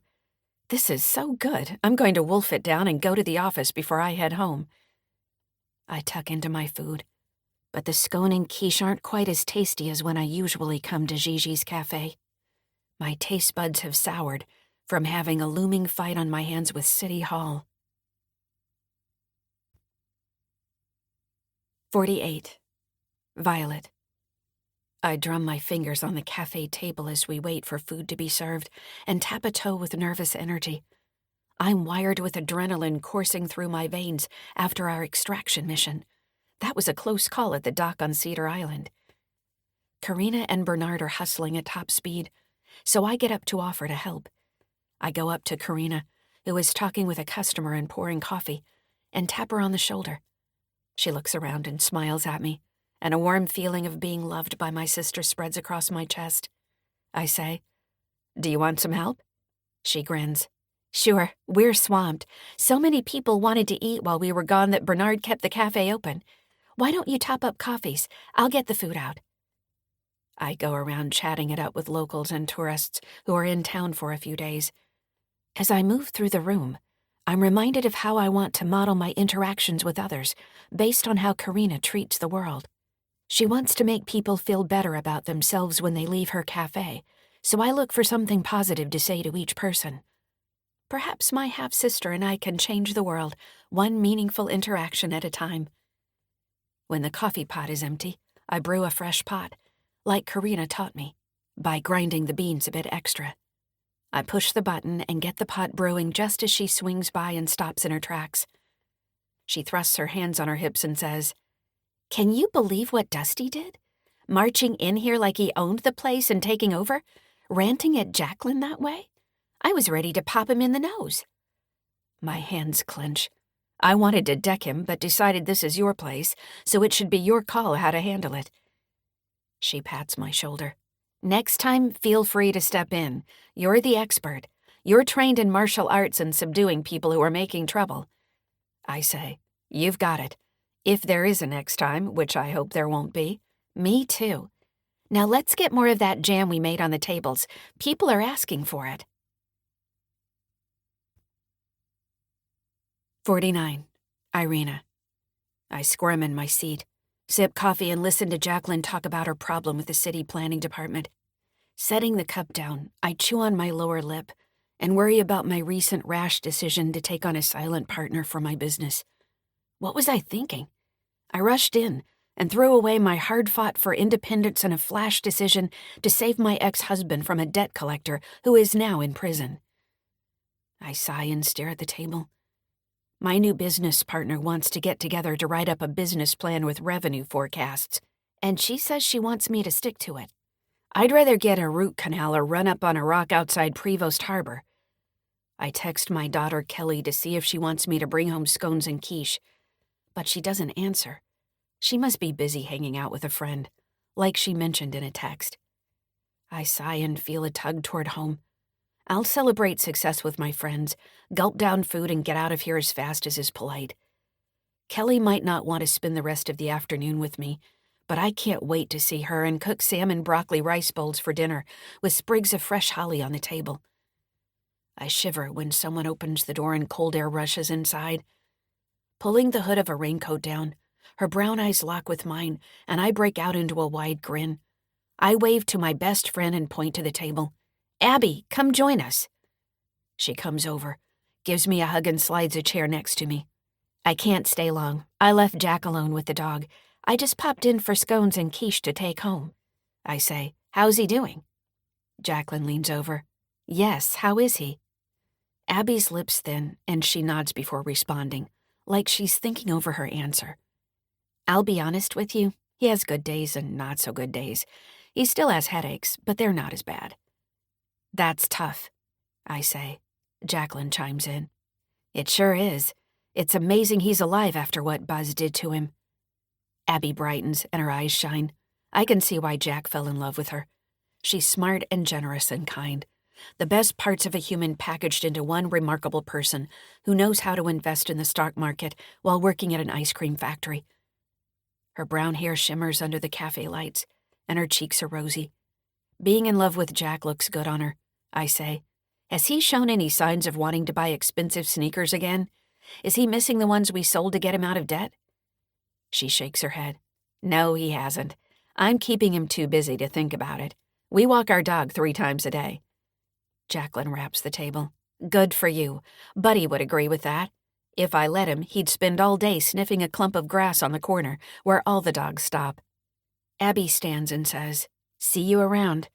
I need to pick up my order and get home." "Wait," I say, reaching out.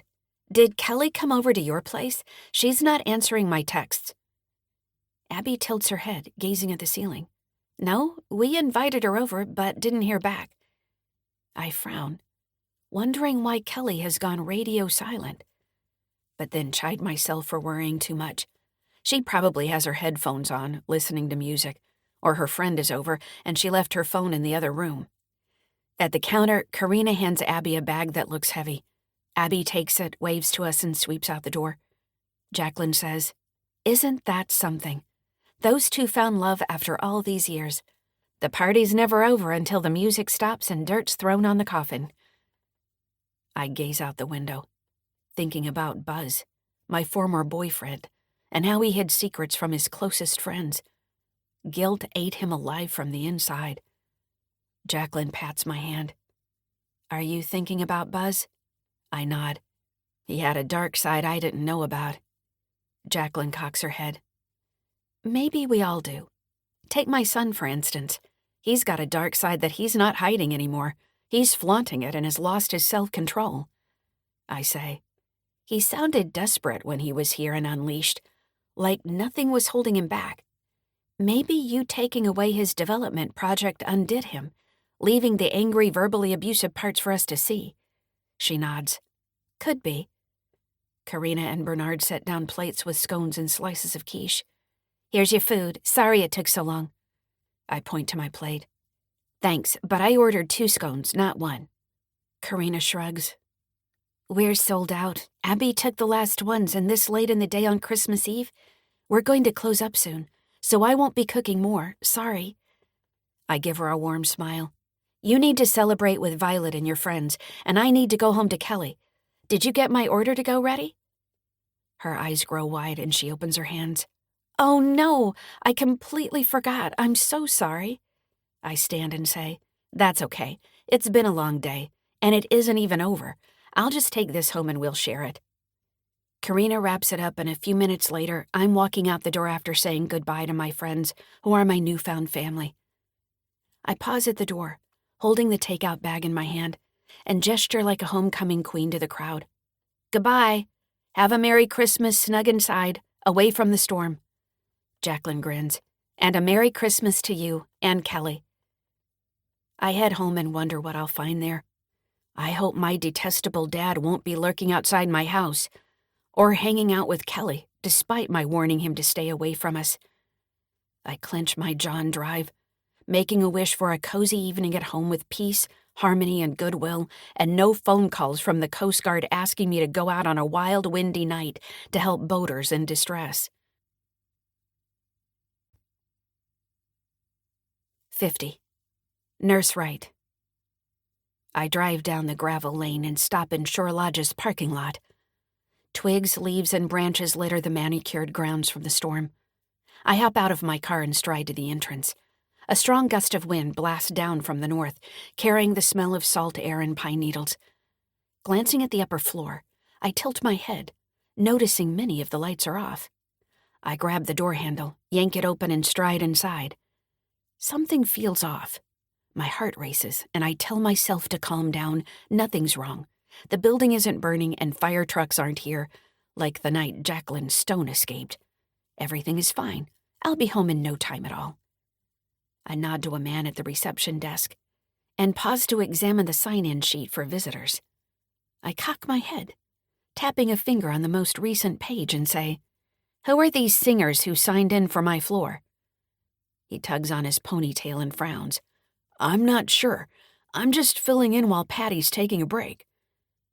I examine the writing, and a cold feeling of dread creeps over me, making me shiver. Jacqueline Stone was down at the dock, ferrying away our first-floor resident, which will hurt our bottom line. Might she have come here and gone to my floor for some reason? I bite my lower lip.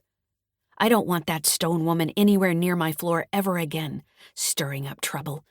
She's strong for her age, 61, and a rebel. I prefer docile patients who submit to my rules. I spot a name and cock my head, staring at the ponytailed man at the reception desk. Someone with the last name of Woodpecker signed in. Woodruff Woodpecker? What kind of joke is that? He shrugs and goes back to tapping on a keyboard. "Sorry, I can't help you." I hurry to the stairwell, charge up the stairs, and barge into my unit. My heart is pounding, and my armpits are damp. I'm not dressed for work, this being my day off, and I glance down at my striped red and white leggings under a festive green velvet flared skirt. It might pay dividends for my staff to see me as human. I have a life outside these walls, just like they do. All is quiet. A tinkle of light laughter comes from the nursing station, and I stride down the hall, my sneaker-damp feet squeaking on the linoleum floor. One thing I'll say for the facility where I work is that we keep it spotless. The walls are white, the atmosphere is stark, but it is clean. You won't find a speck of dirt or dust most days. That's one thing Dr. Henderson does right, managing the cleaning crew. I pop in at the nursing station, where 3 staff are gathered with their backs turned to the hall, and rap my knuckles on the desk. No one turns. The new nurse giggles, putting her hand in front of her mouth. I grind my teeth and scan the hall, assessing the havoc wrought in my absence. Mrs. Skidmore is in restraints in a chair in her room. She's facing the window and singing softly to herself. The overhead light is off in her room, as is true for the other residents. I clear my throat. The staff on duty don't notice. I bark out, "Blast it all! Pay attention! Why are the lights off, and why is Mrs. Skidmore in her room without supervision?"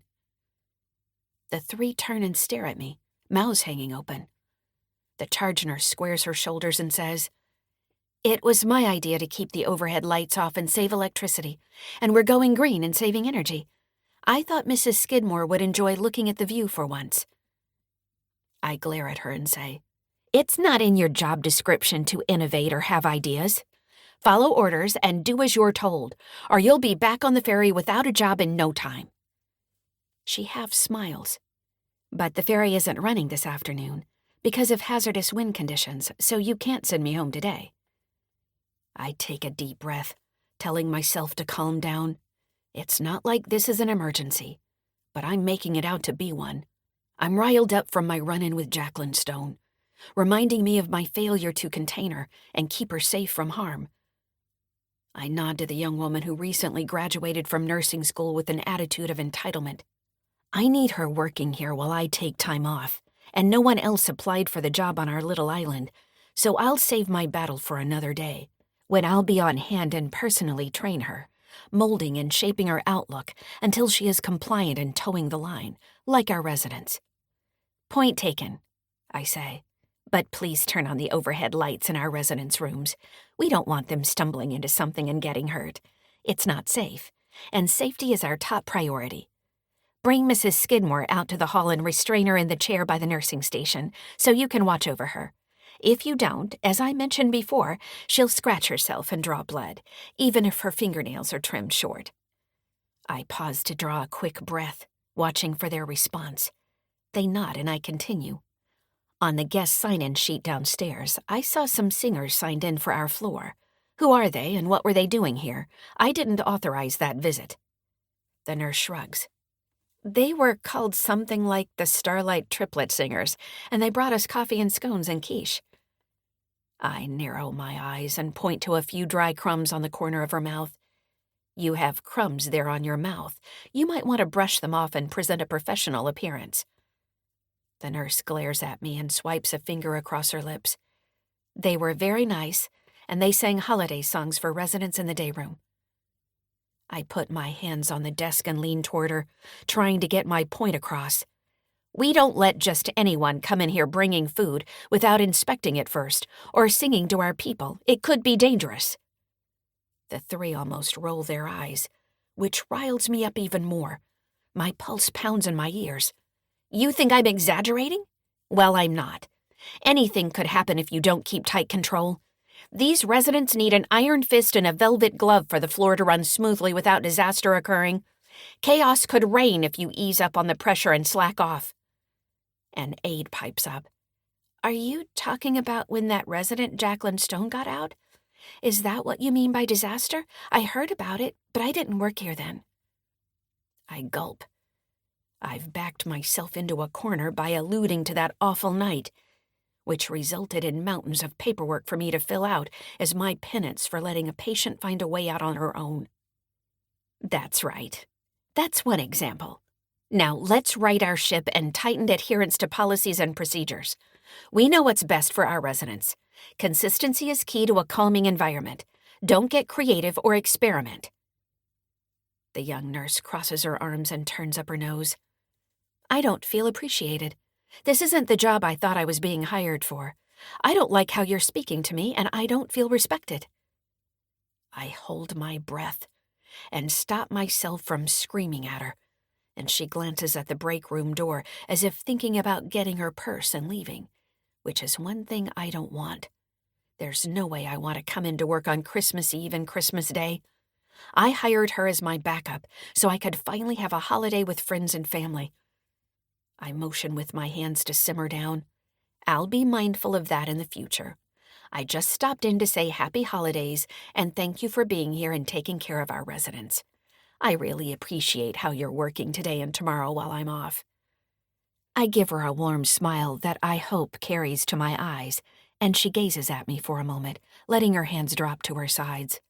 No one else wanted to join me on a remote island managing a secure psychiatric unit, and she apparently needs to hear praise and feel appreciated and respected. It'll be an adjustment for me, but I'll do it. The young nurse tilts her head and squints, looking about to say something snarky, so I quickly add, I appreciate you all and happy holidays. I'm off. I tap my badge to a device on the wall, shove open the door, and hurry down the stairs. I've never been one to easily adjust to new conditions.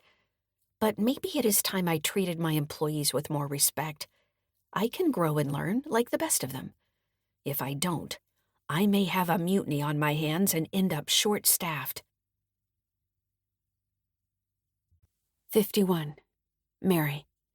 I stack papers on the desk for residents who want to leave Shore Lodge's secure floor. I turn to my husband and say, we're as ready as we'll ever be for anyone Jacqueline brings by. Fred runs a hand through his thinning hair. It's stormy out. I hope they didn't run into problems. I pick up my phone and call Jacqueline, but get no answer. Blowing out a breath, I say, I wonder where they are now. She's been gone a long time since she called you from the marina. My phone dings with a text, and I glance at it and frown. I say to my husband, That's odd. Jacqueline says they don't need our help with legal forms.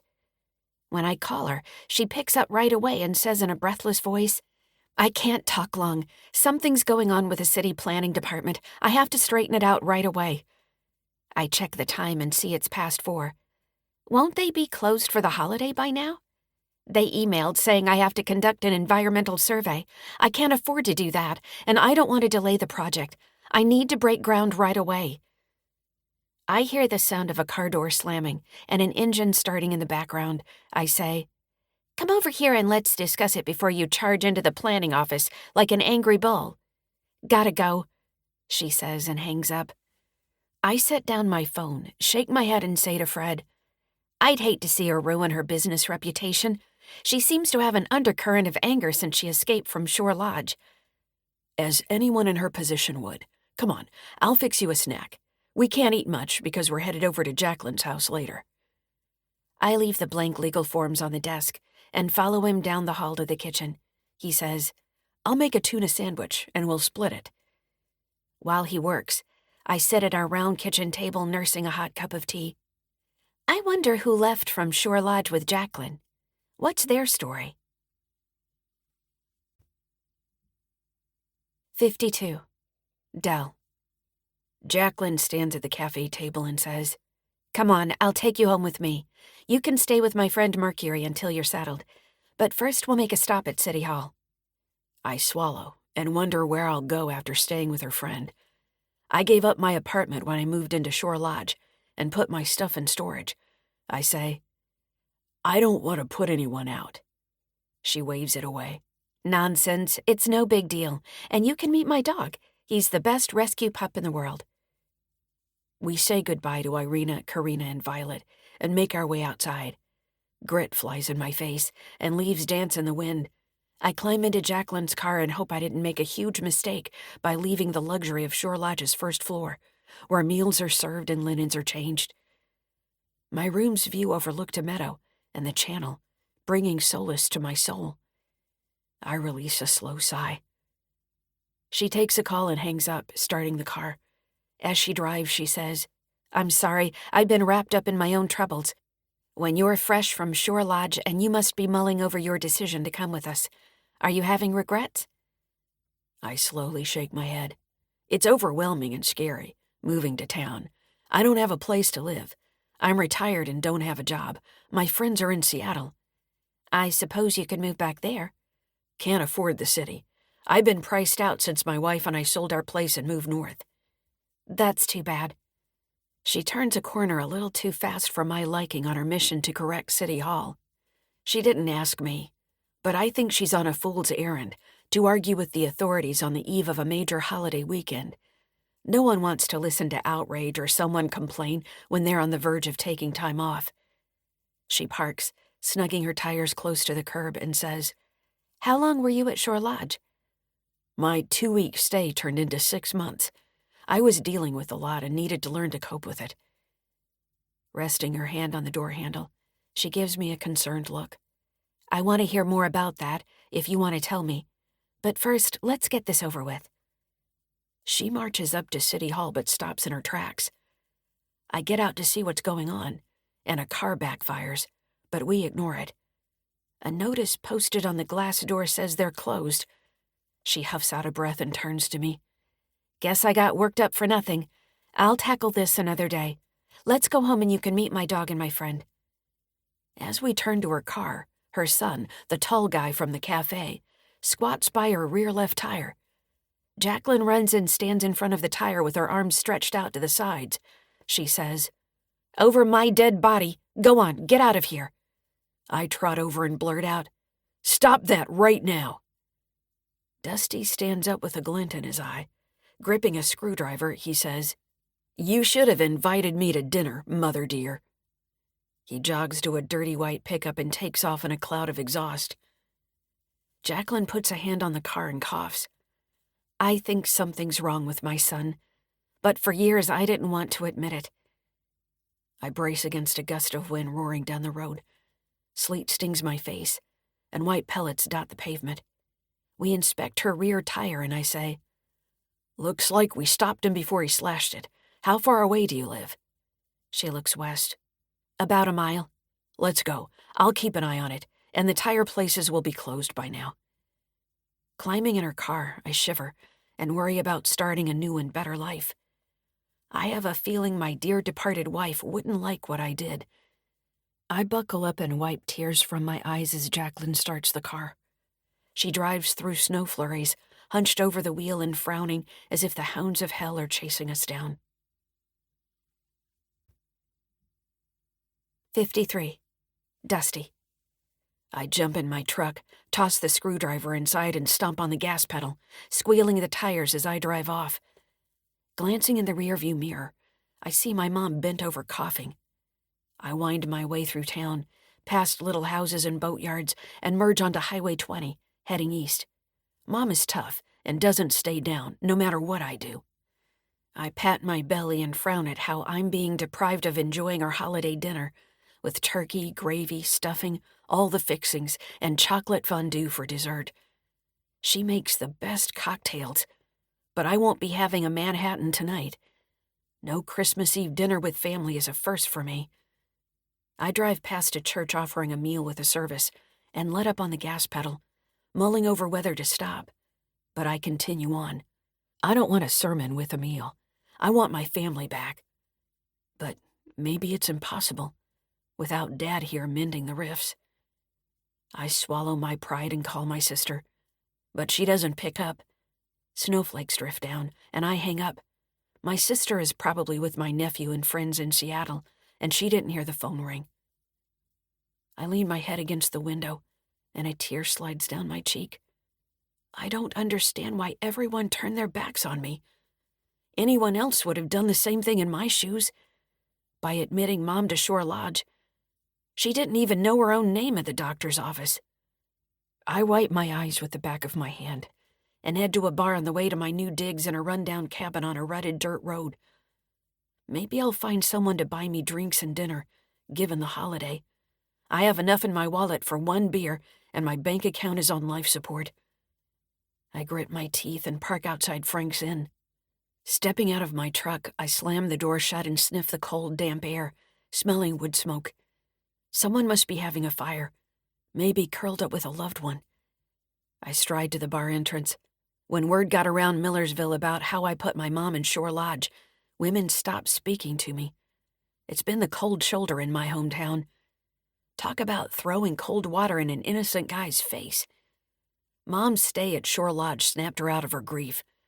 I was upset about Dad's death, but I didn't go overboard like she did. I figured we had to get on with our lives and look out for ourselves. That's what Dad would have wanted. I swing open the bar door and a din of hearty laughter washes over me. I slide onto the last open seat at the bar and lean on my elbows. I'll call this home for tonight until closing. Or, if I'm lucky, I'll hook up with a tall, long-haired young lady who prefers handsome, broad-shouldered guys like me. But my dream bubble bursts when an older, grizzled man comes over and says, "That's my seat. Find somewhere else." I nod and get up, swallowing my pride. There was a time when I would have taken this as an opportunity to vent my anger on a passerby. But I've matured, and I'm above that now. I order a beer and take the can to a spot along the wall, where I lean back and plot and plan how to get back at my mother for abandoning me. She should ask me to run her company and pay me higher wages for my expertise. I could guide her through the permitting process. I gulped down a slug of beer. I loved her enough to work with healthcare professionals and place her in the best facility in the area. Talk about being ungrateful. I finish my beer and look around for some chump who might pay for my next one. Wind outside growls, battering the building. A bearded guy in a flannel shirt and jeans at a pool table glances at me and says, "You want in?" I smile because I've found my mark. Sure, I don't have the money to bet, though. 54. Rose. The car ahead on I-5 slows down, and I tap my brakes while reaching over to fling an arm out in front of my son. He's buckled in, but I still worry. Rain drums down, and the wiper blades swish back and forth. I focus on the freeway traffic and hope my mother will be happy to see us when we surprise her. Max says, "When are we going to get there?" "Not much longer. We're almost to the turnoff for Millersville." He squirms in his seat. "I'm hungry. Eat the granola bar I packed for you." "I don't want it. I wish Dad was with us. I want Grandma's turkey dinner." I screw up my face and put the blinker on, taking the exit to Millersville. "I don't think we'll be having a turkey dinner this year. That's why I brought food. She's been keeping to herself since she got home from Shore Lodge. Plus, we're surprising her." He looks over at me. "We should tell her we're coming. I don't think she likes surprises. She didn't like staying at that creepy lodge. He shivers. I told you she wouldn't like it. I bite my lip and stop at a light, recalling how my brother and I tricked Mom into going to a psychiatric treatment center on Cedar Island. I knew he had her durable power of attorney, and I didn't stand up for her in her time of need. I was distracted with parenting Max and my new job in Seattle, so I went along with his plan. But now I realize how wrong I was, and I've been trying to make up for my part in his devious scheme ever since, with frequent calls and visits on weekends whenever I managed to make the drive north to Millersville. Max says, "She was sad about Grandpa being gone. Uncle Dusty sold her garden store, and that made her even more sad." I blow out a breath. You're right, and Dusty shouldn't have done that. It would have been better if she'd stayed home and kept working. But now she has a new project. She's going to build fancy homes on a hill overlooking town. Grandma doesn't know about that. She knows about plants. How can she build houses? I pat his arm and turn left onto Highway 20, heading west. I'm worried about that too, but she'll think of something. She's smart and resourceful. Like you. A tear leaks out of my eye and dribbles down my cheek, and I wipe it away. Max says, "Why are you crying? What's wrong?" I shake my head and sniffle. Nothing's wrong. It was sweet what you said. Thanks, buddy. Rain turns to snow flurries as we head west. My phone rings and Max looks at it. It's Uncle Dusty. My grip tightens on the steering wheel. I've told my brother how wrong it was that he sold our mom's store without her consent and used the proceeds to fund his construction business. But he doesn't see it that way. I say, "Don't answer it. I don't want to talk to him while I'm driving." He sets the phone down. "Why didn't you invite him to Grandma's for dinner?" I glance over at an RV park on Padilla Bay. Even though it is late December, every space appears to be taken. I don't think we're seeing Grandma's situation the same way right now, and Grandma is mad at him for what he did to her. You mean that he emptied out her house and was going to sell it? I nod. Yep, that's pretty much it. Maybe one day your uncle and I will agree on something, but right now we're at a standoff. Like in a movie. 10 minutes later, I pull over and park on the street near the yellow bungalow where I grew up. A blue car is parked right in front of the house, and I wonder whose car it is. As far as I know, my mother hasn't made any new friends. I get out and go around to help Max, but he opens the door and hops out. The wind plays with his brown hair, making it stand on end for a moment. I smile and say, "Come on, let's go inside. We'll get the food after we say hello." We head to the front door, pushing against the wind. Cold biting sleet stings my cheeks, and I pick up my pace. We're almost to my mother's warm home and her welcoming arms. I'll make it up to her someday for what I did. Some way, somehow. 55. Jacqueline. I flinch at a loud knock on the door and jump up from the couch, ready to tell Dusty he isn't welcome in my home for the umpteenth time. I'll repeat it until my dying breath, which won't be for a long time. I mulled over the notion of forgiving my son, but snipped it in the bud, tossing it in the yard waste of my mind. He's a bad apple and doesn't regret turning my life upside down. There's no forgiving that many wrongs forged by a loved one who has no remorse. I open the door, forget about my son's thieving treachery, and break into a wide smile. My dog lets out a happy bark and runs to my grandson. Max kneels and pets the dog, saying, "Hi, buddy." They race around the room. My daughter comes in, bringing a blast of cold air before I close the door. I give her a hug and she says, "Max, go play outside if you're going to run around." He flings open the door and races outside with Buddy, who is barking with joy. Rose closes the door and smiles at me, saying, "I wanted to surprise you. And you did. I'm so happy you're here." I open my arms and hug her again, smelling her strawberry-scented shampoo. I step back and smile. "I thought you were staying in Seattle." She looks around the living room and blinks when she sees my friend Mercury and Dell, the man from Shore Lodge. Her jaw drops, but she quickly clamps it shut. Her shoulders sag, as if she came to rescue me from the fate of being a lonely widow suffering alone on a holiday. But now her mission is a bust. She gazes at me, her eyes filling with tears. Max and I missed you. And I didn't want you to be lonely on a holiday, but I guess you aren't alone. You have company. I squeeze her shoulder and gesture to the living room. I'm about to introduce her to the two men when Max and Buddy barge inside, cold air blowing in, and Rose and I say in unison, "Shut the door." "Sorry," Max says and runs back to the door, closing it with a thud. Buddy is close on his heels, panting. I grab a towel, give Buddy a quick rub down to dry off his coat and toss it aside. Now is not the time to be a fussy neat freak. I want Rose to get to know my visitors and feel at ease in my newly redecorated home. Dusty cleared it out, tossing my things, before he put it up for sale while I was stashed away conveniently across the channel on Cedar Island. I shrug and open my hands. Life moves on, like a river flowing, as your father used to say. Meet my new friends, Mercury Thunder and Del Witherspoon. She shakes their hands and glances at the door. I brought food. Does anyone want to help me bring it in? I clap a hand to my chest. Oh, good, because I only made turkey sandwiches. My daughter beams. We brought a feast, so we should be set, except for drinks. A smile spreads across my face, pleased that she's here with my grandson. I've got that covered. We're about to go out to Rosa's car when there's a knock on the door using Mary's code of 3 short knocks, a pause and a loud one. I say, "Excuse me," hurrying to the door and opening it wide. Mary and Fred are wearing red scarves, red hats, and blue puffer jackets. I grin at my friends. Come in, you two. I was just introducing everyone. Rose and Max are here, too. Mary and Fred step inside, and their eyes grow wide when they see Mercury and Del standing in the living room. I take their coats, and Mary says, "Did you both leave Shore Lodge today with Jacqueline on Irena's boat?" Mercury chuckles and flashes me a smile.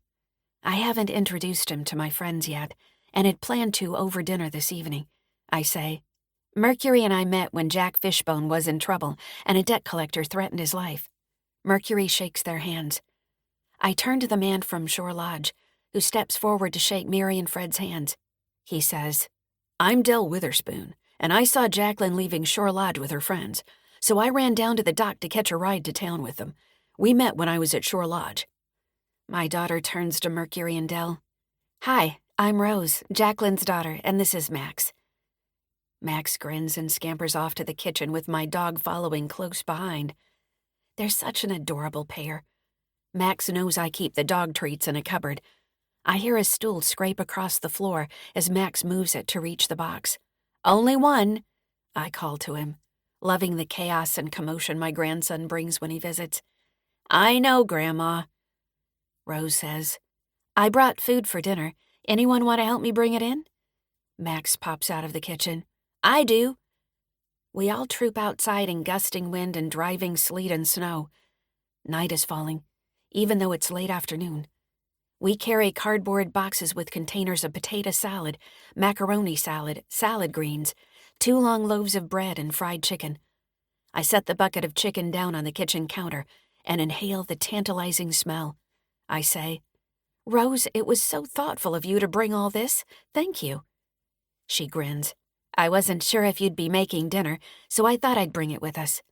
"I picked out the chicken," Max says, sniffing the air. "Well, you did a good job," I say. "Why don't we all settle in, and I'll see what else I can rustle up for a meal."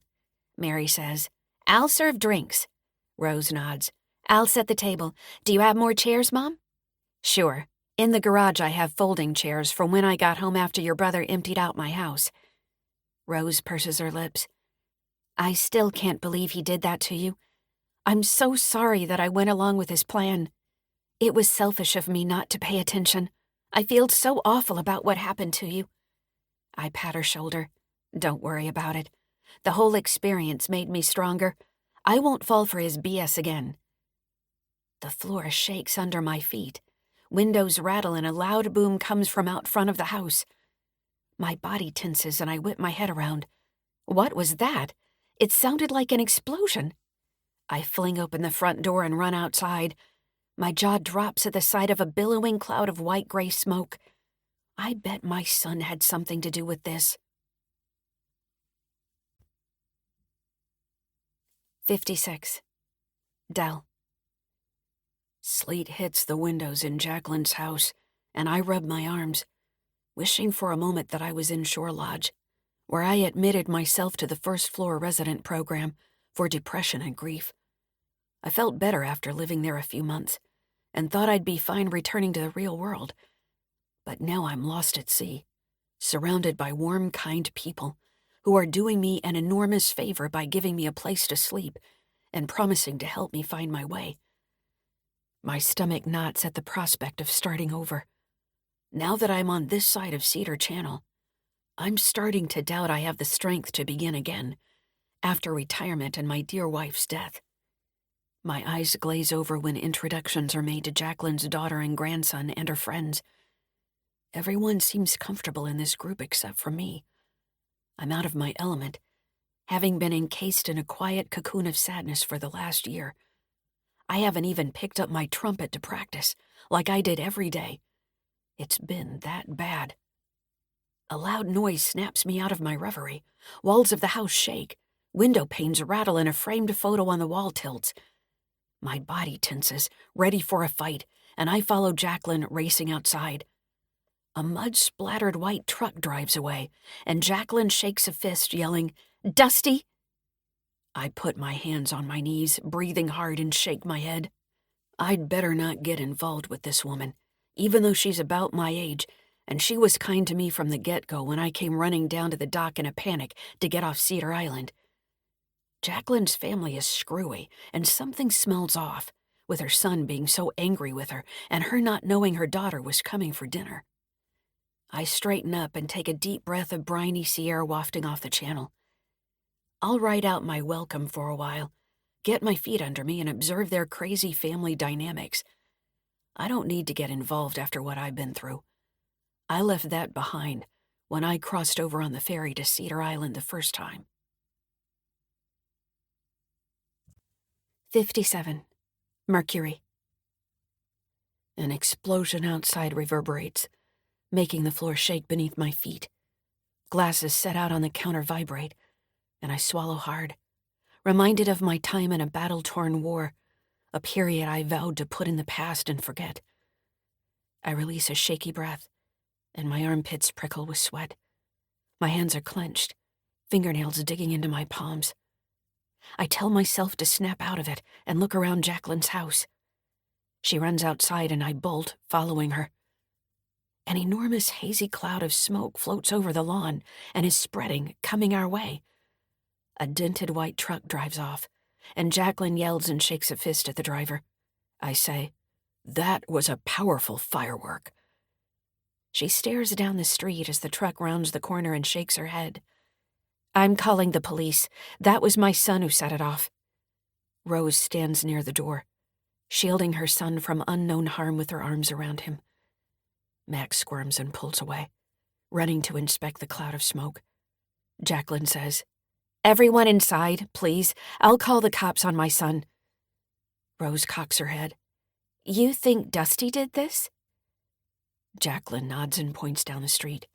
"He definitely did. He just drove off in his truck."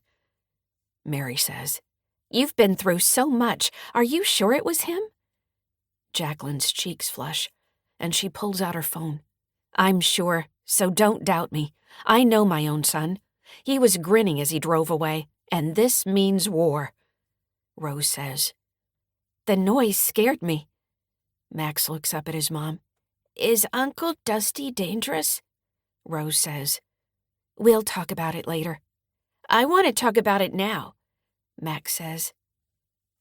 Rose shushes him, leaning over and patting his chest, and I focus my attention on the cloud of smoke. I say to Rose, "Go inside and keep the windows and doors closed."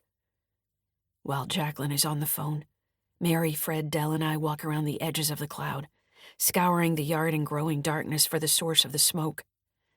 My heart is racing, hairs on my arms stand on end, and sweat drips down my arms, despite the chill in the air. I stop and cough, saying, "The smoke's too thick to see what made it." Staring down the street where the truck took off, I shake my head. Who would do this to a family member, especially to such a kind person like Jacqueline? I bite my lip. I'm not sure what this is all about. Is it Jacqueline's fault that her son is angry with her? Mothers can be blamed for their children's problems. But I have a hunch his attitude and actions aren't related to how she raised him. I call the police and hang up, standing in the dark with my hands on my hips, surveying the yard and breathing smoke-filled air. Snowflakes fall, dusting the yard, and a blast of frigid air blows past. A streetlight illuminates a section of street where Dusty left fresh black tire marks when he raced off. I let out a long sigh of sadness. My son has become a wounded, dangerous man. A hush falls over the area, and we're in a peaceful snow scene, but with a smoke bomb on the front lawn. Front doors open and neighbors pour out of their homes.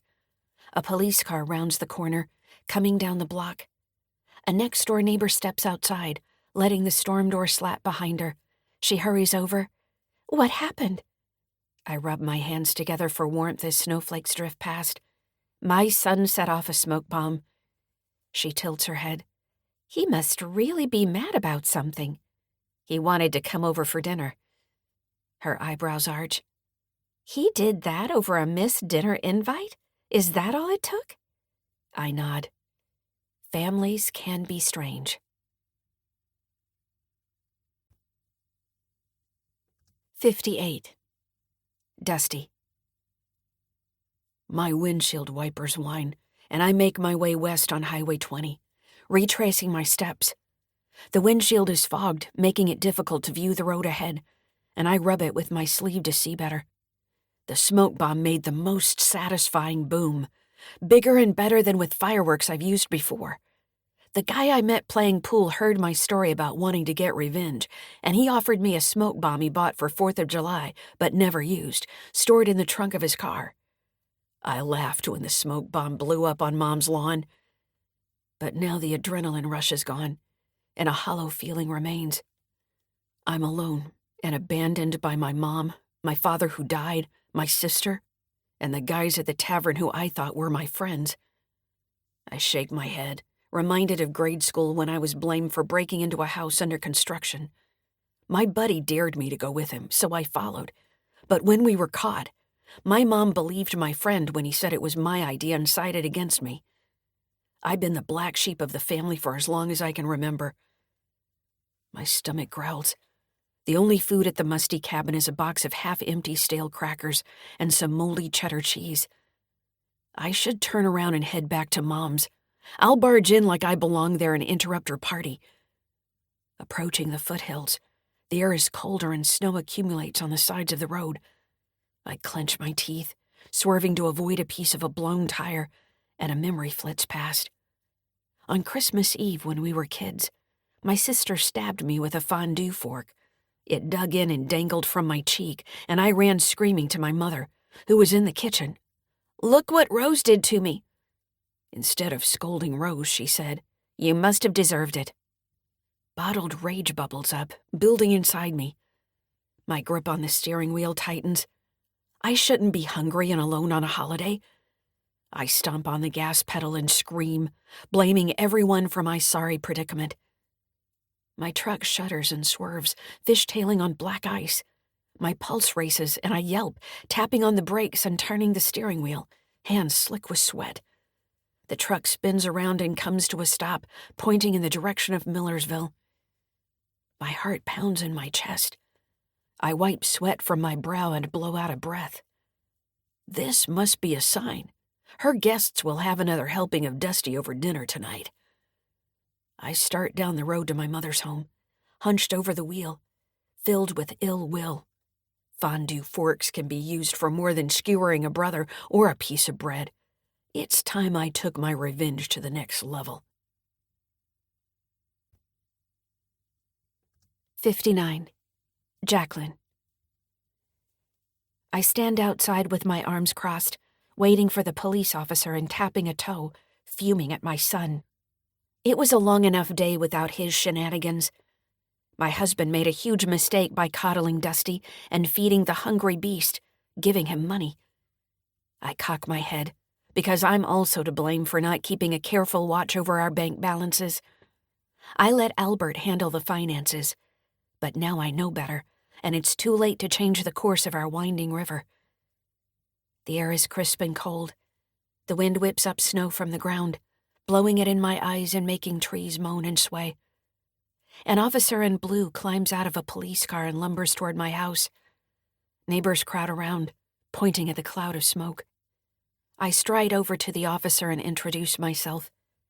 I'm Jacqueline Stone, and I called about a smoke bomb set off in my yard. He adjusts his cap and says, "I'll take a look around." Christmas carols drift from a nearby house, creating a harsh contrast to what happened here, which is madness unleashed and revenge born out of conceit.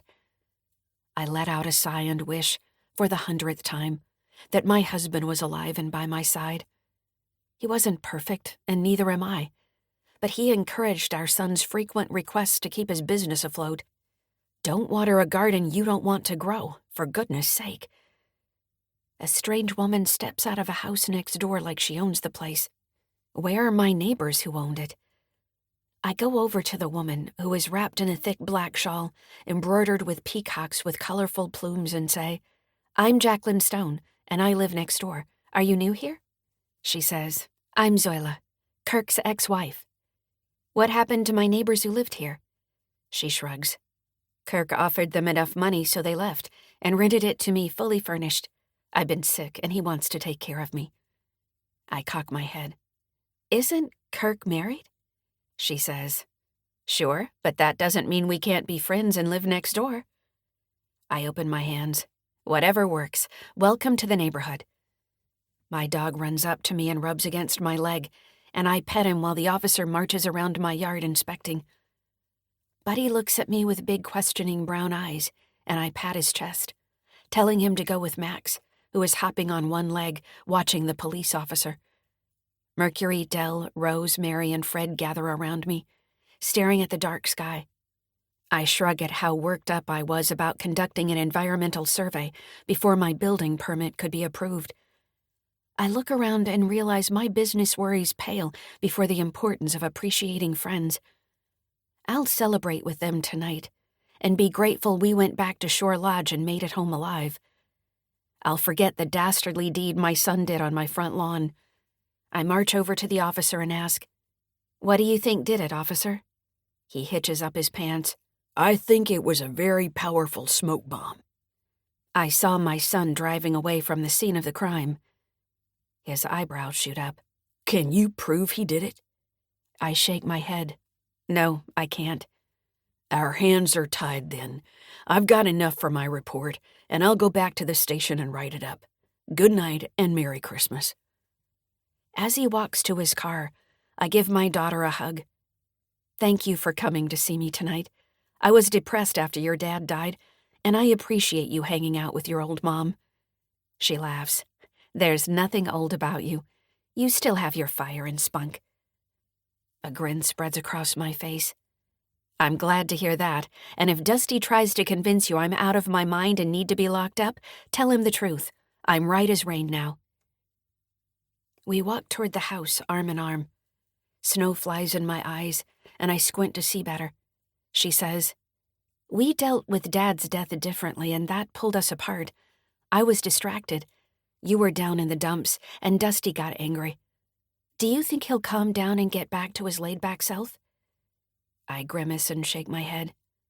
"Darling, dearest one, I don't believe that'll ever happen. When your dad went to the grave, it seems he took your brother's good nature with him." She pats my shoulder. "This must be hard on you. I hope he'll come around."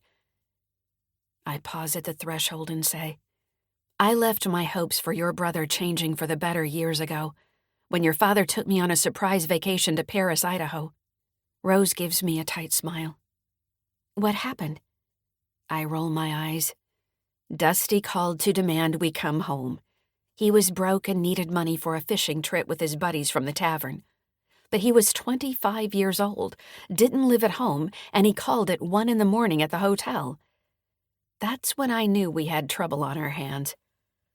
I wipe a tear from my eye and gesture inside. Come on, let's get warm and have dinner with these wonderful people. Inside, I add, I'm not going to worry about Dusty and his problems. I need to separate myself emotionally to survive. Fred wanders over with a celery stick in his hand. Pretty grim talk for a holiday, isn't it? I open my hands and glance at my new friend Mercury, who radiates concern. It is grim talk, but I have a whole new future to look forward to. I open my arms wide and say, right now, my future is in Stone Estates. We find beverages and raise our glasses. To Stone Estates, Mary says, and 2 deliriously happy times for Jacqueline, who deserves joy every minute. I nod and smile, letting out a contented sigh. This is where I belong. My grandson appears by my side, sliding an arm around my waist. I love you, Grandma. Tears trickle down my cheeks. I love you too, sweet Peach. Everyone talks at once, going in the kitchen and bringing out food. But Max and I stand there in our bubble of love, his hot hand warming my side. He says, I'll go help, and you can stay here. Mom says you deserve to rest after what Uncle Dusty did to you. I bend over and kiss the top of his head that smells like a fresh-baked loaf of bread just pulled from the oven. I'll help too. I step into the kitchen, and the comforting buzz of conversation surround me. This is my new life, rooted firmly with the space to spread my branches in the months ahead. I give my dog a celebratory scoop of kibble and jump into the fray, carrying a platter of crackers and a bowl of artichoke dip to the table. As I set down items on the table, a shiver runs through me, and I glance outside. Nothing will destroy my peace tonight. All is quiet and calm. Soon, our group is gathered around the dining table sipping wine and beer, or in my case, a French 75 cocktail. I raise my glass in a toast and say, here's to friends and family, and to those we love who couldn't be with us tonight. Rose gives me a strange look and sips her white wine. Here's to forgiveness and thankfulness. I send her an air kiss and sip my drink. And most important of all, here's to the best group of people I could spend tonight with. Thank you for being here and sharing my home. Mercury and I exchange a quick look, and a feeling of warmth floods through me. He smiles and says, as others join in, Hear, hear. Thanks for hosting us. A sound from the house next door makes me jump up and peer out my window. The new woman who moved in, displacing my longtime neighbors, is playing loud music with her front door open while she sweeps her front porch in see-through white lingerie.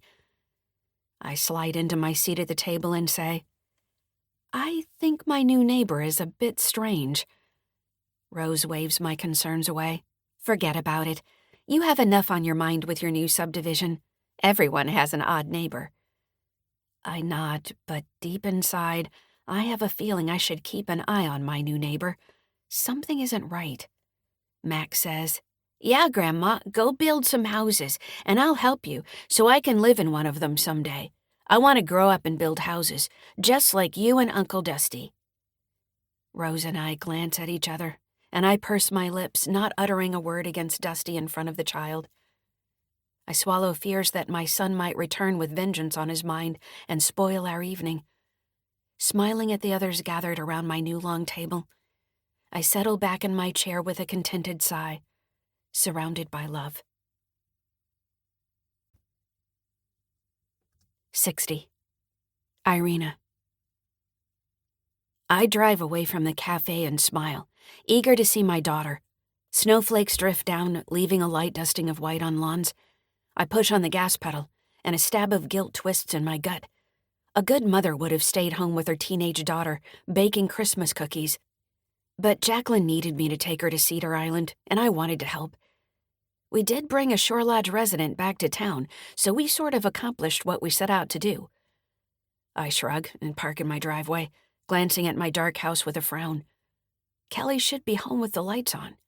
I hop out of the car and run to the front door, which is ajar. I run through the house calling for Kelly, but she doesn't answer. She's not in the living room, kitchen, bathroom, or her bedroom. I say in a loud voice, Kels, where are you? I'm home. On the kitchen table is a note scrawled with a black marker. I recognize the writing from my childhood and my heart sinks as I read. You didn't let me see Kelly, so I took her with me.